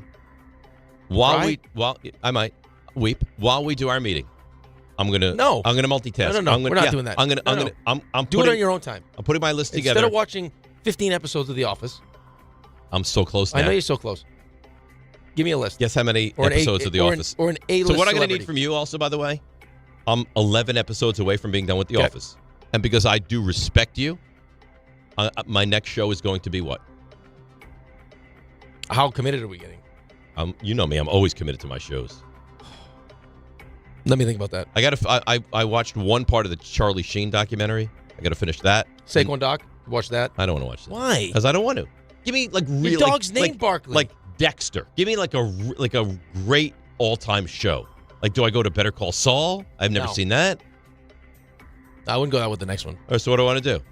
You got to think about it. I'll think about it. You can take some days. No, I won't need days. Okay, I'll but need a couple tomorrow, minutes. Friday, whatever. No, by the end of the day. Okay, all right. Now we have a guy that's on the line that has a very tough NHL question.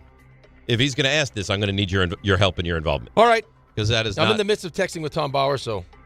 That is not the strength of my game here. Let's go to Pat in Pennsylvania. Pat, you're on Stump Rothenberg. Hey, how are we doing? So we're talking active players with Game 7 victories in the NHL. Brad Marchand tied his 8th last year. Who did he tie? And it's got to be an active player. Active player. So most Game 7 wins for an active player. Most Game 7 wins, yeah. It was, you know Justin Williams. Oh, that's good. Missed the Game 7. Justin Williams? No. Oh. It wasn't Justin Williams. He was Mr. Game 7. He's not active. Oh, he said, sorry, active. Yeah, see, if you were so concerned about your I think it's Justin Williams, though, right? I don't think it's Justin Williams I'm all talking time. active. Yeah. I think that Justin Williams may be the most all time. Could be. See, he doesn't even know. Ray, check that. That doesn't matter if he Most knows Game that. 7 wins. That's not his question. Yeah, that wasn't the question. Yeah. I know it wasn't, but I just wanted to see if it's right. Brad Richards had a lot. He's not active. I understand. But apparently that doesn't matter to you. Most active Game 7 wins. This is on you, buddy. You have any inkling? I mean, what teams are consistently good and winning Game 7s? Florida? There's a local flair to it. Local flair. The Ranger? Gotta be. It can't be an Islander, right? Like, not even being a jerk. It can't be. It doesn't mean they're still with them. Doesn't mean they're still with them. Is Ryan McDonough still playing? Yeah, McDonough's still playing in Tampa. That's not a bad one. It's not a bad one at all.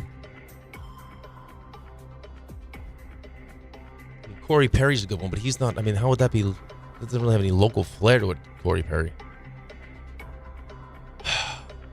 I mean, Tampa's Game 7s consistently when it was the Rangers. Now, are you considering Carl Hagelin to have really been a Ranger or no, Pat? I would think so. It's Yeah? not the answer. It's not Carl Hagelin. That's not the answer. All right. I don't want to take it from you. I'm going to go McDonough, unless you stand in the way and say it's someone else.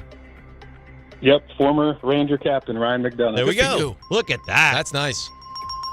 Ray, who's got the most Game 7 wins? He's no It's idea. probably. Hang on. He's going to look it up. You want to do one more? Yeah, Let's do please. one more. Let's Well, you're go on a roll now. Corey in Greenwich. Corey, you're on Stump Rothenberg. What's up, buddy?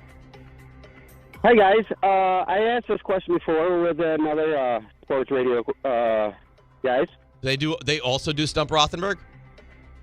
No, I do. I usually do college trivia with them, and that's what they call it because they known me for quite a while. And Levac and Gaz on Fox Sports Radio. Okay.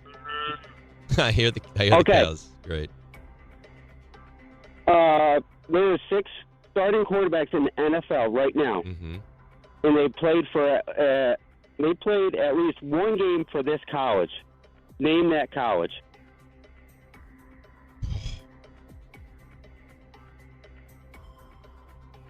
Oh my goodness. I mean, who does Ohio State have?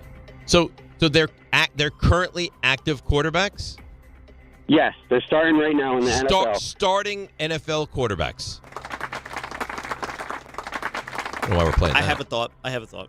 Is it starting? They're the starters on their team. Yes. Let me do this in my head. So I mean, go through LSU. I have like a jumps to mind. Give me what jumps to mind. Oklahoma. So we got Baker. Caleb Williams. I'm gonna leave the cows up. Hurts. Jalen Hurts. Kyler Murray. That's 4. That's 4 or 5. That's 4. Who else are we forgetting? That's 4. Rattler. What about Rattler. US? Spencer Rattler's 5.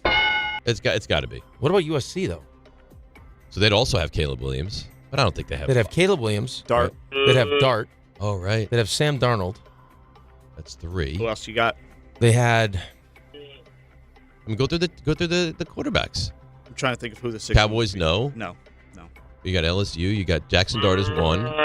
Cows are not stopping. The cows are funny. All right, I'm gonna write this down. All right, so it has to be either Oklahoma and we got the 5 or USC, right? All right, so Oklahoma, we're gonna go Jalen Hurts, Goff is Cal, Caleb is Oklahoma both. Right? So Caleb makes it 2-1. Baker makes it. Yeah, stay in the north though. So okay. So Lions, Bears, Packers Jordan Love, Packers no. And Vikings no. Vikings, Wentz is no, and then McCarthy's also no. All right, so now we'll go to the south. Carolina's Alabama. Could Alabama sneak in here, or do we not need to include them? I don't think we're including Alabama. All right, so Baker is 3. Spencer Rattler is 4. And then Penix is Washington, so no. Right, and Penix was not always at Washington. We're trying to get to 6. Trying to get to 6. Yeah. We had 5 for Oklahoma. Penix was not always at Washington, but I think he was at Indiana before Washington, so that won't count. The West, Kyler Murray makes 5. Okay, Kyler's the one. So, Purdy, no. Purdy, no. Mac Jones Stafford, is 2 to Alabama. Stafford, no. Stafford is Georgia. And Seattle is USC, so that's USC. 2 for USC. All right, let's do the The AFC. So you got Josh Allen, no. Mm-hmm. Tua is another Alabama, by the way. It's 3 Alabama. Okay, that's 3 Alabamas. All right. North Carolina for May. So Yeah, Ohio State for Fields. Right, so that's a no. And then do we get all the teams in there? Yeah. Yeah, so we're done with that. The North, Lamar's Louisville. Cal for Rogers. LSU for Burrow. And Ohio State. And another Ohio Ohio State. State. Did he play a game for Ohio State, though? Well, Who? you can put it, but he never played the game for Ohio For State. For Burrow? Burrow. No. All right, so now we have the And then South. Cincinnati, who... Yeah, Gabriel, Oklahoma. Gabriel's Oklahoma. All right, there you go. Final answer, Gabriel, and he will finalize Oklahoma. You are correct. There we go. That's a good question. Solid. That's a fun question because you hear how the thought process works through. That's a good question. The transfers muddle everything up, too. Well, when you get the same guy that's played at both of the schools you're trying to figure out, makes it a little interesting as well. That was good. That was well done. I appreciate that. All right, so RJ? That was a nice collaborative effort. Good job, guys. I enjoyed it greatly. Alrighty. Going with the common theme of opponents for the Jets and Giants this week. Okay. Hunter Renfrow. Clemson. Nice. Did he catch a winning touchdown in the national championship Sure game? did. Yeah. From Deshaun Watson. Bo Nix. Oregon. But not only. Wasn't he also at Auburn? That's right. Yeah. Well, he's like 28. Yeah. So he'll get 2 for that. Okay. Nice.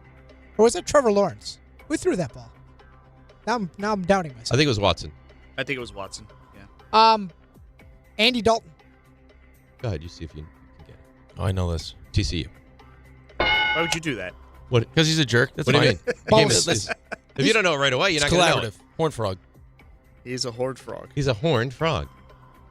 Evan Ingram. I don't know. He's a horned frog. Evan Ingram. Take it. First, Ole Miss. Nice. And finally, Chuba Hubbard. This is your guy. Oklahoma State. Yeah. There you go. He's on your fantasy team, isn't he? He is. We just traded him. That's a wild trade you went That with. was a wild trade. Yeah, I wanted to shake things up, and I Clearly. get Garrett Wilson, and then he gets hurt like a baby. I don't know if he's a baby. Well, I mean, now he's hurt. He's got like knee ligament damage. I know, like a baby. Although a baby probably wouldn't have that because babies' knees are very flexible. Probably not. And No. probably a baby couldn't catch the ball downfield, I would think also. Maybe the baby gets a better throw.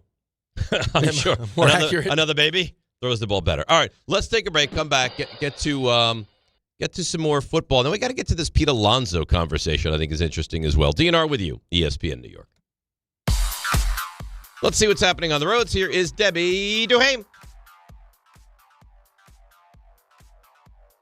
Hi, Dave. Hi, Rick. On this Stump Rothenberg Wednesday, let's see what's going on. Well, you're stumped here over on 84 eastbound, bumper-to-bumper traffic getting out toward exit 34 in Newburgh. It's an accident. One lane blocked. A really tough ride getting through that spot. We're seeing delays on 684 south exit 6 in Katona with a collision. Garden State Parkway north at 109. Accident in the right lane up through Middletown. Traffic sponsored by Positive Coaching Alliance. Got issues with youth or high school sports? Positive Coaching Alliance can help.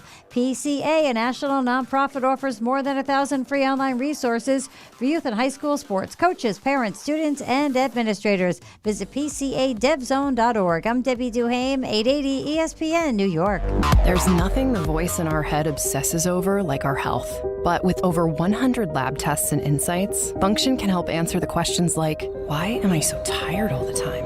How can I get better sleep? My friend was telling me about magnesium gummies she takes. Know if my heart is work stress affected? It's time to up my cardio. If my mom has something, do I have it out? It's time to get some blood work done. A Function membership gives you a comprehensive health check with results tracked over time. Find out what you're made of at functionhealth.com.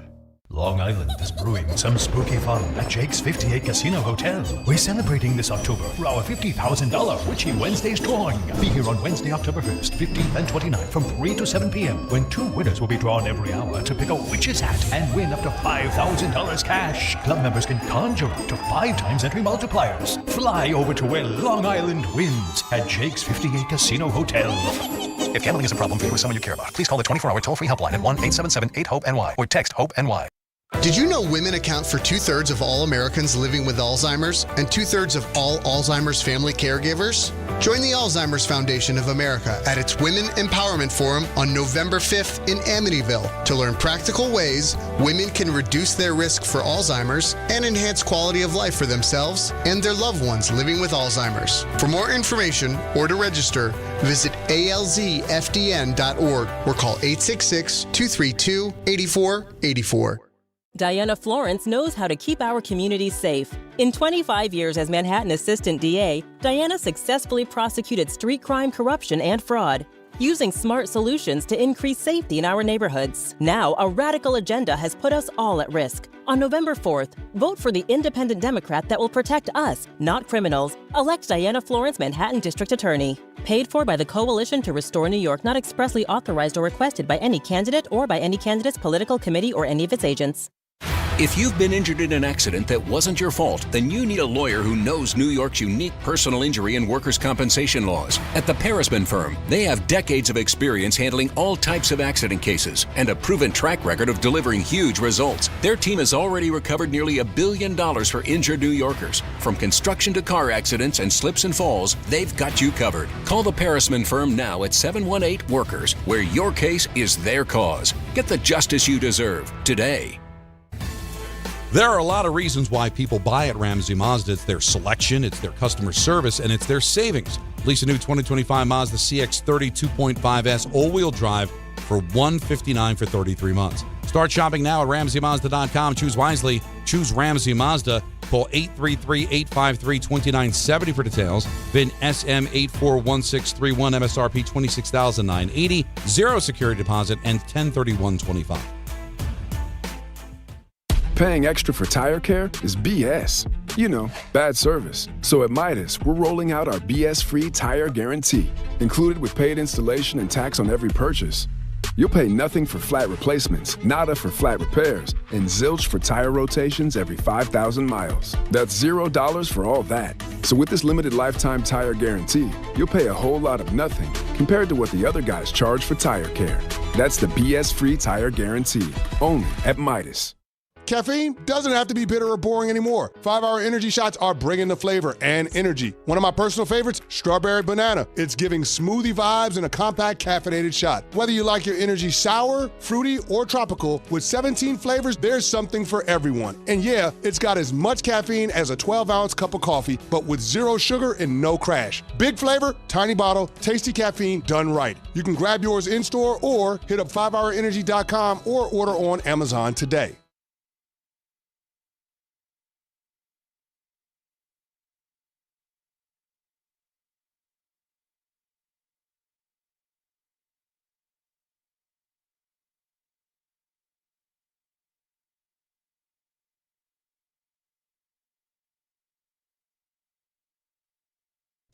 All right, DNR with you, ESPN New York. Brian Costello, you know Brian Costello. He covers the Jets. I don't know. got yelled at, Brian Costello.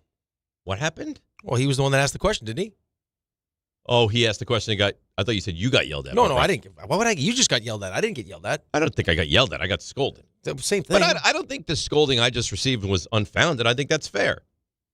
Yeah. I think in the moment, I didn't think of it in the moment. But I didn't mean like that. Of course in the moment. not. No, but I think that's fair for him to bring that to my attention. Absolutely. I don't think that's crazy. So Brian Costello, I believe, was over in London, but they didn't send a lot of reporters over to that game.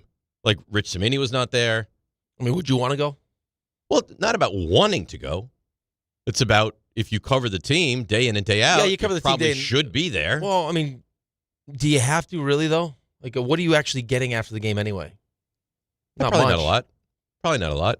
Anyhow, Brian Costello was on the K Show and was asked by Michael, could Aaron Glenn be one and done? Here's the answer. I think it'd have to be like a 0-17, 1-16 situation, which isn't off the table right now, obviously. They haven't won a game, but I don't think that's going to happen. I think he's getting a lot of money, Michael. So I think there's a financial component of this, of Woody Johnson eating 4 years of a contract and also all the staff and all that money. So I think that, you can't just dismiss that. But, yeah, you're right. I mean, because I remember this with Gase.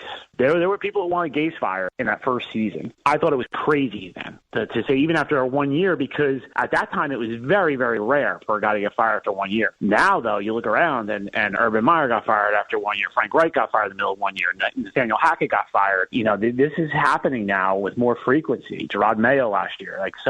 You're right. The things have changed a little bit. I still think it's highly, highly, highly unlikely. I think it would have to be a real disaster of a season in terms of, one win or no wins for that to happen. Can you imagine going 0-17? You'd have to fire him.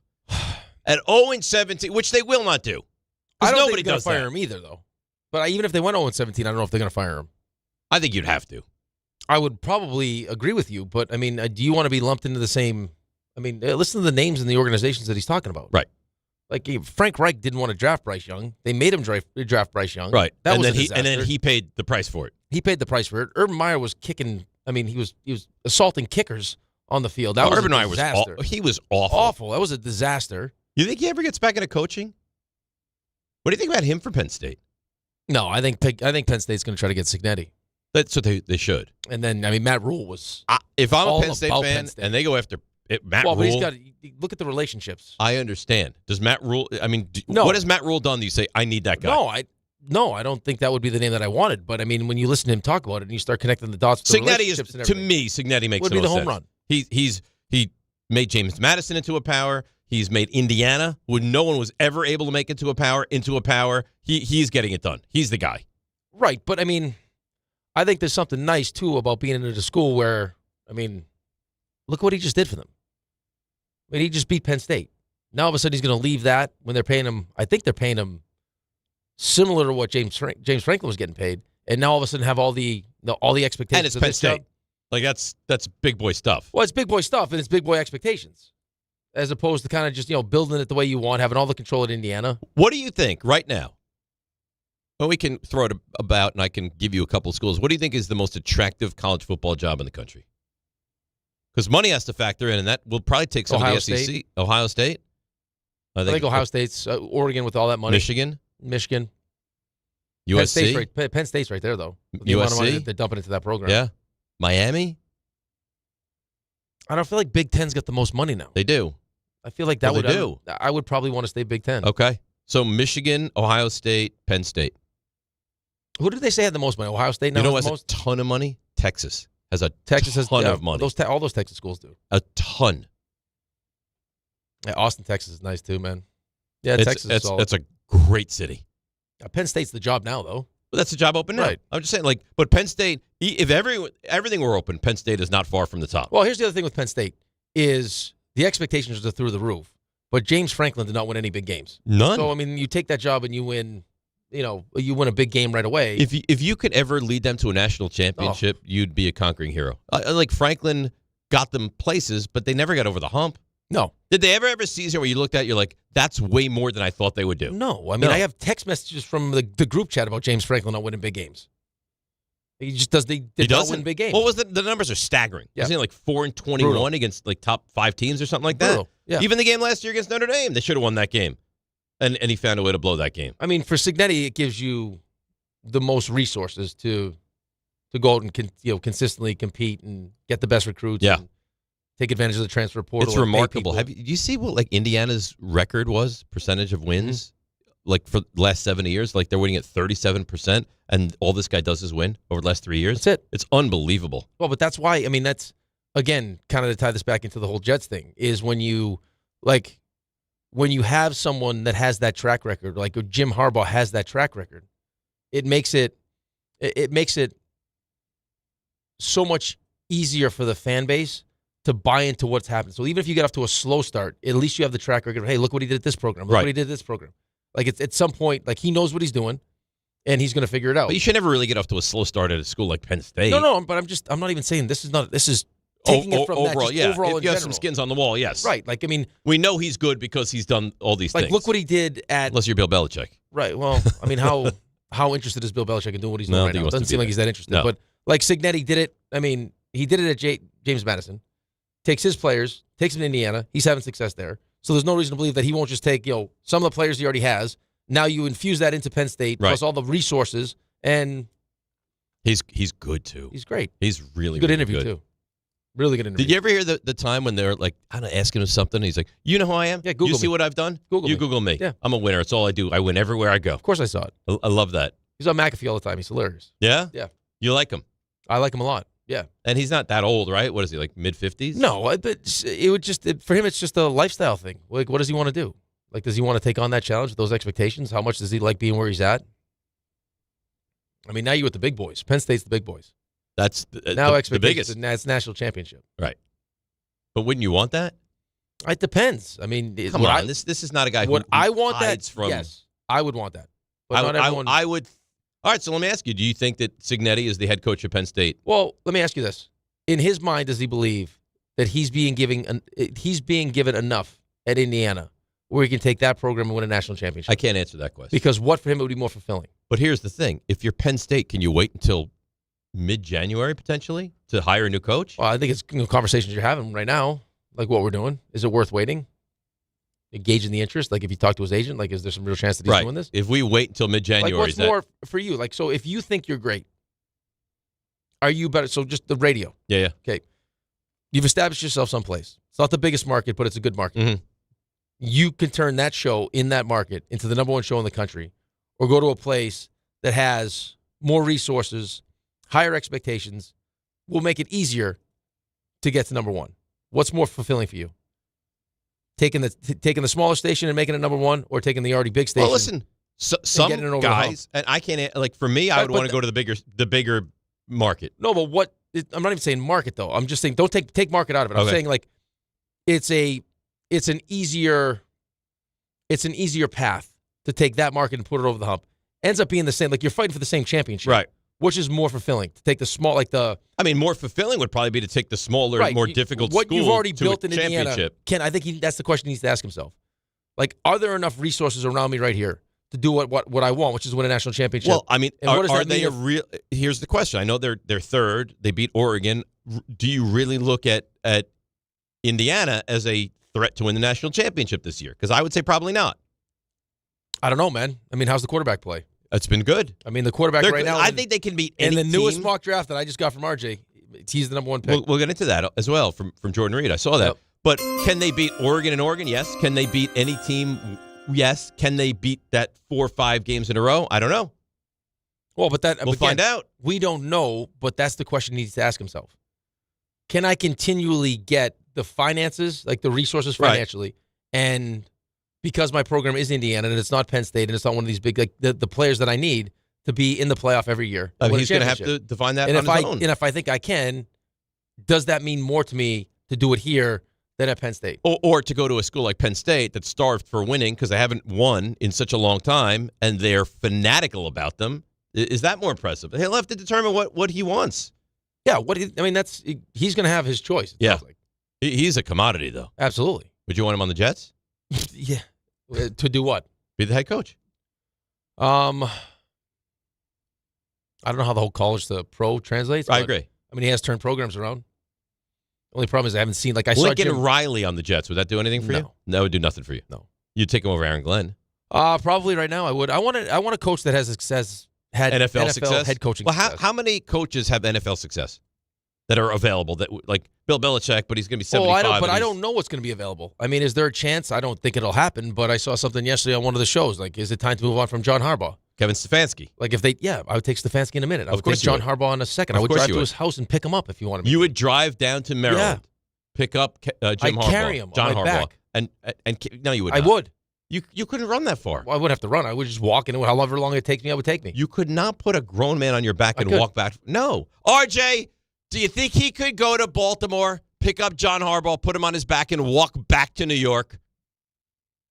May need to get here eventually, but I get here before training he would camp. Crumble. Oh no, I'm not saying he wouldn't crumble, but a couple hours a day.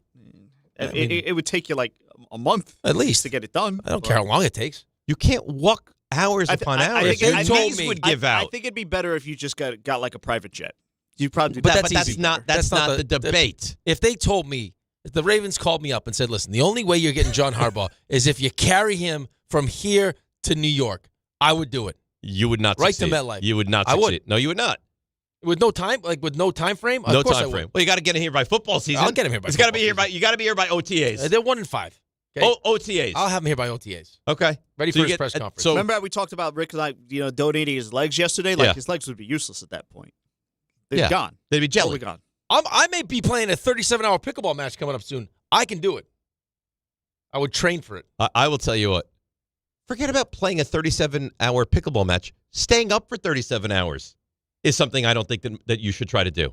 Well, I shouldn't try to do it. What do you recommend? I feel we sleep plenty. I think that's totally normal. Like it's a smart thing to do. Yeah, I think it's great. You're not going to know your name by the end of that. It's fine. I bank a couple days of sleep, and then boom, I'm ready. 37 hours, no problem. If you believe that. I'm functioning right now with champion is DiPietro Rothenberg. Happy birthday, RJ. And right here on ESPN. That's and not, of course, on YouTube. That's not working in your favor. Right, but that's only on 3 hours of sleep. That was awful. We're talking about playing this match after no hours days. of sleep. No, multiple days No of sleep. excuses. Play like a champion. How did I finish it? Why? Why? How many days of sleep you get beforehand is irrelevant. No, what do you mean? Irrelevant. You feel great. You can't bank sleep. You can. Do you feel great on Monday morning usually? No. Better than you do on Tuesday, Wednesday, Thursday, Friday? Yes. Right. So that's how I'll feel. It's not how many times you get knocked hit. down. You got knocked down. It's you get up, and then you keep going forward. How many hours of sleep did you get that day? That's real funny. That's a pep talk we're going to give you an hour 32. That's right. Rick, here's the thing. I expect you guys to be there for this. For all 37? Or No, can we all tag 37. in? No, we take shifts. I'll go 8. Then RJ, you tag in. Well, you go home and sleep and then come back. You think I'm going to go back home and come back and watch you? Well, I'll get you a hotel room. 37 straight hours you're going to play? Do you have to be competitive? Can you just be laying on the ground? No, you can't. You got to actually play. You can't just lay there. Singles? No doubles. Who's your partner? My business partner. So you're going to take that clan over me? No. I have no choice. Whatever. Call. What? That's fine. You're not going to last 37. Please. I'm known for endurance. No, you're not. Yes, I am. No, you're not. I'm known for my built endurance. for speed. You ain't built for endurance. I am built for endurance. Oh, yeah. Oh, she's going to get some later. I'll tell you that. I once played blackjack for 36 straight hours. See? There it is. Yeah, but that's gambling. From years ago. That's gambling. So? It's different. You're sitting at a blackjack table. Put a little action on this. Oh, a lot of action. That's how you keep some Dave scratch awake. on this. We put money on this. You get me involved That's like you've not a never terrible seen. idea, though. If I brought a blackjack dealer to the actual match and you could play in between sets, you could play blackjack. You'd stay up. Of course I would. Who says no to that? Of course I would. Casino night. Over on the side? At the match. There we go. Ha! You can't get us. All right, let's take a break. By the way, Peter VG sends me a tweet. He says, it takes 81 hours to walk from Baltimore to MetLife. Yeah, fine. That's without another human on your make back. it 160. I don't think so. I'd do it days. Sightseeing would be like Forrest Gump. You'd have a long beard by the end of that. Yeah, right. I'd carry him. All right, let's hours. break. We'll come back. Pete Alonso, 7-year deal, yay or nay? We'll get to that next. DNR with you, ESPN New York. This fall, don't sit on the sideline because of pain. If you're tired of waking up stiff, fighting neck, back, or joint pain, and missing out on the things you love, it's time to take action. Call Dr. J. Shaw at Sandwell Pain, New Jersey's top pain specialist. Dr. Shaw is an Ivy League trained, double board certified, and laser focused on one thing: getting you back in the game. Living pain-free, no surgery, no cuts, no downtime. Just precise image-guided treatments that deliver real results. Whether it's sciatica, nerve pain, migraine, or chronic joint pain, Dr. Shaw will personalize a non-surgical game plan just for you without pain medication. Same-day and next-day appointments are available with offices in Woodbridge, Livingston, and Inglewood. Most major insurances are accepted, so what are you waiting for? Don't let pain keep you out of the action this season. Visit Sandwell Pain to text, call, or book online. You'll wish you met Dr. J. Shaw a lot sooner. Relief starts today, and victory over pain is closer than you think. Tonight at 10/9 Central on BET, the new series 106 in Sports. Oh, it's on now. From executive producers LeBron James and Maverick Carter. A new top 5 sports countdown. Ooh-wee. Girl, we about to kill. With hosts Ashley Nicole Moss and Cam Newton. We are talking sports, culture, and entertainment. We got people from the NFL, they're coming from the NBA. And don't forget the WNBA. 106 in Sports. New series premieres tonight at 10/9 Central. Only on BET. Every aspect of your business will operate better and faster with artificial intelligence. AI is a race, and companies that act first will win. Thrive Managed AI is your advantage over all your competitors. Thrive partners with you on a smart, secure AI strategy for your business. Then they deploy and manage it for you. Be first and win the race with Thrive Managed AI. Start with a complimentary strategy consultation at thrivenextgen.com/ESPN. That's thrivenextgen.com/ESPN. Dave Rothenberg here to tell you about my friends at Bathfitter. Now, they converted my kids' bathtub to a shower and did an incredible, really an unbelievable job. They offer all types of custom bath renovations, including their unique PermaFit solution for a watertight fit done in just one day. Durable and easy to clean with no demo or mess and lower cost than a standard replacement. And a lifetime guarantee. Right now, no money down, no payments, no interest until 2027. So start designing your bath today like we did at bathfitter.com. There's only one Bathfitter. Switching to Progressive is a game-winning call. And that reminds us of other game-winning calls in the history of sports. It was a doubleheader in August and really hot inside the concession stand. So instead of waiting for people to come to me, I figured I'd walk around yelling, "Hot dogs here!" And that's how I became the first hot dog vendor in sports. Okay, not really a game-winning call, but it was a good call. You can make one too. Switch to Progressive and you could save hundreds.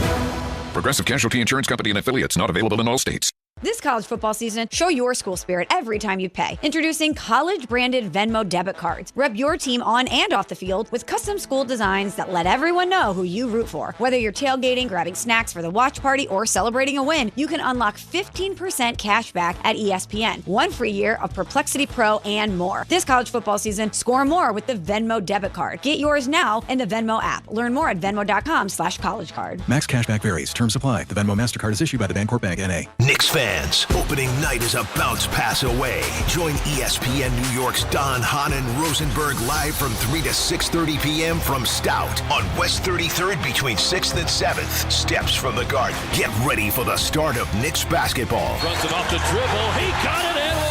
Be there for special guests, live Knicks talk, and opening night vibes before tip-off. We'll see you at Stout on West 33rd. Don Hahn and Rosenberg live from the Knicks home opener. Don't just listen, don't just watch. Be there.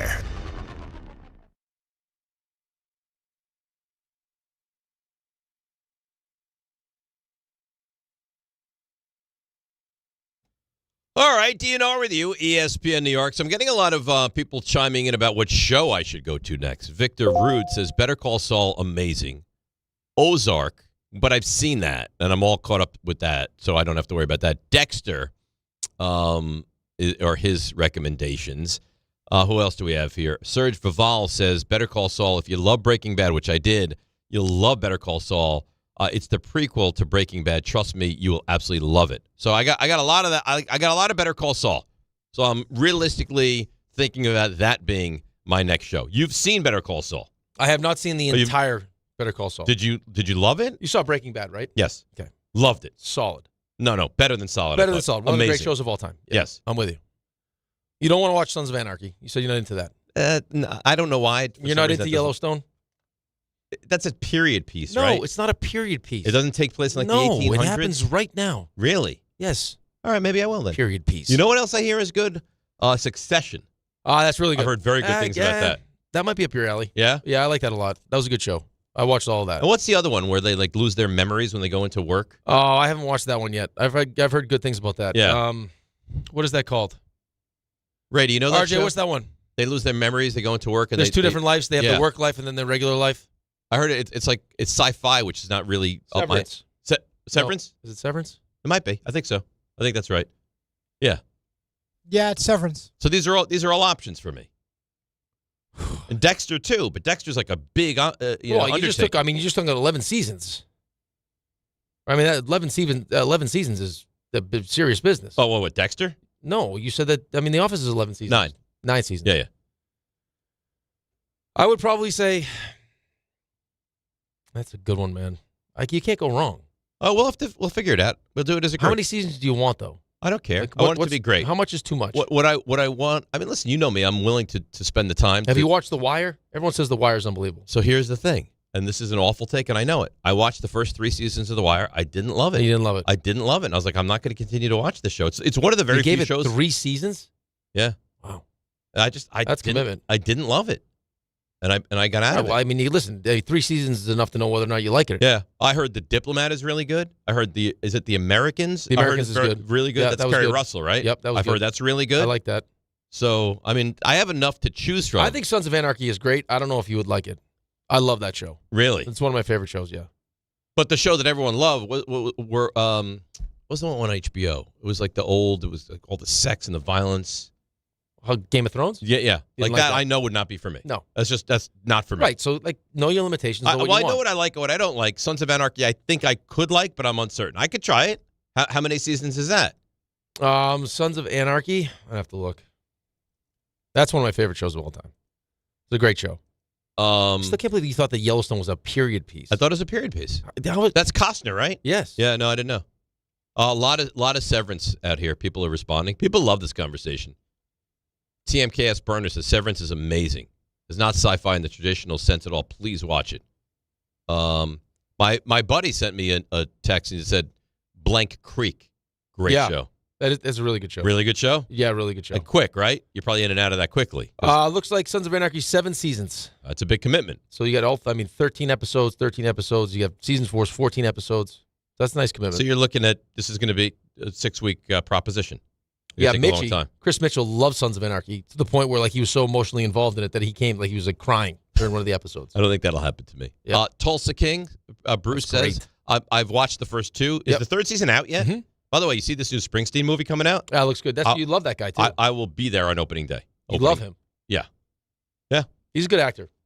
I liked him in Shameless a lot. He's good in The Bear. It's another show I haven't seen. Shameless is really good, too. Yeah? Yep. That's another one of those 11 like that seasons. One. You'd like that one. Yeah? Yeah. That's William Macy, who I'm a fan of. I think. Shameless? And I think you probably like the... she's amazing. Emmy Rossum. I think you like it. And she's a big Knicks fan. You see her floating around the garden there, right? I think you might have to go with that one. Really? Mm. Okay. All things considered. Would you put odds on any of these for me? If you were working at FanDuel and you had to put odds on for what I was working at FanDuel, I would tell you this, first and foremost, before I give you my odds as to what show you would. I'd say FanDuel's going to get you ready for kickoff with an offer that you're not going to want to miss. New customers, you bet just $5, you get $300 in bonus bets if you win. You pick a bet $5. If it wins, you'll unlock $300 in bonus bets to use all across the app. You can build parlays, bet player props, ride the live lines, whatever your style. FanDuel, they have you covered. Visit FanDuel.com/Rick to download the FanDuel app today and get started. You must be 21 and older and physically present in New York. First online real money wager only. $5 first deposit required. Bonus issued as non-withdrawable bonus bets that expire 7 days after receipt. Restrictions do apply. See terms at sportsbook.fanduel.com. For help with a gambling problem, call 1-877-8-HOPE-NY or text HOPE-NY at 467-369. Now people are upset with me. That's a nice read, by the way. Why? Because how dare you hate The Wire? It was great. I get it. I did. Why? I mean, it's your opinion. I didn't love it. Everyone loves everything. There are certain shows that people love that some people just don't like. It just didn't work for me. I'm not saying it was a bad show. Right. It didn't work for me. People love Game of Thrones. I don't think you would love Game of Thrones. I know I would not love Game of Thrones because I don't want to bring myself back into the... Right. I had a teammate that would go home and read Harry Potter to his wife in all the different voices. That's how much he loved Harry Potter. And that's fine. And I don't love Harry Potter. Right. Have you read Harry Potter? No, I have not read Harry Potter. I've seen Harry Potter. I haven't read it. I would not pick up the book and say, hey, Cass, let's get snuggled up in bed, and I'll change my voice to all the different Harry Potter voices. But he's allowed to do that. And the second Harry Potter land opened up. Guess who was there? Boom, right to Harry Potter land. Oh, was he reading Harry Potter as he walked into Harry Potter land? All right, let's take a break. And let's get into this Alonso story, because I think this is going to get more traction as we move forward. Oh, that's with another the good show. What? Jackal.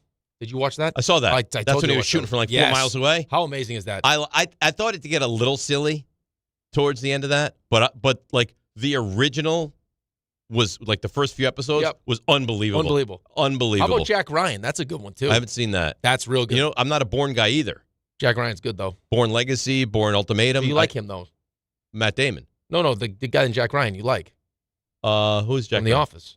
Oh, Krasinski. Yeah, I do like him. You like him a lot. That's Jim. That might be a nice follow-up though.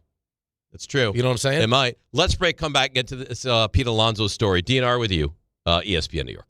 The Association on Aging in New York is celebrating the 60th anniversary of the Older Americans Act, which funds vital programs for millions of older adults. Services include meals, transportation, home care, Medicare counseling, case management, Health and surprises can change your life in an instant. You've seen it happen to others, but it doesn't have to be your story. At Princeton Longevity Center, we customize actionable and proactive health plans to maximize your lifespan and take control of your health. Our Cancer Check program combines cutting-edge technology with top medical expertise to keep you ahead of potential risks. With advanced full-body imaging, genetic testing, and multi-cancer detection blood tests, we look for even the earliest signs of problems. Results are analyzed by expert physicians who craft a personalized plan to safeguard your future. You're not just a patient, you're a partner in your health journey, backed by a team committed to helping you live longer, healthier, and more vibrantly. Our programs have saved hundreds of lives and empowered countless others to take control of their health. Be proactive with your health for the ultimate peace of mind. Call 888-8000-PLC or visit PrincetonLongevityCenter.com.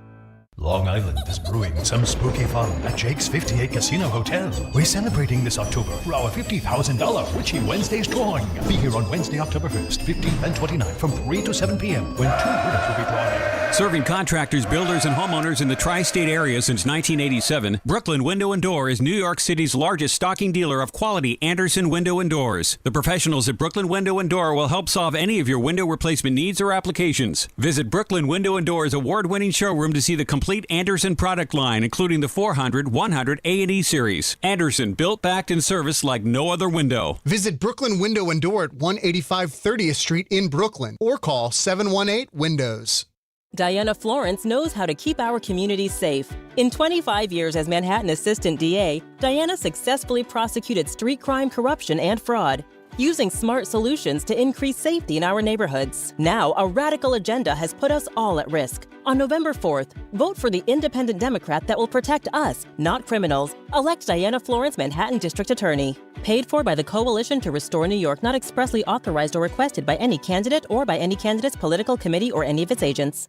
A SoFi personal loan is here to help you achieve something once thought impossible: overcoming high-interest credit card debt. Walk the tightrope of your finances with one low, fixed-rate monthly payment, no fees required, and as soon as the same-day funding. That's right. Pull off your own debt-defying stunt with a SoFi personal loan. Visit SoFi.com/trick to learn more. Loans originated by SoFi Bank, N.A., member FDIC. Terms and conditions apply. NMLS 696891.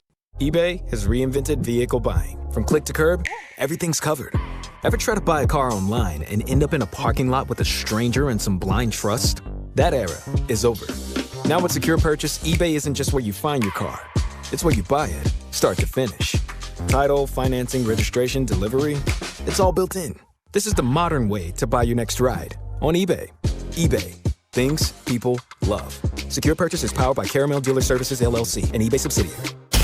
Hey, this is Mika Zibanejad. Hey, this is Adam Fox. Catch every Rangers game right here on 880 ESPN. WHSQ and WCBS-FM HD2, New York.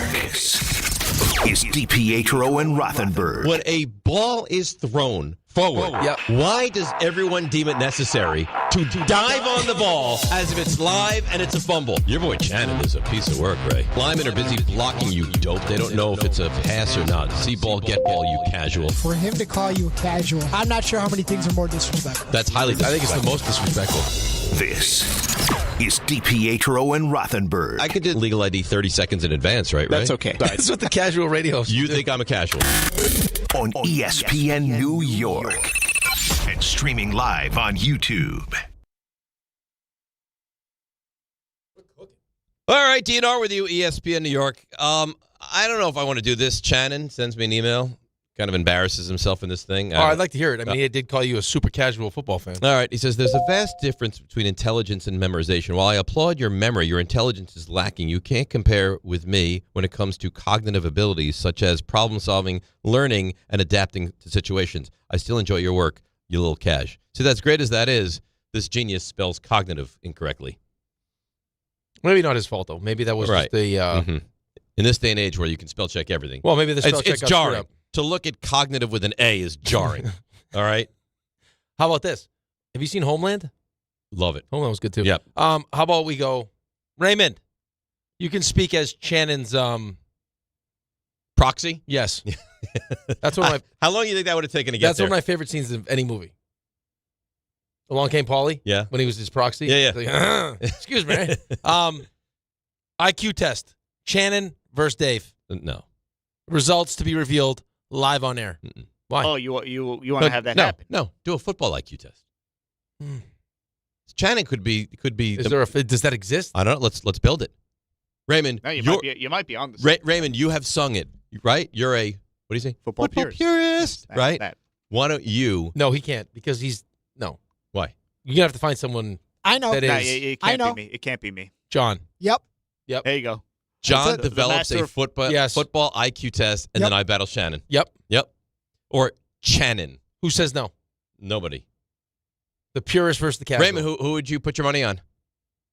You know exactly what he's going to say. I know he's going to say Shannon. Yeah. But I want to hear it. Raymond, where's your money go? He's lusting over Shannon right now. What type of, are we talking about like knowledge of history, or are we talking about knowledge of the actual game of football? The game of football.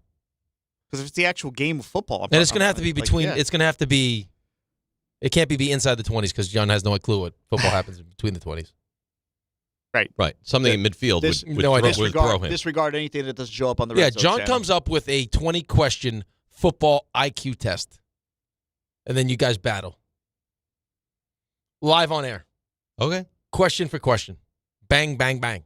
I don't know how we ended up here, but it I like it. It's a great idea. I love it. Seems like a good idea. Yeah, because this is what I do. I lead us to beautiful places. Just say greatness. There's a lot of I with him. There's a lot of I. He's I mean, big- you he's a didn't big come up with guy. it. He's He a didn't big come guy. up with it. Yeah. He didn't come up with it. It was me. You know the saying, there's no I in team? Yep. Dave's the guy who says, David has an I, There's okay? a me. There's a me. Well, yeah, it's like Kobe. There's no I in team, but there's me. Give me the ball. I'm the white mamba. Ain't no we either. Yeah, you are. You're more of a finger pointer, and then like when things are good, the thumbs.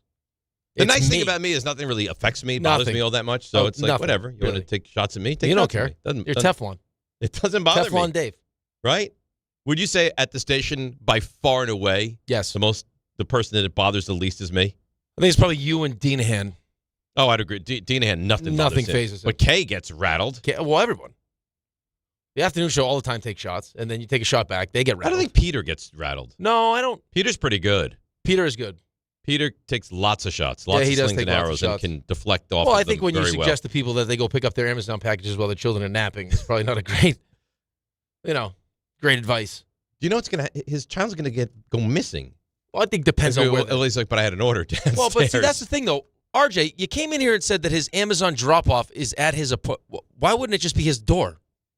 Why would you wouldn't set up a separate Amazon drop-off? Well, They would the just building bring it- might have a separate room. The building, so for instance, my building, Amazon packages don't get dropped off at the door. There's a mail room and there's a And you have to go locker. down to the mail room. There's a locker that they right, throw. but I wouldn't have to set that up because they would just naturally deliver them to your mailroom. I don't need a separate Amazon delivery. Like you would set up an Amazon delivery to like a certain a place that's But more why are you in convenient such to a you. massive rush to get couldn't either your wife when she comes home grab it, or when the baby wakes up, you could even take the baby downstairs to go get the package. Why do you have to leave the child by itself? What's the hurry? Well, but that was the for me the reason I brought it up was because so at his place, I don't want to say too much, but the pickup area Give his address. is not that far from his actual living quarters. So it's like down the hall. So that's why, in theory, I guess it's not crazy. If he has to step outside, and, Every hall has their own. Here's the pickup and drop But off. here's my question though. I don't want to say too much. Wouldn't that just naturally be where the package, when you send it to him, gets delivered? It gets picked up by the doorman. Like I don't have to send it to a certain place. Like I don't have to set up a separate Amazon delivery because I get packages delivered to my front door.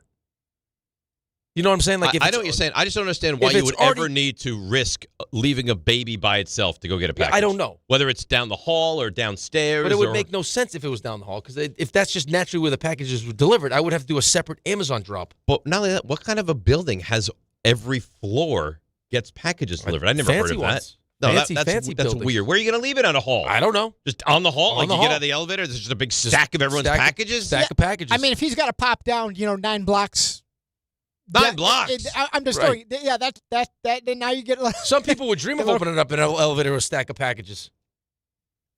That wasn't It's great. like Shangri-La. That wasn't your best. No, that wasn't great. That wasn't great. It was a good try. I tried to work in packages. I respect the effort. Yeah. It wasn't who you Packages are. just felt like an opportunity. It did. It did. And I like where you tried, but it didn't. It fell on deaf Don't ears. take it out. It was late. It's okay. Yeah, it was late. Hey, sometimes you swing and miss.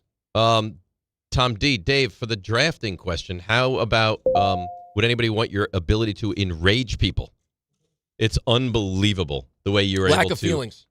No, I think it's a lack of feelings. No, that's what I would think. want. I think it's an ability. Every athlete would kill for your lack of feelings. Kill.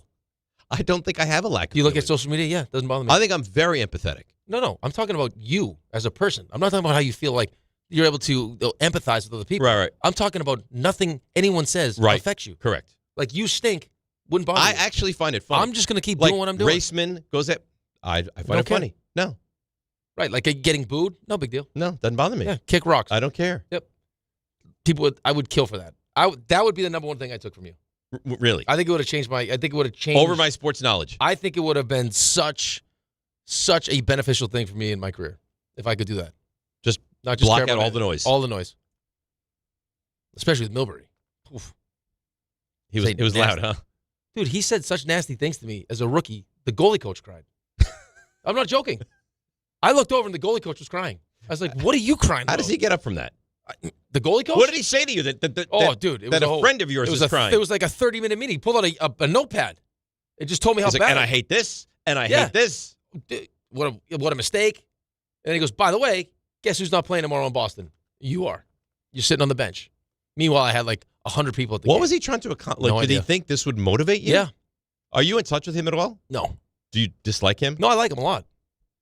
I don't know if I was handled the right way, but I liked him a lot. So did you learn, because you coach now, granted you coach youth, but you coach now. Yep. Did you learn a lot of what not to do? Yes. When the way you were coached? Yeah. Absolutely. So you take that into your coaching Always. now? Yep. Yeah, I mean, you can't. It was 19. And he knew. He knew how many people had come to the game. It was my first. It was going to be my feels first. so weird. It was my first game back in Boston. It feels like such a weird hill to die on. And this was as soon as we landed. I'm going to need to see you and the goalie coach in my room. And it was 30 minutes. Goalie coach weeping. I was like, why are you upset? I was like, I'm the one that just got killed, and I'm not playing tomorrow. I can't read this email on the air, but I'll allow you to read it. And I don't think you should read it on air, but I think you'll laugh when you see that email. He would. And 100%. Yep. And so would you. Samantha, he wouldn't. I wouldn't. Yes, you would. No way. No way. I would never leave the house. No way. I'm telling Samantha, you. he absolutely would. 100%. He absolutely would. And I would love every second of it. Yep. And there probably would be no cleanup. I'm not getting into anything. I'm just saying. But if I could, I would. You would. You'd all be right, a gentleman about it, too. What? You'd be a gentleman about it, too. Oh, of course. Yeah, you would. Yeah. We want to be sensitive. Let's get into this. That's the greatest. You got to show that to RJ. That's the greatest email of all time. RJ, I'm going to forward you an email. He's on the phone. He's talking to people. He doesn't have time for us. You wouldn't leave the house. No. No. Never. Where's Dave? Dave's busy. He can't. All right. So Pete Alonso, this is interesting. So he wants 7 years. 7 years. You see other like Swing Freddie big. Freeman, Matt Olson. Is it going to be 7 years at a discounted That's the thing. average annual? Right. He's not getting both. I don't think I want 7 years regardless. No. Well, nah. He's not getting both. And at some point, he's going to be your DH. Now, do you want to get locked in and have someone that's just a DH? I mean, Yankees have lived that life. Right. And that's not really what teams want now. They want versatility. I really believe this, that the Mets have endless money, right? For the most part, they can do whatever. For the most part, they can decide what they want to do. If you said to David Stearns, you can. Oh, he's not. There's no way. He wouldn't have signed him last year. He would not No. be back. Right? If I could see you go after Bellinger or you go after somebody else, like the Japanese first baseman, like there's somebody else in line. Like you can't lose that kind of offense and not replace it. But if there's a replaceable person to bring him in, I firmly believe they would move on from him. Right. I think at the end of the day, I mean, you heard Steve Cohen talk about it last year. I mean, he paid $765 million to Juan Soto with a crazy amount of different benefits. Like that, to me, does not sound like a very easy negotiation. Right? I'm gonna pay you almost $800 million, and you're gonna ask me for more. You want a suite and all these different things. Like come on. Like that's not easy to do, and he got that done, and still said that the Pete Alonso negotiation was worse. Way worse. Way worse. Yeah. Until Pete and him sat down, and they had kind of a come-to-Jesus moment where it was like, you need us, we need you. How do we make this work? Right. Now, for me, and I know a lot of Mets fans feel differently. You might feel differently. I'd like to keep Pete in a perfect world. I don't want to sign him to a deal that I look as not attractive to the team overall. I don't need to keep him because he's a lifelong Met. I don't need to keep him because he's I think the that does mean something. Okay, to people, and that's fine. I'm looking to win. I'm not looking to make friends. I'm not looking to be, he spent his whole career with the Mets. He was, a Met from infancy all the way through. I don't care about the home run record. If you deem that he gives you the best chance to win and you like the deal, then you do it. And if you don't, then you don't do it. Now, I know that a lot of Mets fans probably disagree. That's my tact on this thing. Well, I think the big thing for a lot of Mets fans is, and I just think in general, when you sign a player to a long-term deal for a lot of money, it's how will it affect my ability to build a championship, caliber roster around that player? Is it going to be to my detriment? Like, because I'm paying him this much money, is it going to affect how much I add? Right. I don't think that's going to be the case with the Mets. It shouldn't be. But I think as far as like the roster construction is concerned and what you're looking to do, like, is he great defensively at first base? No. No. At what point does he become a full-time DH? Is that what we want? Well, you also have to think. If I sign up to a 7-year deal, is the last 3 years where he can only play DH? Is that, Now, they might be okay with that. I can't imagine that would cross with when Soto's going to be a DH. But if you have a thought that in 5 years Soto has to be a DH, then you can't do it. But just how you want to use the position. Like, it kills what the Yankees are trying to do because Stanton can only be a DH. Now, he played a little bit of outfield now because Judge was hurt, but still, it still affected their ability to put the best lineup out there because it's just, he's a DH. That's all he is. We can't put him out there because he's going to get hurt. Right. So, and I think the other point that you made, and we said this yesterday, was just like, what exactly are we trying to accomplish here? Is it average annual? Is it years? Because if it's, I can give you the 7 years maybe if we're talking about a certain amount of money. But I'm not going to give you, 30-something million. I'm not going to put you up there with, Vlad Guerrero's average annual for 7 years. I'm not doing it. Like, if that means if the average annual is something that you want to be highest paid first baseman, I can do that for 4 years or 5 years. Right. But I'm not doing it for 7. No, there's no way. So, right now his market value, according to Spotrac, is 6 years for 176.5. So we're looking at a little less than 30. Was it 29 and a half? Yeah. 29 and he a made year? 30 last year. Right now, Vlad, who signed a mega deal for $500 million, his average annual is 35.7. How long was his deal? Vlad signed a 14-year deal. Oh my God. Yeah. Well, but Vlad also hit the market at, he's 27. Mm-hmm.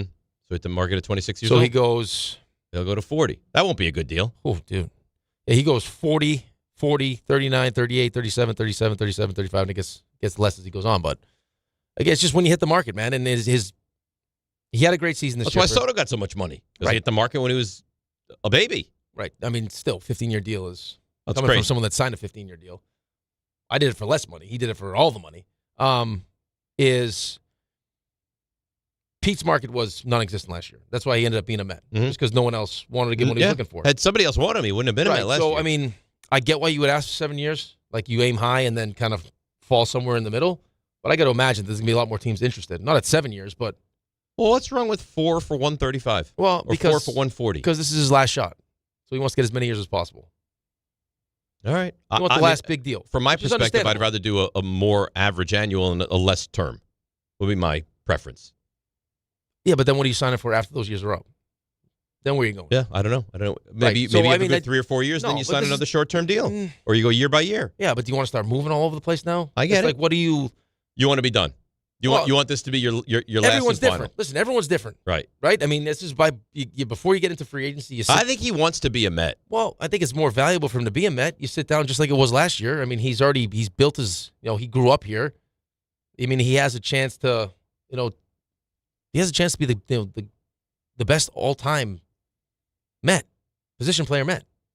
He does. That's depending on what Juan Soto does as a Met, but that's the trajectory he's on now. The home run leader. It's not a franchise that has had a lot of great position players. I would put a value, just like I told you I would put a value on what Saquon Barkley brings to the locker room or what like a Jose Iglesias would bring to the locker room. Like I can put a value on that.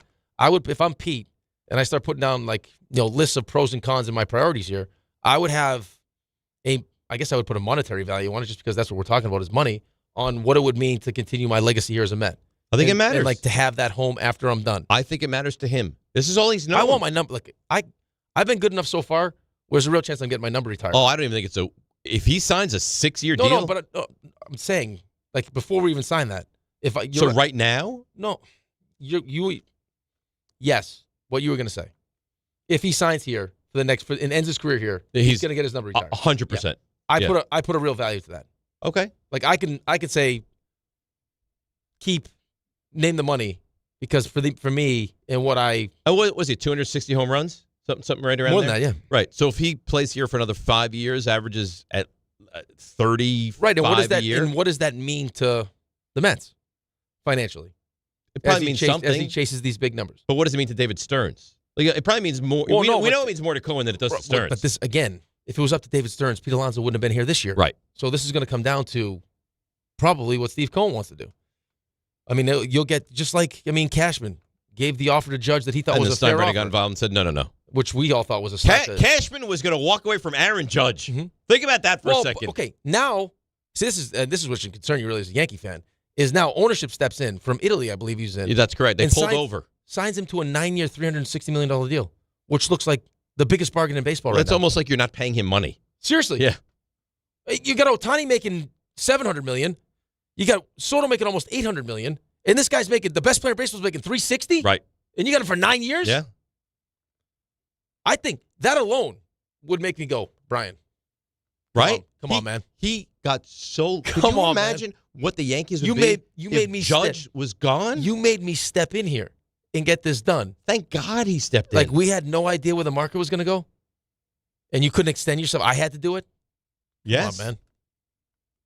He misplayed that. He got so lucky, and now they look like geniuses. Well, Steinbrenner does. Yeah, right. Cashman doesn't. 9 years, and we 360. never talk about that. He was prepared to punt Judge to the side. 9 years, 360 for him. Yeah. I mean, talk about a bad deal for Aaron Judge now. You imagine being the best player in baseball? Aaron Judge and now would wind up making north of 50. The guy who was on your team that had an awesome season, but your season dwarfed his season, as good as his was, and you win an MVP, is making, you make 360, he makes 765. Yeah. Makes more than double. Makes $400 million more than you make. More than double your salary. Could you imagine that? No. Oh, that's gross. And they were ready to kick him to the side. Yeah, I mean, he was flirting. Remember the tweet came out that he was signing with the Giants. Yeah, I think he was flirtation with San Diego, too. Yeah. God, that's unbelievable. We never talk about that. No, we don't, because you don't have to now, because they got it done. I know, but they were this close to losing him. RJ? Boy, when you make it sound like that, what a terrible existence that would be. No Aaron Judge. I mean, you were that close. Imagine he's doing this in San Francisco. I mean, probably. Wouldn't you have some questions about your GM, though? I know Brian Cashman is great, but it's like, did you really misread the market that bad that we're willing to walk from this? Have we not had questions about the GM? I mean, you bring up an excellent point. Nobody's really calling him out for this when they should, but that's crazy time. But nobody said that. What is? They were ready to move on from Aaron Judge. And then to even forget just the number. The number is offensive as it is. If I'm Aaron Judge, on top of it, then you leak the number. But you drew it out. You didn't try to get him re-signed when you could. You let him hit the market. You let it get to that point, and like you said, he was gone. And you offended him. You offended him just like you offended Jeter. Yep. It's not like he doesn't have a track record of this. And he's only getting better.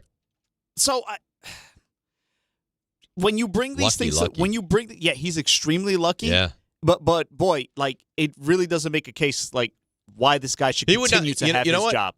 We say that he shouldn't, a lot of people shouldn't keep his job. If he had let that go south, and clearly Steinbrenner wanted to keep him because he jumped in the 11th hour and was able to get that done, he would not be working for the Yankees anymore. If Aaron Judge went to the Giants, was tearing it up, Yankees going the wrong direction, Steinbrenner said, I told you I wanted him, he would not be working for the Yankees anymore. That's the thing, though, is I agree with you, and that should be the case, in that if that had happened, there's no reason that he should keep his job. But I feel like everything that's happened since then, and he still has the job, leads me to believe he's actually Teflon. So I don't know if I could say for sure that he wouldn't be here. Yeah, it's a wild conversation to have. RJ? Hi. How you doing? Good. I'm impressed. Good. Raymond is like, I mean, it feels like he's half dead today. That's actually the thought you've given me has actually made me. I gotta If tell it you, didn't happen. honest to God, My football team can't play defense. The can't hockey get team over can't score at home. And now you're making me think of life. No, what but like- life would be without Aaron Judge. It's great. the guy makes $40 million a year, right? 9 years, 360. Right. And you start the one stat that's in place. I'm not sure if everyone fully understands how they get to the number, but they get to the number. It's wins above replacement, like how valuable your guy is to your team. You look at some of these guys. Like I was just looking at Vlad Guerrero's WAR, and he's making what did I say, $35 million a year, signed a 14-year deal. Mm-hmm. Aaron Judge's WAR is like double. What's his WAR this year? I think Guerrero's was like 4.55. This is on Spotrack's WAR. Judge's 9.76 on this. Crazy. Last year almost 11 on this. Depending, like there's all different WAR numbers, It's but insane. He's great. like he's getting paid like half of what he's worth. It's $40 million a year, and it's a bargain. Well, I mean, Ohtani's making 70 in theory because Right. if he doesn't defer the 680, signs 10 years, $700 million. I mean, Judge is probably getting paid half of what he's Do you worth. think he regrets signing that deal? If he doesn't end up winning a championship, maybe. But I mean, at the time, how do you? And this is where how he do you wanted to turn be, that down? clearly. RJ, Hi. how you doing? We got to work out some kind of Kawhi Leonard deal with Judge. We got to get him some money. You want to Well, you open got- up a shell company? I can imagine that he's got the people that he knows expose him to a lot of great deals. I don't think he's going to be having a fundraiser anytime soon. I think No, he's- but he's there is. okay. I mean, there's He needs something to be more said money. about being in New York. Get him money. I'm gonna kick him a few bucks. I think you should. I think it'd be nice of you. You ready to do the stuff you missed? Yeah. All right. Now, Walk-up three-pointer. He got it! See ya! Score! Put it in the box! the you missed. Well, Yoshinobu Yamamoto pitched a complete game, gave up one run. Dodgers beat the Brewers, take a 2-0 NLCS lead. I look stupid. Go Dodgers. There's your summary. You're falling on the sword finally? You admit it was a moronic take to think the Dodgers weren't going to win this whole thing? I've always believed in the Mariners. I've said that for a long Okay. time, a very long time. I'm going to give you this. Yeah. 1.5 amount of games the Dodgers lose the rest of the way in this postseason. I'll take the over.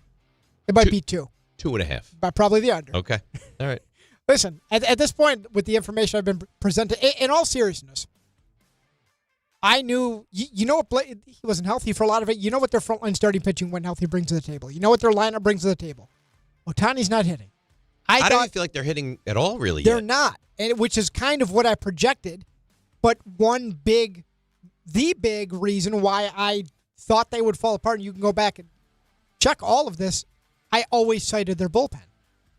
Their bullpen now, they moved Sasaki there, and even when he's susceptible, they bring in Train, and they're just duct taping that thing at the back end together long enough. And their starters, when they give you a combined 17 innings, well, then you render my weakness moot, don't you?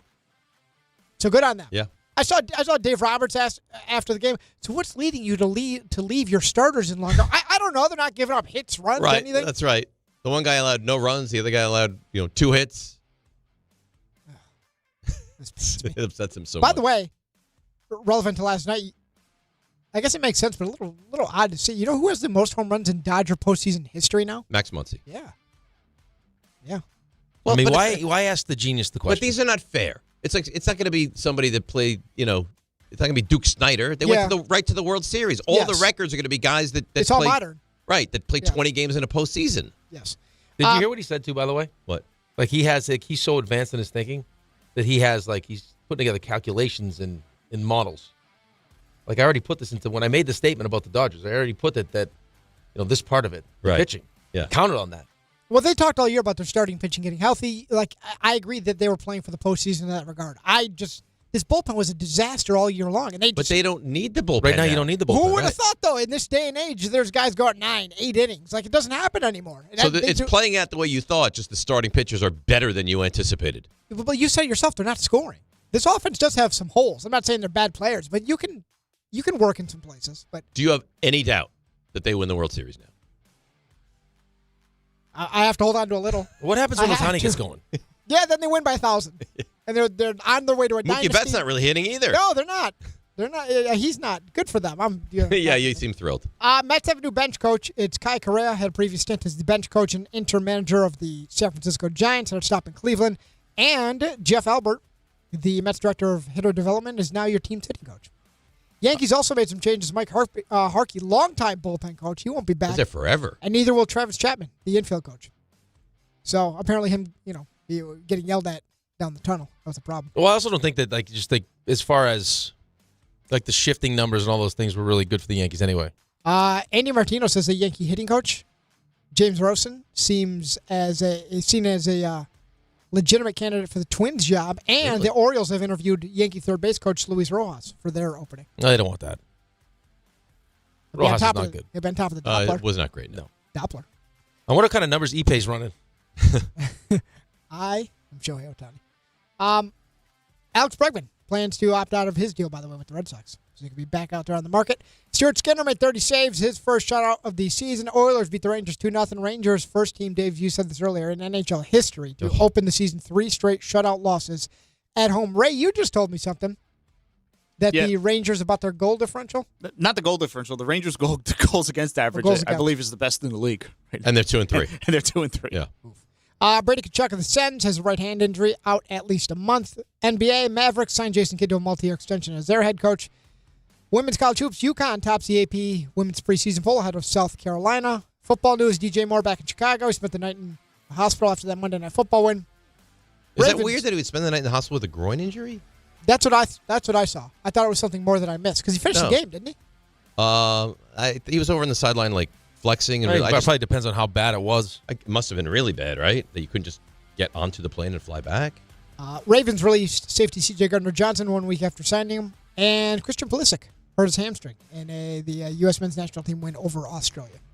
That's nice. You done? Yeah. Oh, good for you. Okay. Phone lines are lighting up. 1-800-919-3776. We'll get to them, and I have some sound to play you as well. It's DNR, ESPN New York. Let's see what's happening on those roads today and bring in our favorite. It's Debbie Duhane. Hi, Dave. Hi, Rick. Hope the Mets work out a deal with Pete Alonso. He is awesome. Let's see what's happening, guys. Not awesome is the Van Wyck southbound bumper-to-bumper traffic down by Liberty Ave. It's right lane construction.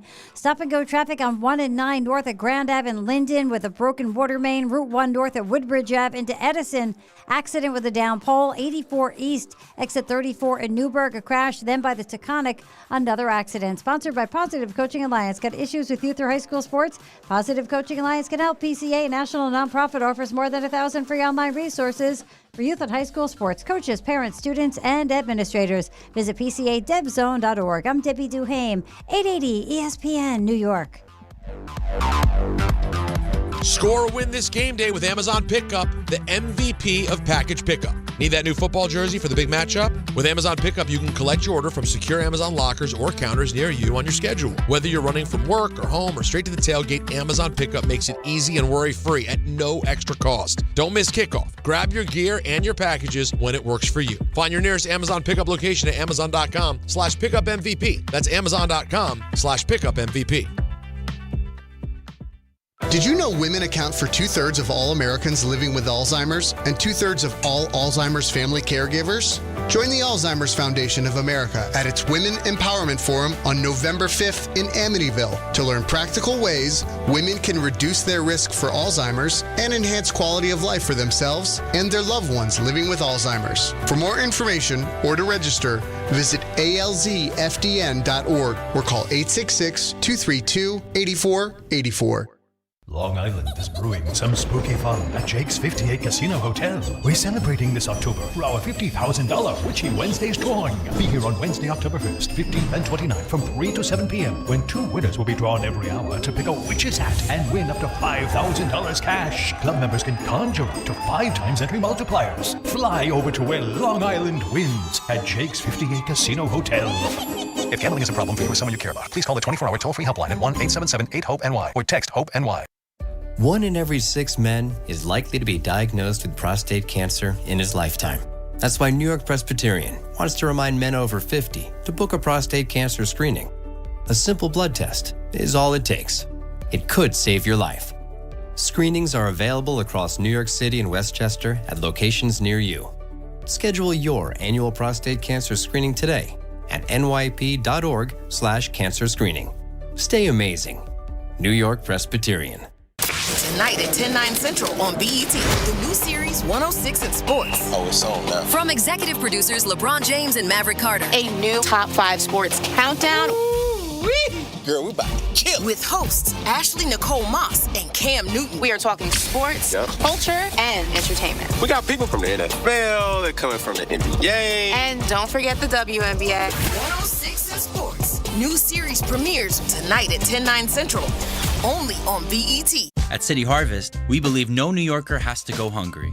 With your help, we're on the road 365 days a year, rescuing over 77 million pounds of nutritious food and delivering it free to millions of New Yorkers, transforming surplus food into sustenance, sustainability, and smiles, rallying thousands of New Yorkers to power a network of nourishment across our city. One day, one meal, and one New Yorker at a time. That's how we feed good. Donate at cityharvest.org. Coach Saban here, and let me tell you, every second matters. Preparation is everything, and that's why I trust Kidde Smoke Alarms. And as North America's #1 home fire safety brand, they're built to respond over 25% faster to smoke detection. Kidde helps protect what matters the most. Find it at the Home Depot. How doers get more done. #1 claim based on total household installations as of December 2023. 29% faster average smoke detection based on internal testing of smoldering wood fires for Kidde 9th edition versus leading competitor 8th edition products. Your fantasy roster is set, the smack talk is heating up, and this season ESPN Bet is giving you more ways to ride with your squad. Introducing the ESPN Bet Fan Center, where you can instantly link and bet on your fantasy teams right in the ESPN Bet app. An enhanced sports betting experience only from ESPN Bet, the sportsbook for sports fans. Make the connection today with ESPN Bet Fan Center and the ESPN Fantasy app. ESPN Bet Sportsbook, download the app today. Must be 21 plus. Gambling problem, call 1-800-GAMBLER. Terms and conditions apply. See app for details.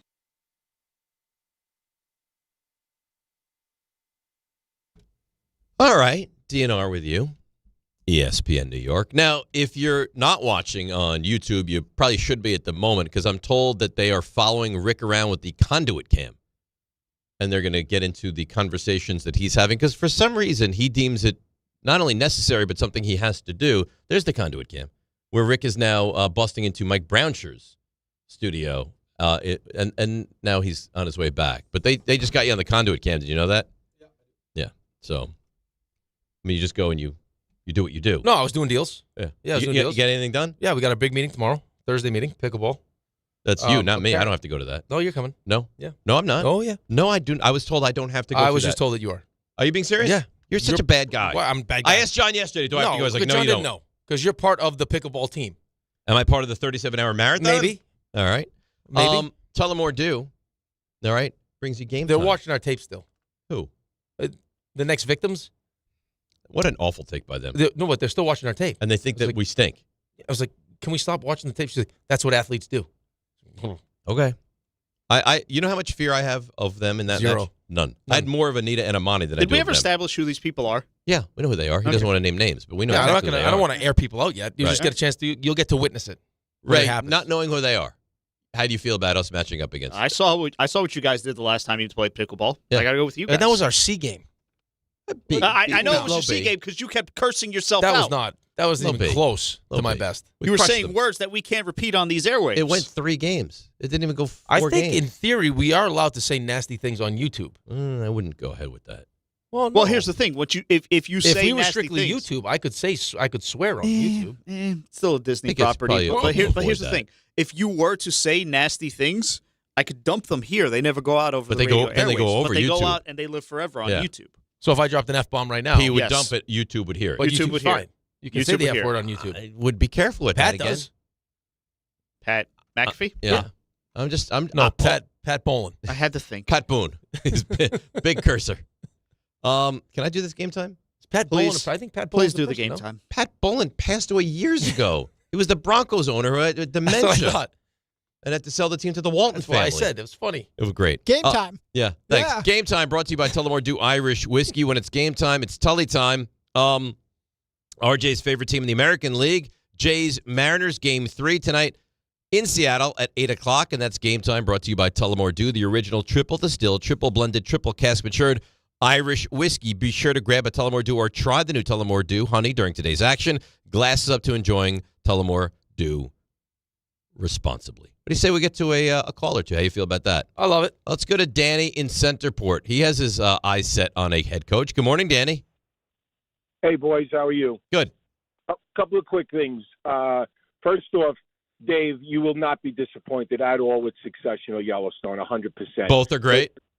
Both are great. But that being said, Dave, I felt so strongly about the same thing you feel about Game of Thrones. It's not my style. Knights, kings, queens. Right, and that's not for me.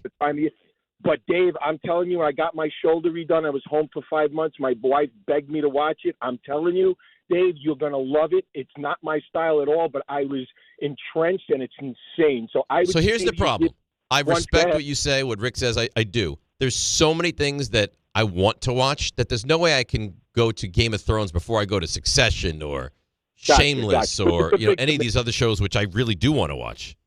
It is a big commitment, no doubt. So Rick, listen. All sincerity, Rick. If you get Harbaugh out of Baltimore and get him over the Delaware Memorial Bridge, I'll take the back end. I'll be the anchor. That bridge would crush him. Have you seen that bridge? That's fine. You can't get over that bridge. But he gets him over the bridge, Dave. I'll take him home. I'll do the Jersey Turnpike and get him into Floral Park. I promise you, I will. That's how committed Danny and I are to the Jets. So you want Harbaugh? Is that what you're saying, Danny? Yes, but that being said, right, the reason for my call, listen, I am not advocating and saying I'm in love with Aaron Glenn at the moment. But that being said, I can't stand the fumbles that he doesn't do, but I can't stand the fumbles, the penalties. I get it, right? But if we're being really honest and having a football conversation here, right, guys, and I know words, shoulds, and coulds. Pittsburgh, we lose to a 60-yard field goal. The Dolphins, we lose to a last-minute field goal. No. The Dolphins undressed you in that game. Don't give me the Dolphins. The Dolphins game was not close. No. Okay, wait a second. I'll give you the Steelers. I am not. Rick, can you say something? The Dolphins was not a competitive game.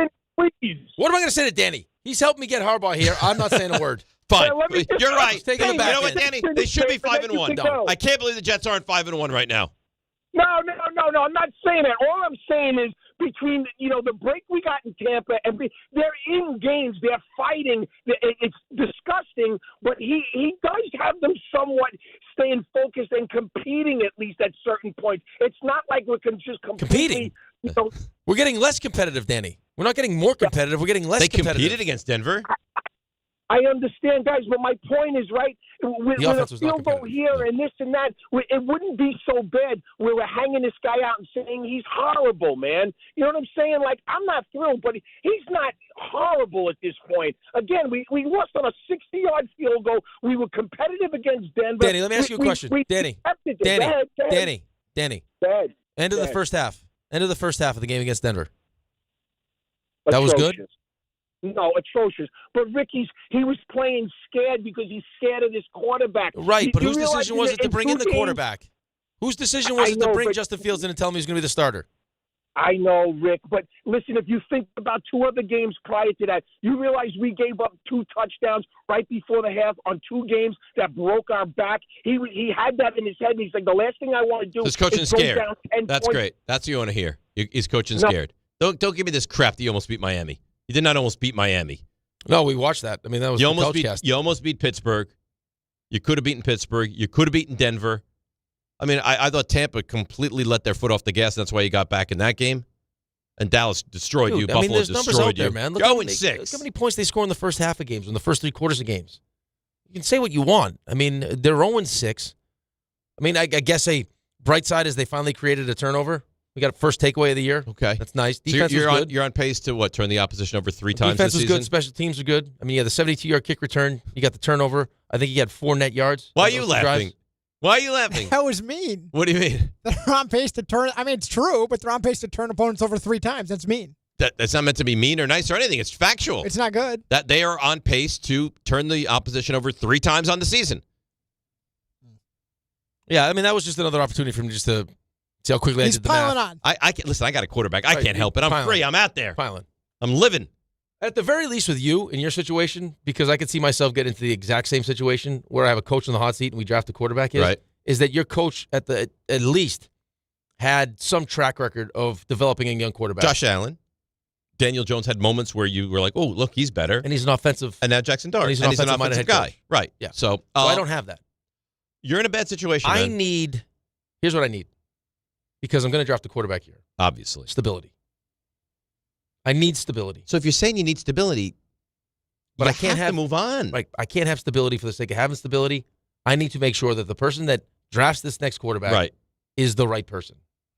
I don't know how you could believe in this regime right now. According to Danny, we've been very competitive. Highly competitive. I mean, let's see how 2 wins right now. Let's see how the season plays out. Yeah. Right? If you go 1-16, I think. But it's not headed in the right direction. It's not. It's not. They lose to Carolina. I might take the Jets. You understand the phone calls we're going to take? I might jump on the Jets bandwagon. You won't do it. You Lock don't it in right now. What? I'm not allowed. If you, I'll allow it. No, you don't have that kind of. RJ, you allow it? You're going to take the Jets? He's going to take the Jets. No, we're not allowed you to allow do it? that. We're not allowed. We're allowed to do whatever we want. No, we're not. We said last week you're not allowed. I would think about it. Yeah, Ray, you allow it? He's taking the Jets right now. You allow it? Consider it. It's yes or no. I say yes. I allow it. Yes. Taking the Jets right now. We just said. We all 10 days ago, we're not allowed. No, as so now a show, we just change on as the fly. a show, we have 4 votes. Right. 3 of us vote yes. You can do it. Okay. Lock it in. Maybe don't push me. Lock it in right now. Maybe I will. Let me think about this. Tell you on the other side. And I don't mean death. I mean the next segment. Jeez, DNR nice. with you, ESPN New York. This is an ad by BetterHelp. BetterHelp therapists have helped over 5 million people worldwide on their mental health journeys. That's millions of stories, millions of journeys, and behind every one is a therapist who showed up, listened, and helped someone take a step forward. Moments in therapy, like the right question, a safe space to cry, or a small win can change lives. With over 30,000 therapists, BetterHelp is the world's largest online therapy platform, having served over 5 million people globally. And it works, with an average rating of 4.9 out of 5 for a live session based on over 1.7 million client reviews. This World Mental Health Day, we're celebrating the therapists who have helped millions of people take a step forward. If you're ready to find the right therapist for you, BetterHelp can help you start that journey. Our fans get 10% off their first month at BetterHelp.com/timeout. That's BetterHelp.com/timeout. The Association on Aging in New York is celebrating the 60th anniversary of the Older Americans Act, which funds vital programs for millions of older adults. Services include meals, transportation, home care, Medicare counseling, case management, and caregiver support. Today, people are uncertain whether some programs remain available. We can help. To learn more about these essential programs and how to keep them, visit our website at agingny.org. Sponsored by the Association on Aging in New York. Don't take slow for an answer. Not so easy when you're stuck in traffic. But mere inches from someone else's bumper, you can dream of faster things. Like Optimum Fiber, the fastest and most reliable fiber internet, starting at $40 a month. So while you can't always switch lanes for a faster route, you can switch providers for a faster connection.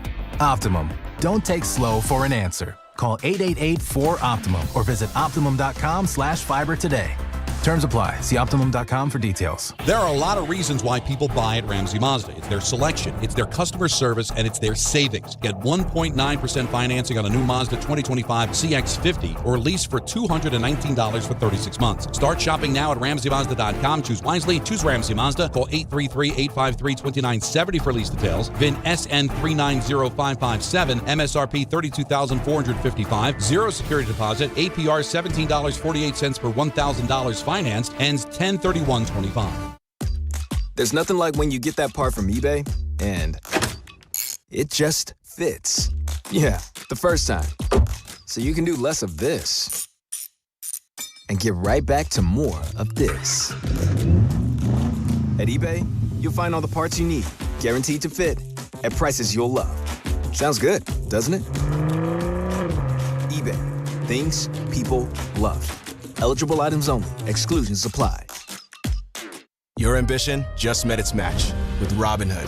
Trade stocks and ETFs, options, futures, and crypto all on one platform. Get started today at Robinhood.com/yourmoney. Your money, your move. All investments involve risk, including loss of principal. Options, futures, and crypto trading carry significant risk and may not suit all investors. Securities offered through Robinhood Financial LLC, member SIPC. Futures trading is offered by Robinhood Derivatives LLC, not FDIC or SIPC protected. Crypto offered through Robinhood Crypto LLC, NMLS ID 1702840, not FDIC or SIPC protected. Portfolio management offered by Robinhood Strategies, an SEC registered advisor. In the city that never sleeps and never stops talking sports, ESPN New York is always on. Now you can live and breathe everything New York sports wherever you are. On your radio dial, on the ESPN New York app, and streaming live on YouTube. However you watch or listen, ESPN New York is always on for you. Hear us, stream us, watch us. This is ESPN New York.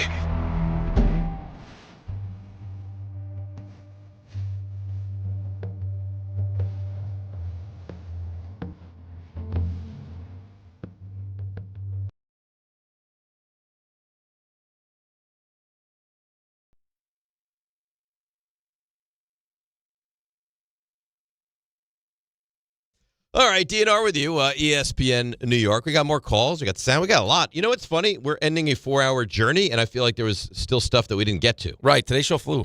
It really did. Are you taking the Jets or what? No. No, I'm not a You're loser. soft. Not a psychotic. I'm not taking the Jets. I might as well, though. I really should. They're going to win games. Said you would. They're going to win games. All Why you not? did was Why tell not me. now? This was the game. Carolina. This is the game. Oh, the Jets are giving points. You take Carolina, I'll take the Jets right now. The Jets are giving If points. you take Carolina right now, I'll take the Jets. I'm not going against the Jets again. I've done it What? twice. So? 2 of my losses this year because I took the Jets because I took the other team because I hate the Jets. Okay. I'm not doing it again. Well, you still hate them? I still hate them, but I also like winning. Is that fair, Ray? I will take the Jets right now if he takes Carolina. He says they're the worst team in football. They stink. They're awful. No. If you really believe it. I see what you're doing here. I'm not doing never anything. Said let's have a little tete-a-tete. No. I never said I was taking Carolina. You said you were taking the Jets. We all voted you could take the Jets. What's the line, 7.5? No, what are you talking about? Just outright. It's 1.5. Why am I thinking 7.5? Because you're thinking of the Denver game. That's it, yeah. RJ's hysterical. He's completely out of it. This is chaos. What's one? Listen, 7.5. I just put together the 3 stars page. There's a lot going on. There's a lot going on. Do we have our sound for the Open ready for tomorrow? It's already in my folder. I just need to set it. It's en route to you already.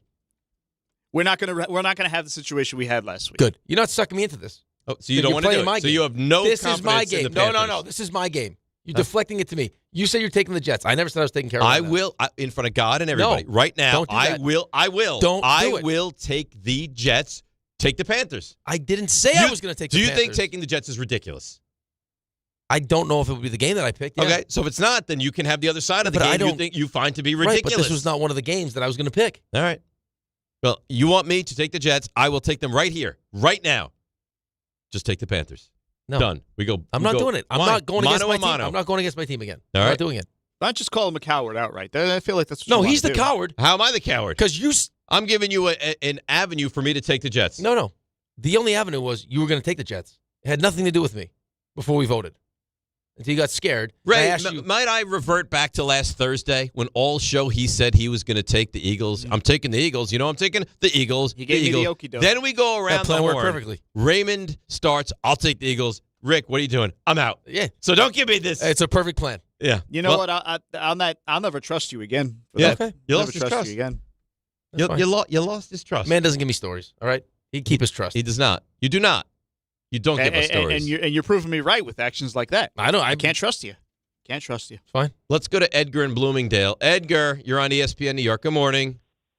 What's up, boys? Do you think the quarterback matters now that you don't have Wilson? Yes. Because the quarterback matters. Yeah. I don't know. So Does the is it quarterback time matter for for the Uncle Giants Ty- without? Does the quarterback matter for the Giants without Malik Neighbors? True, but is it time to bring in Uncle Tyrod? Because Justin Fields, Well, according to burning all the Aaron Glenn, chicken. that was Justin Fields' first bad game. Otherwise, he's been really good this season. Right. Oh, against the Bills, he looked great. So, I mean, this was their choice. They brought in Justin Fields and told him he was going to be the starting quarterback. And now And we're one living last with it. thing, you guys got to drop those hats on Black Friday. Just do it already, man. Just I think do it. Well, that would be a nice time to drop them. You had said they'd be ready by Thanksgiving, right? Supposed to be, yeah. All right, so then there you go. Yeah, Black. You dropping on Black Friday for just the subscribers. That's how the artists do it. I'm actually thinking about getting a Big Cheek Energy hat going too. Why not, man? That was classic. That's gonna live forever. That's gonna live forever. That was classic. You loved it, Edgar.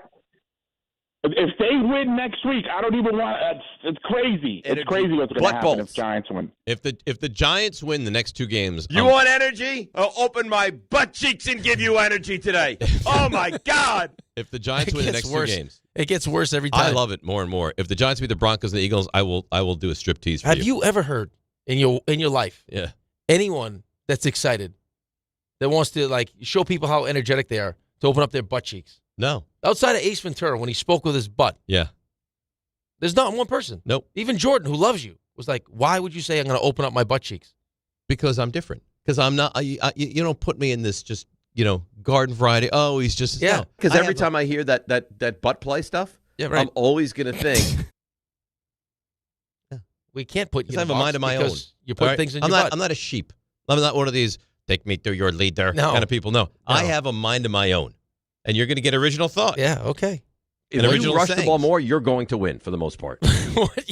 What you like to do with your bottom is your own business. All right, Ray, are you ready for your 3 stars? Oh, sure. Let's go. How about that? Today's 3 stars. Number 3. All right, Rick is going to partake in a 37-hour pickleball marathon. Yep. World record. And, people get called out on these sort of things. So you're not going to last 37. Please. I'm known for endurance. No, you're not. Yes, I am. No, you're not. Yeah, known for endurance, but you won't put together that movie list. You know what it is? You're lazy. No. It's too hard of a chore. Sounds like the same thing to me. Sounds RJ, literally like the same thing. Can we admit now, because we're a day removed from it, and you don't like to hurt people's feelings? Oh, now what? That the stat segment yesterday for Dave was one of the worst segments you ever heard in your life. One of the worst? No, I think it was actually one of the best. I won't figure out why you brought up that stat. See? Which is my own fault. No. We're not going to end late here. I'm not going to have it where we end late and I get yelled at for ending late because Raymond's droning on and you're bringing RJ into the mix. Okay, well, on that note, droning on. I got an email from Barnum and Bailey. Circus? Yeah. Hello, DNR. My name is Alexei, and I'm a regional recruiter for Barnum and Bailey Circus. RJ's the perfect height for multiple acts, including the trapeze and riding the unicycle. Let us know if he would have any interest in joining. Can we shoot him out of a cannon? Why not? I don't see why not. I'd like to learn to ride a unicycle. So you go on a unicycle on a high wire? You go unicycle on a high wire? I'd be throwing balls on my head. Balls. The panda took a spill, though. Okay. I thought there was a decent chance at that moment that he was having a stroke. Like I was going to get up and start to get Dylan and get stuff going. And balls came out. Forget balls. I start throwing balls on my head. Forget who says no. Your own head. There's a lot wrong with you. Number 1. All right, Dave versus Channon. Let's have it happen. Your boy Channon is a piece of work, Ray. Sends an email. What'd he do? Because linemen are busy blocking you, dope. They don't know if it's a pass or not. See ball, get ball, you casual. In a society where we're so desperate for people to get along right now, Channon promotes hate. Yeah. And I'm not here for it. Who are you winking to? It was Mike Navarro. Why you wink? What do you mean? Know. That's random as hell. Oh, well. Super casual. Oh, no. It's a nastiness. You know what? I'm in a good mood now, so I'm not going to attack Channon, but he's not a great guy. He's not at all. It's Rule 76. No excuse for playing a champion. It's DiPietro, Rothenberg. I'm no casual. Right here on ESPN New York and on YouTube. You know what would drive me insane? No, I'll never have to deal with this. If I was a pregnant woman and somebody just walked up and rubbed my belly. I love rubbing the belly. I wish someone would rub me and say good job. You know so much about who you are,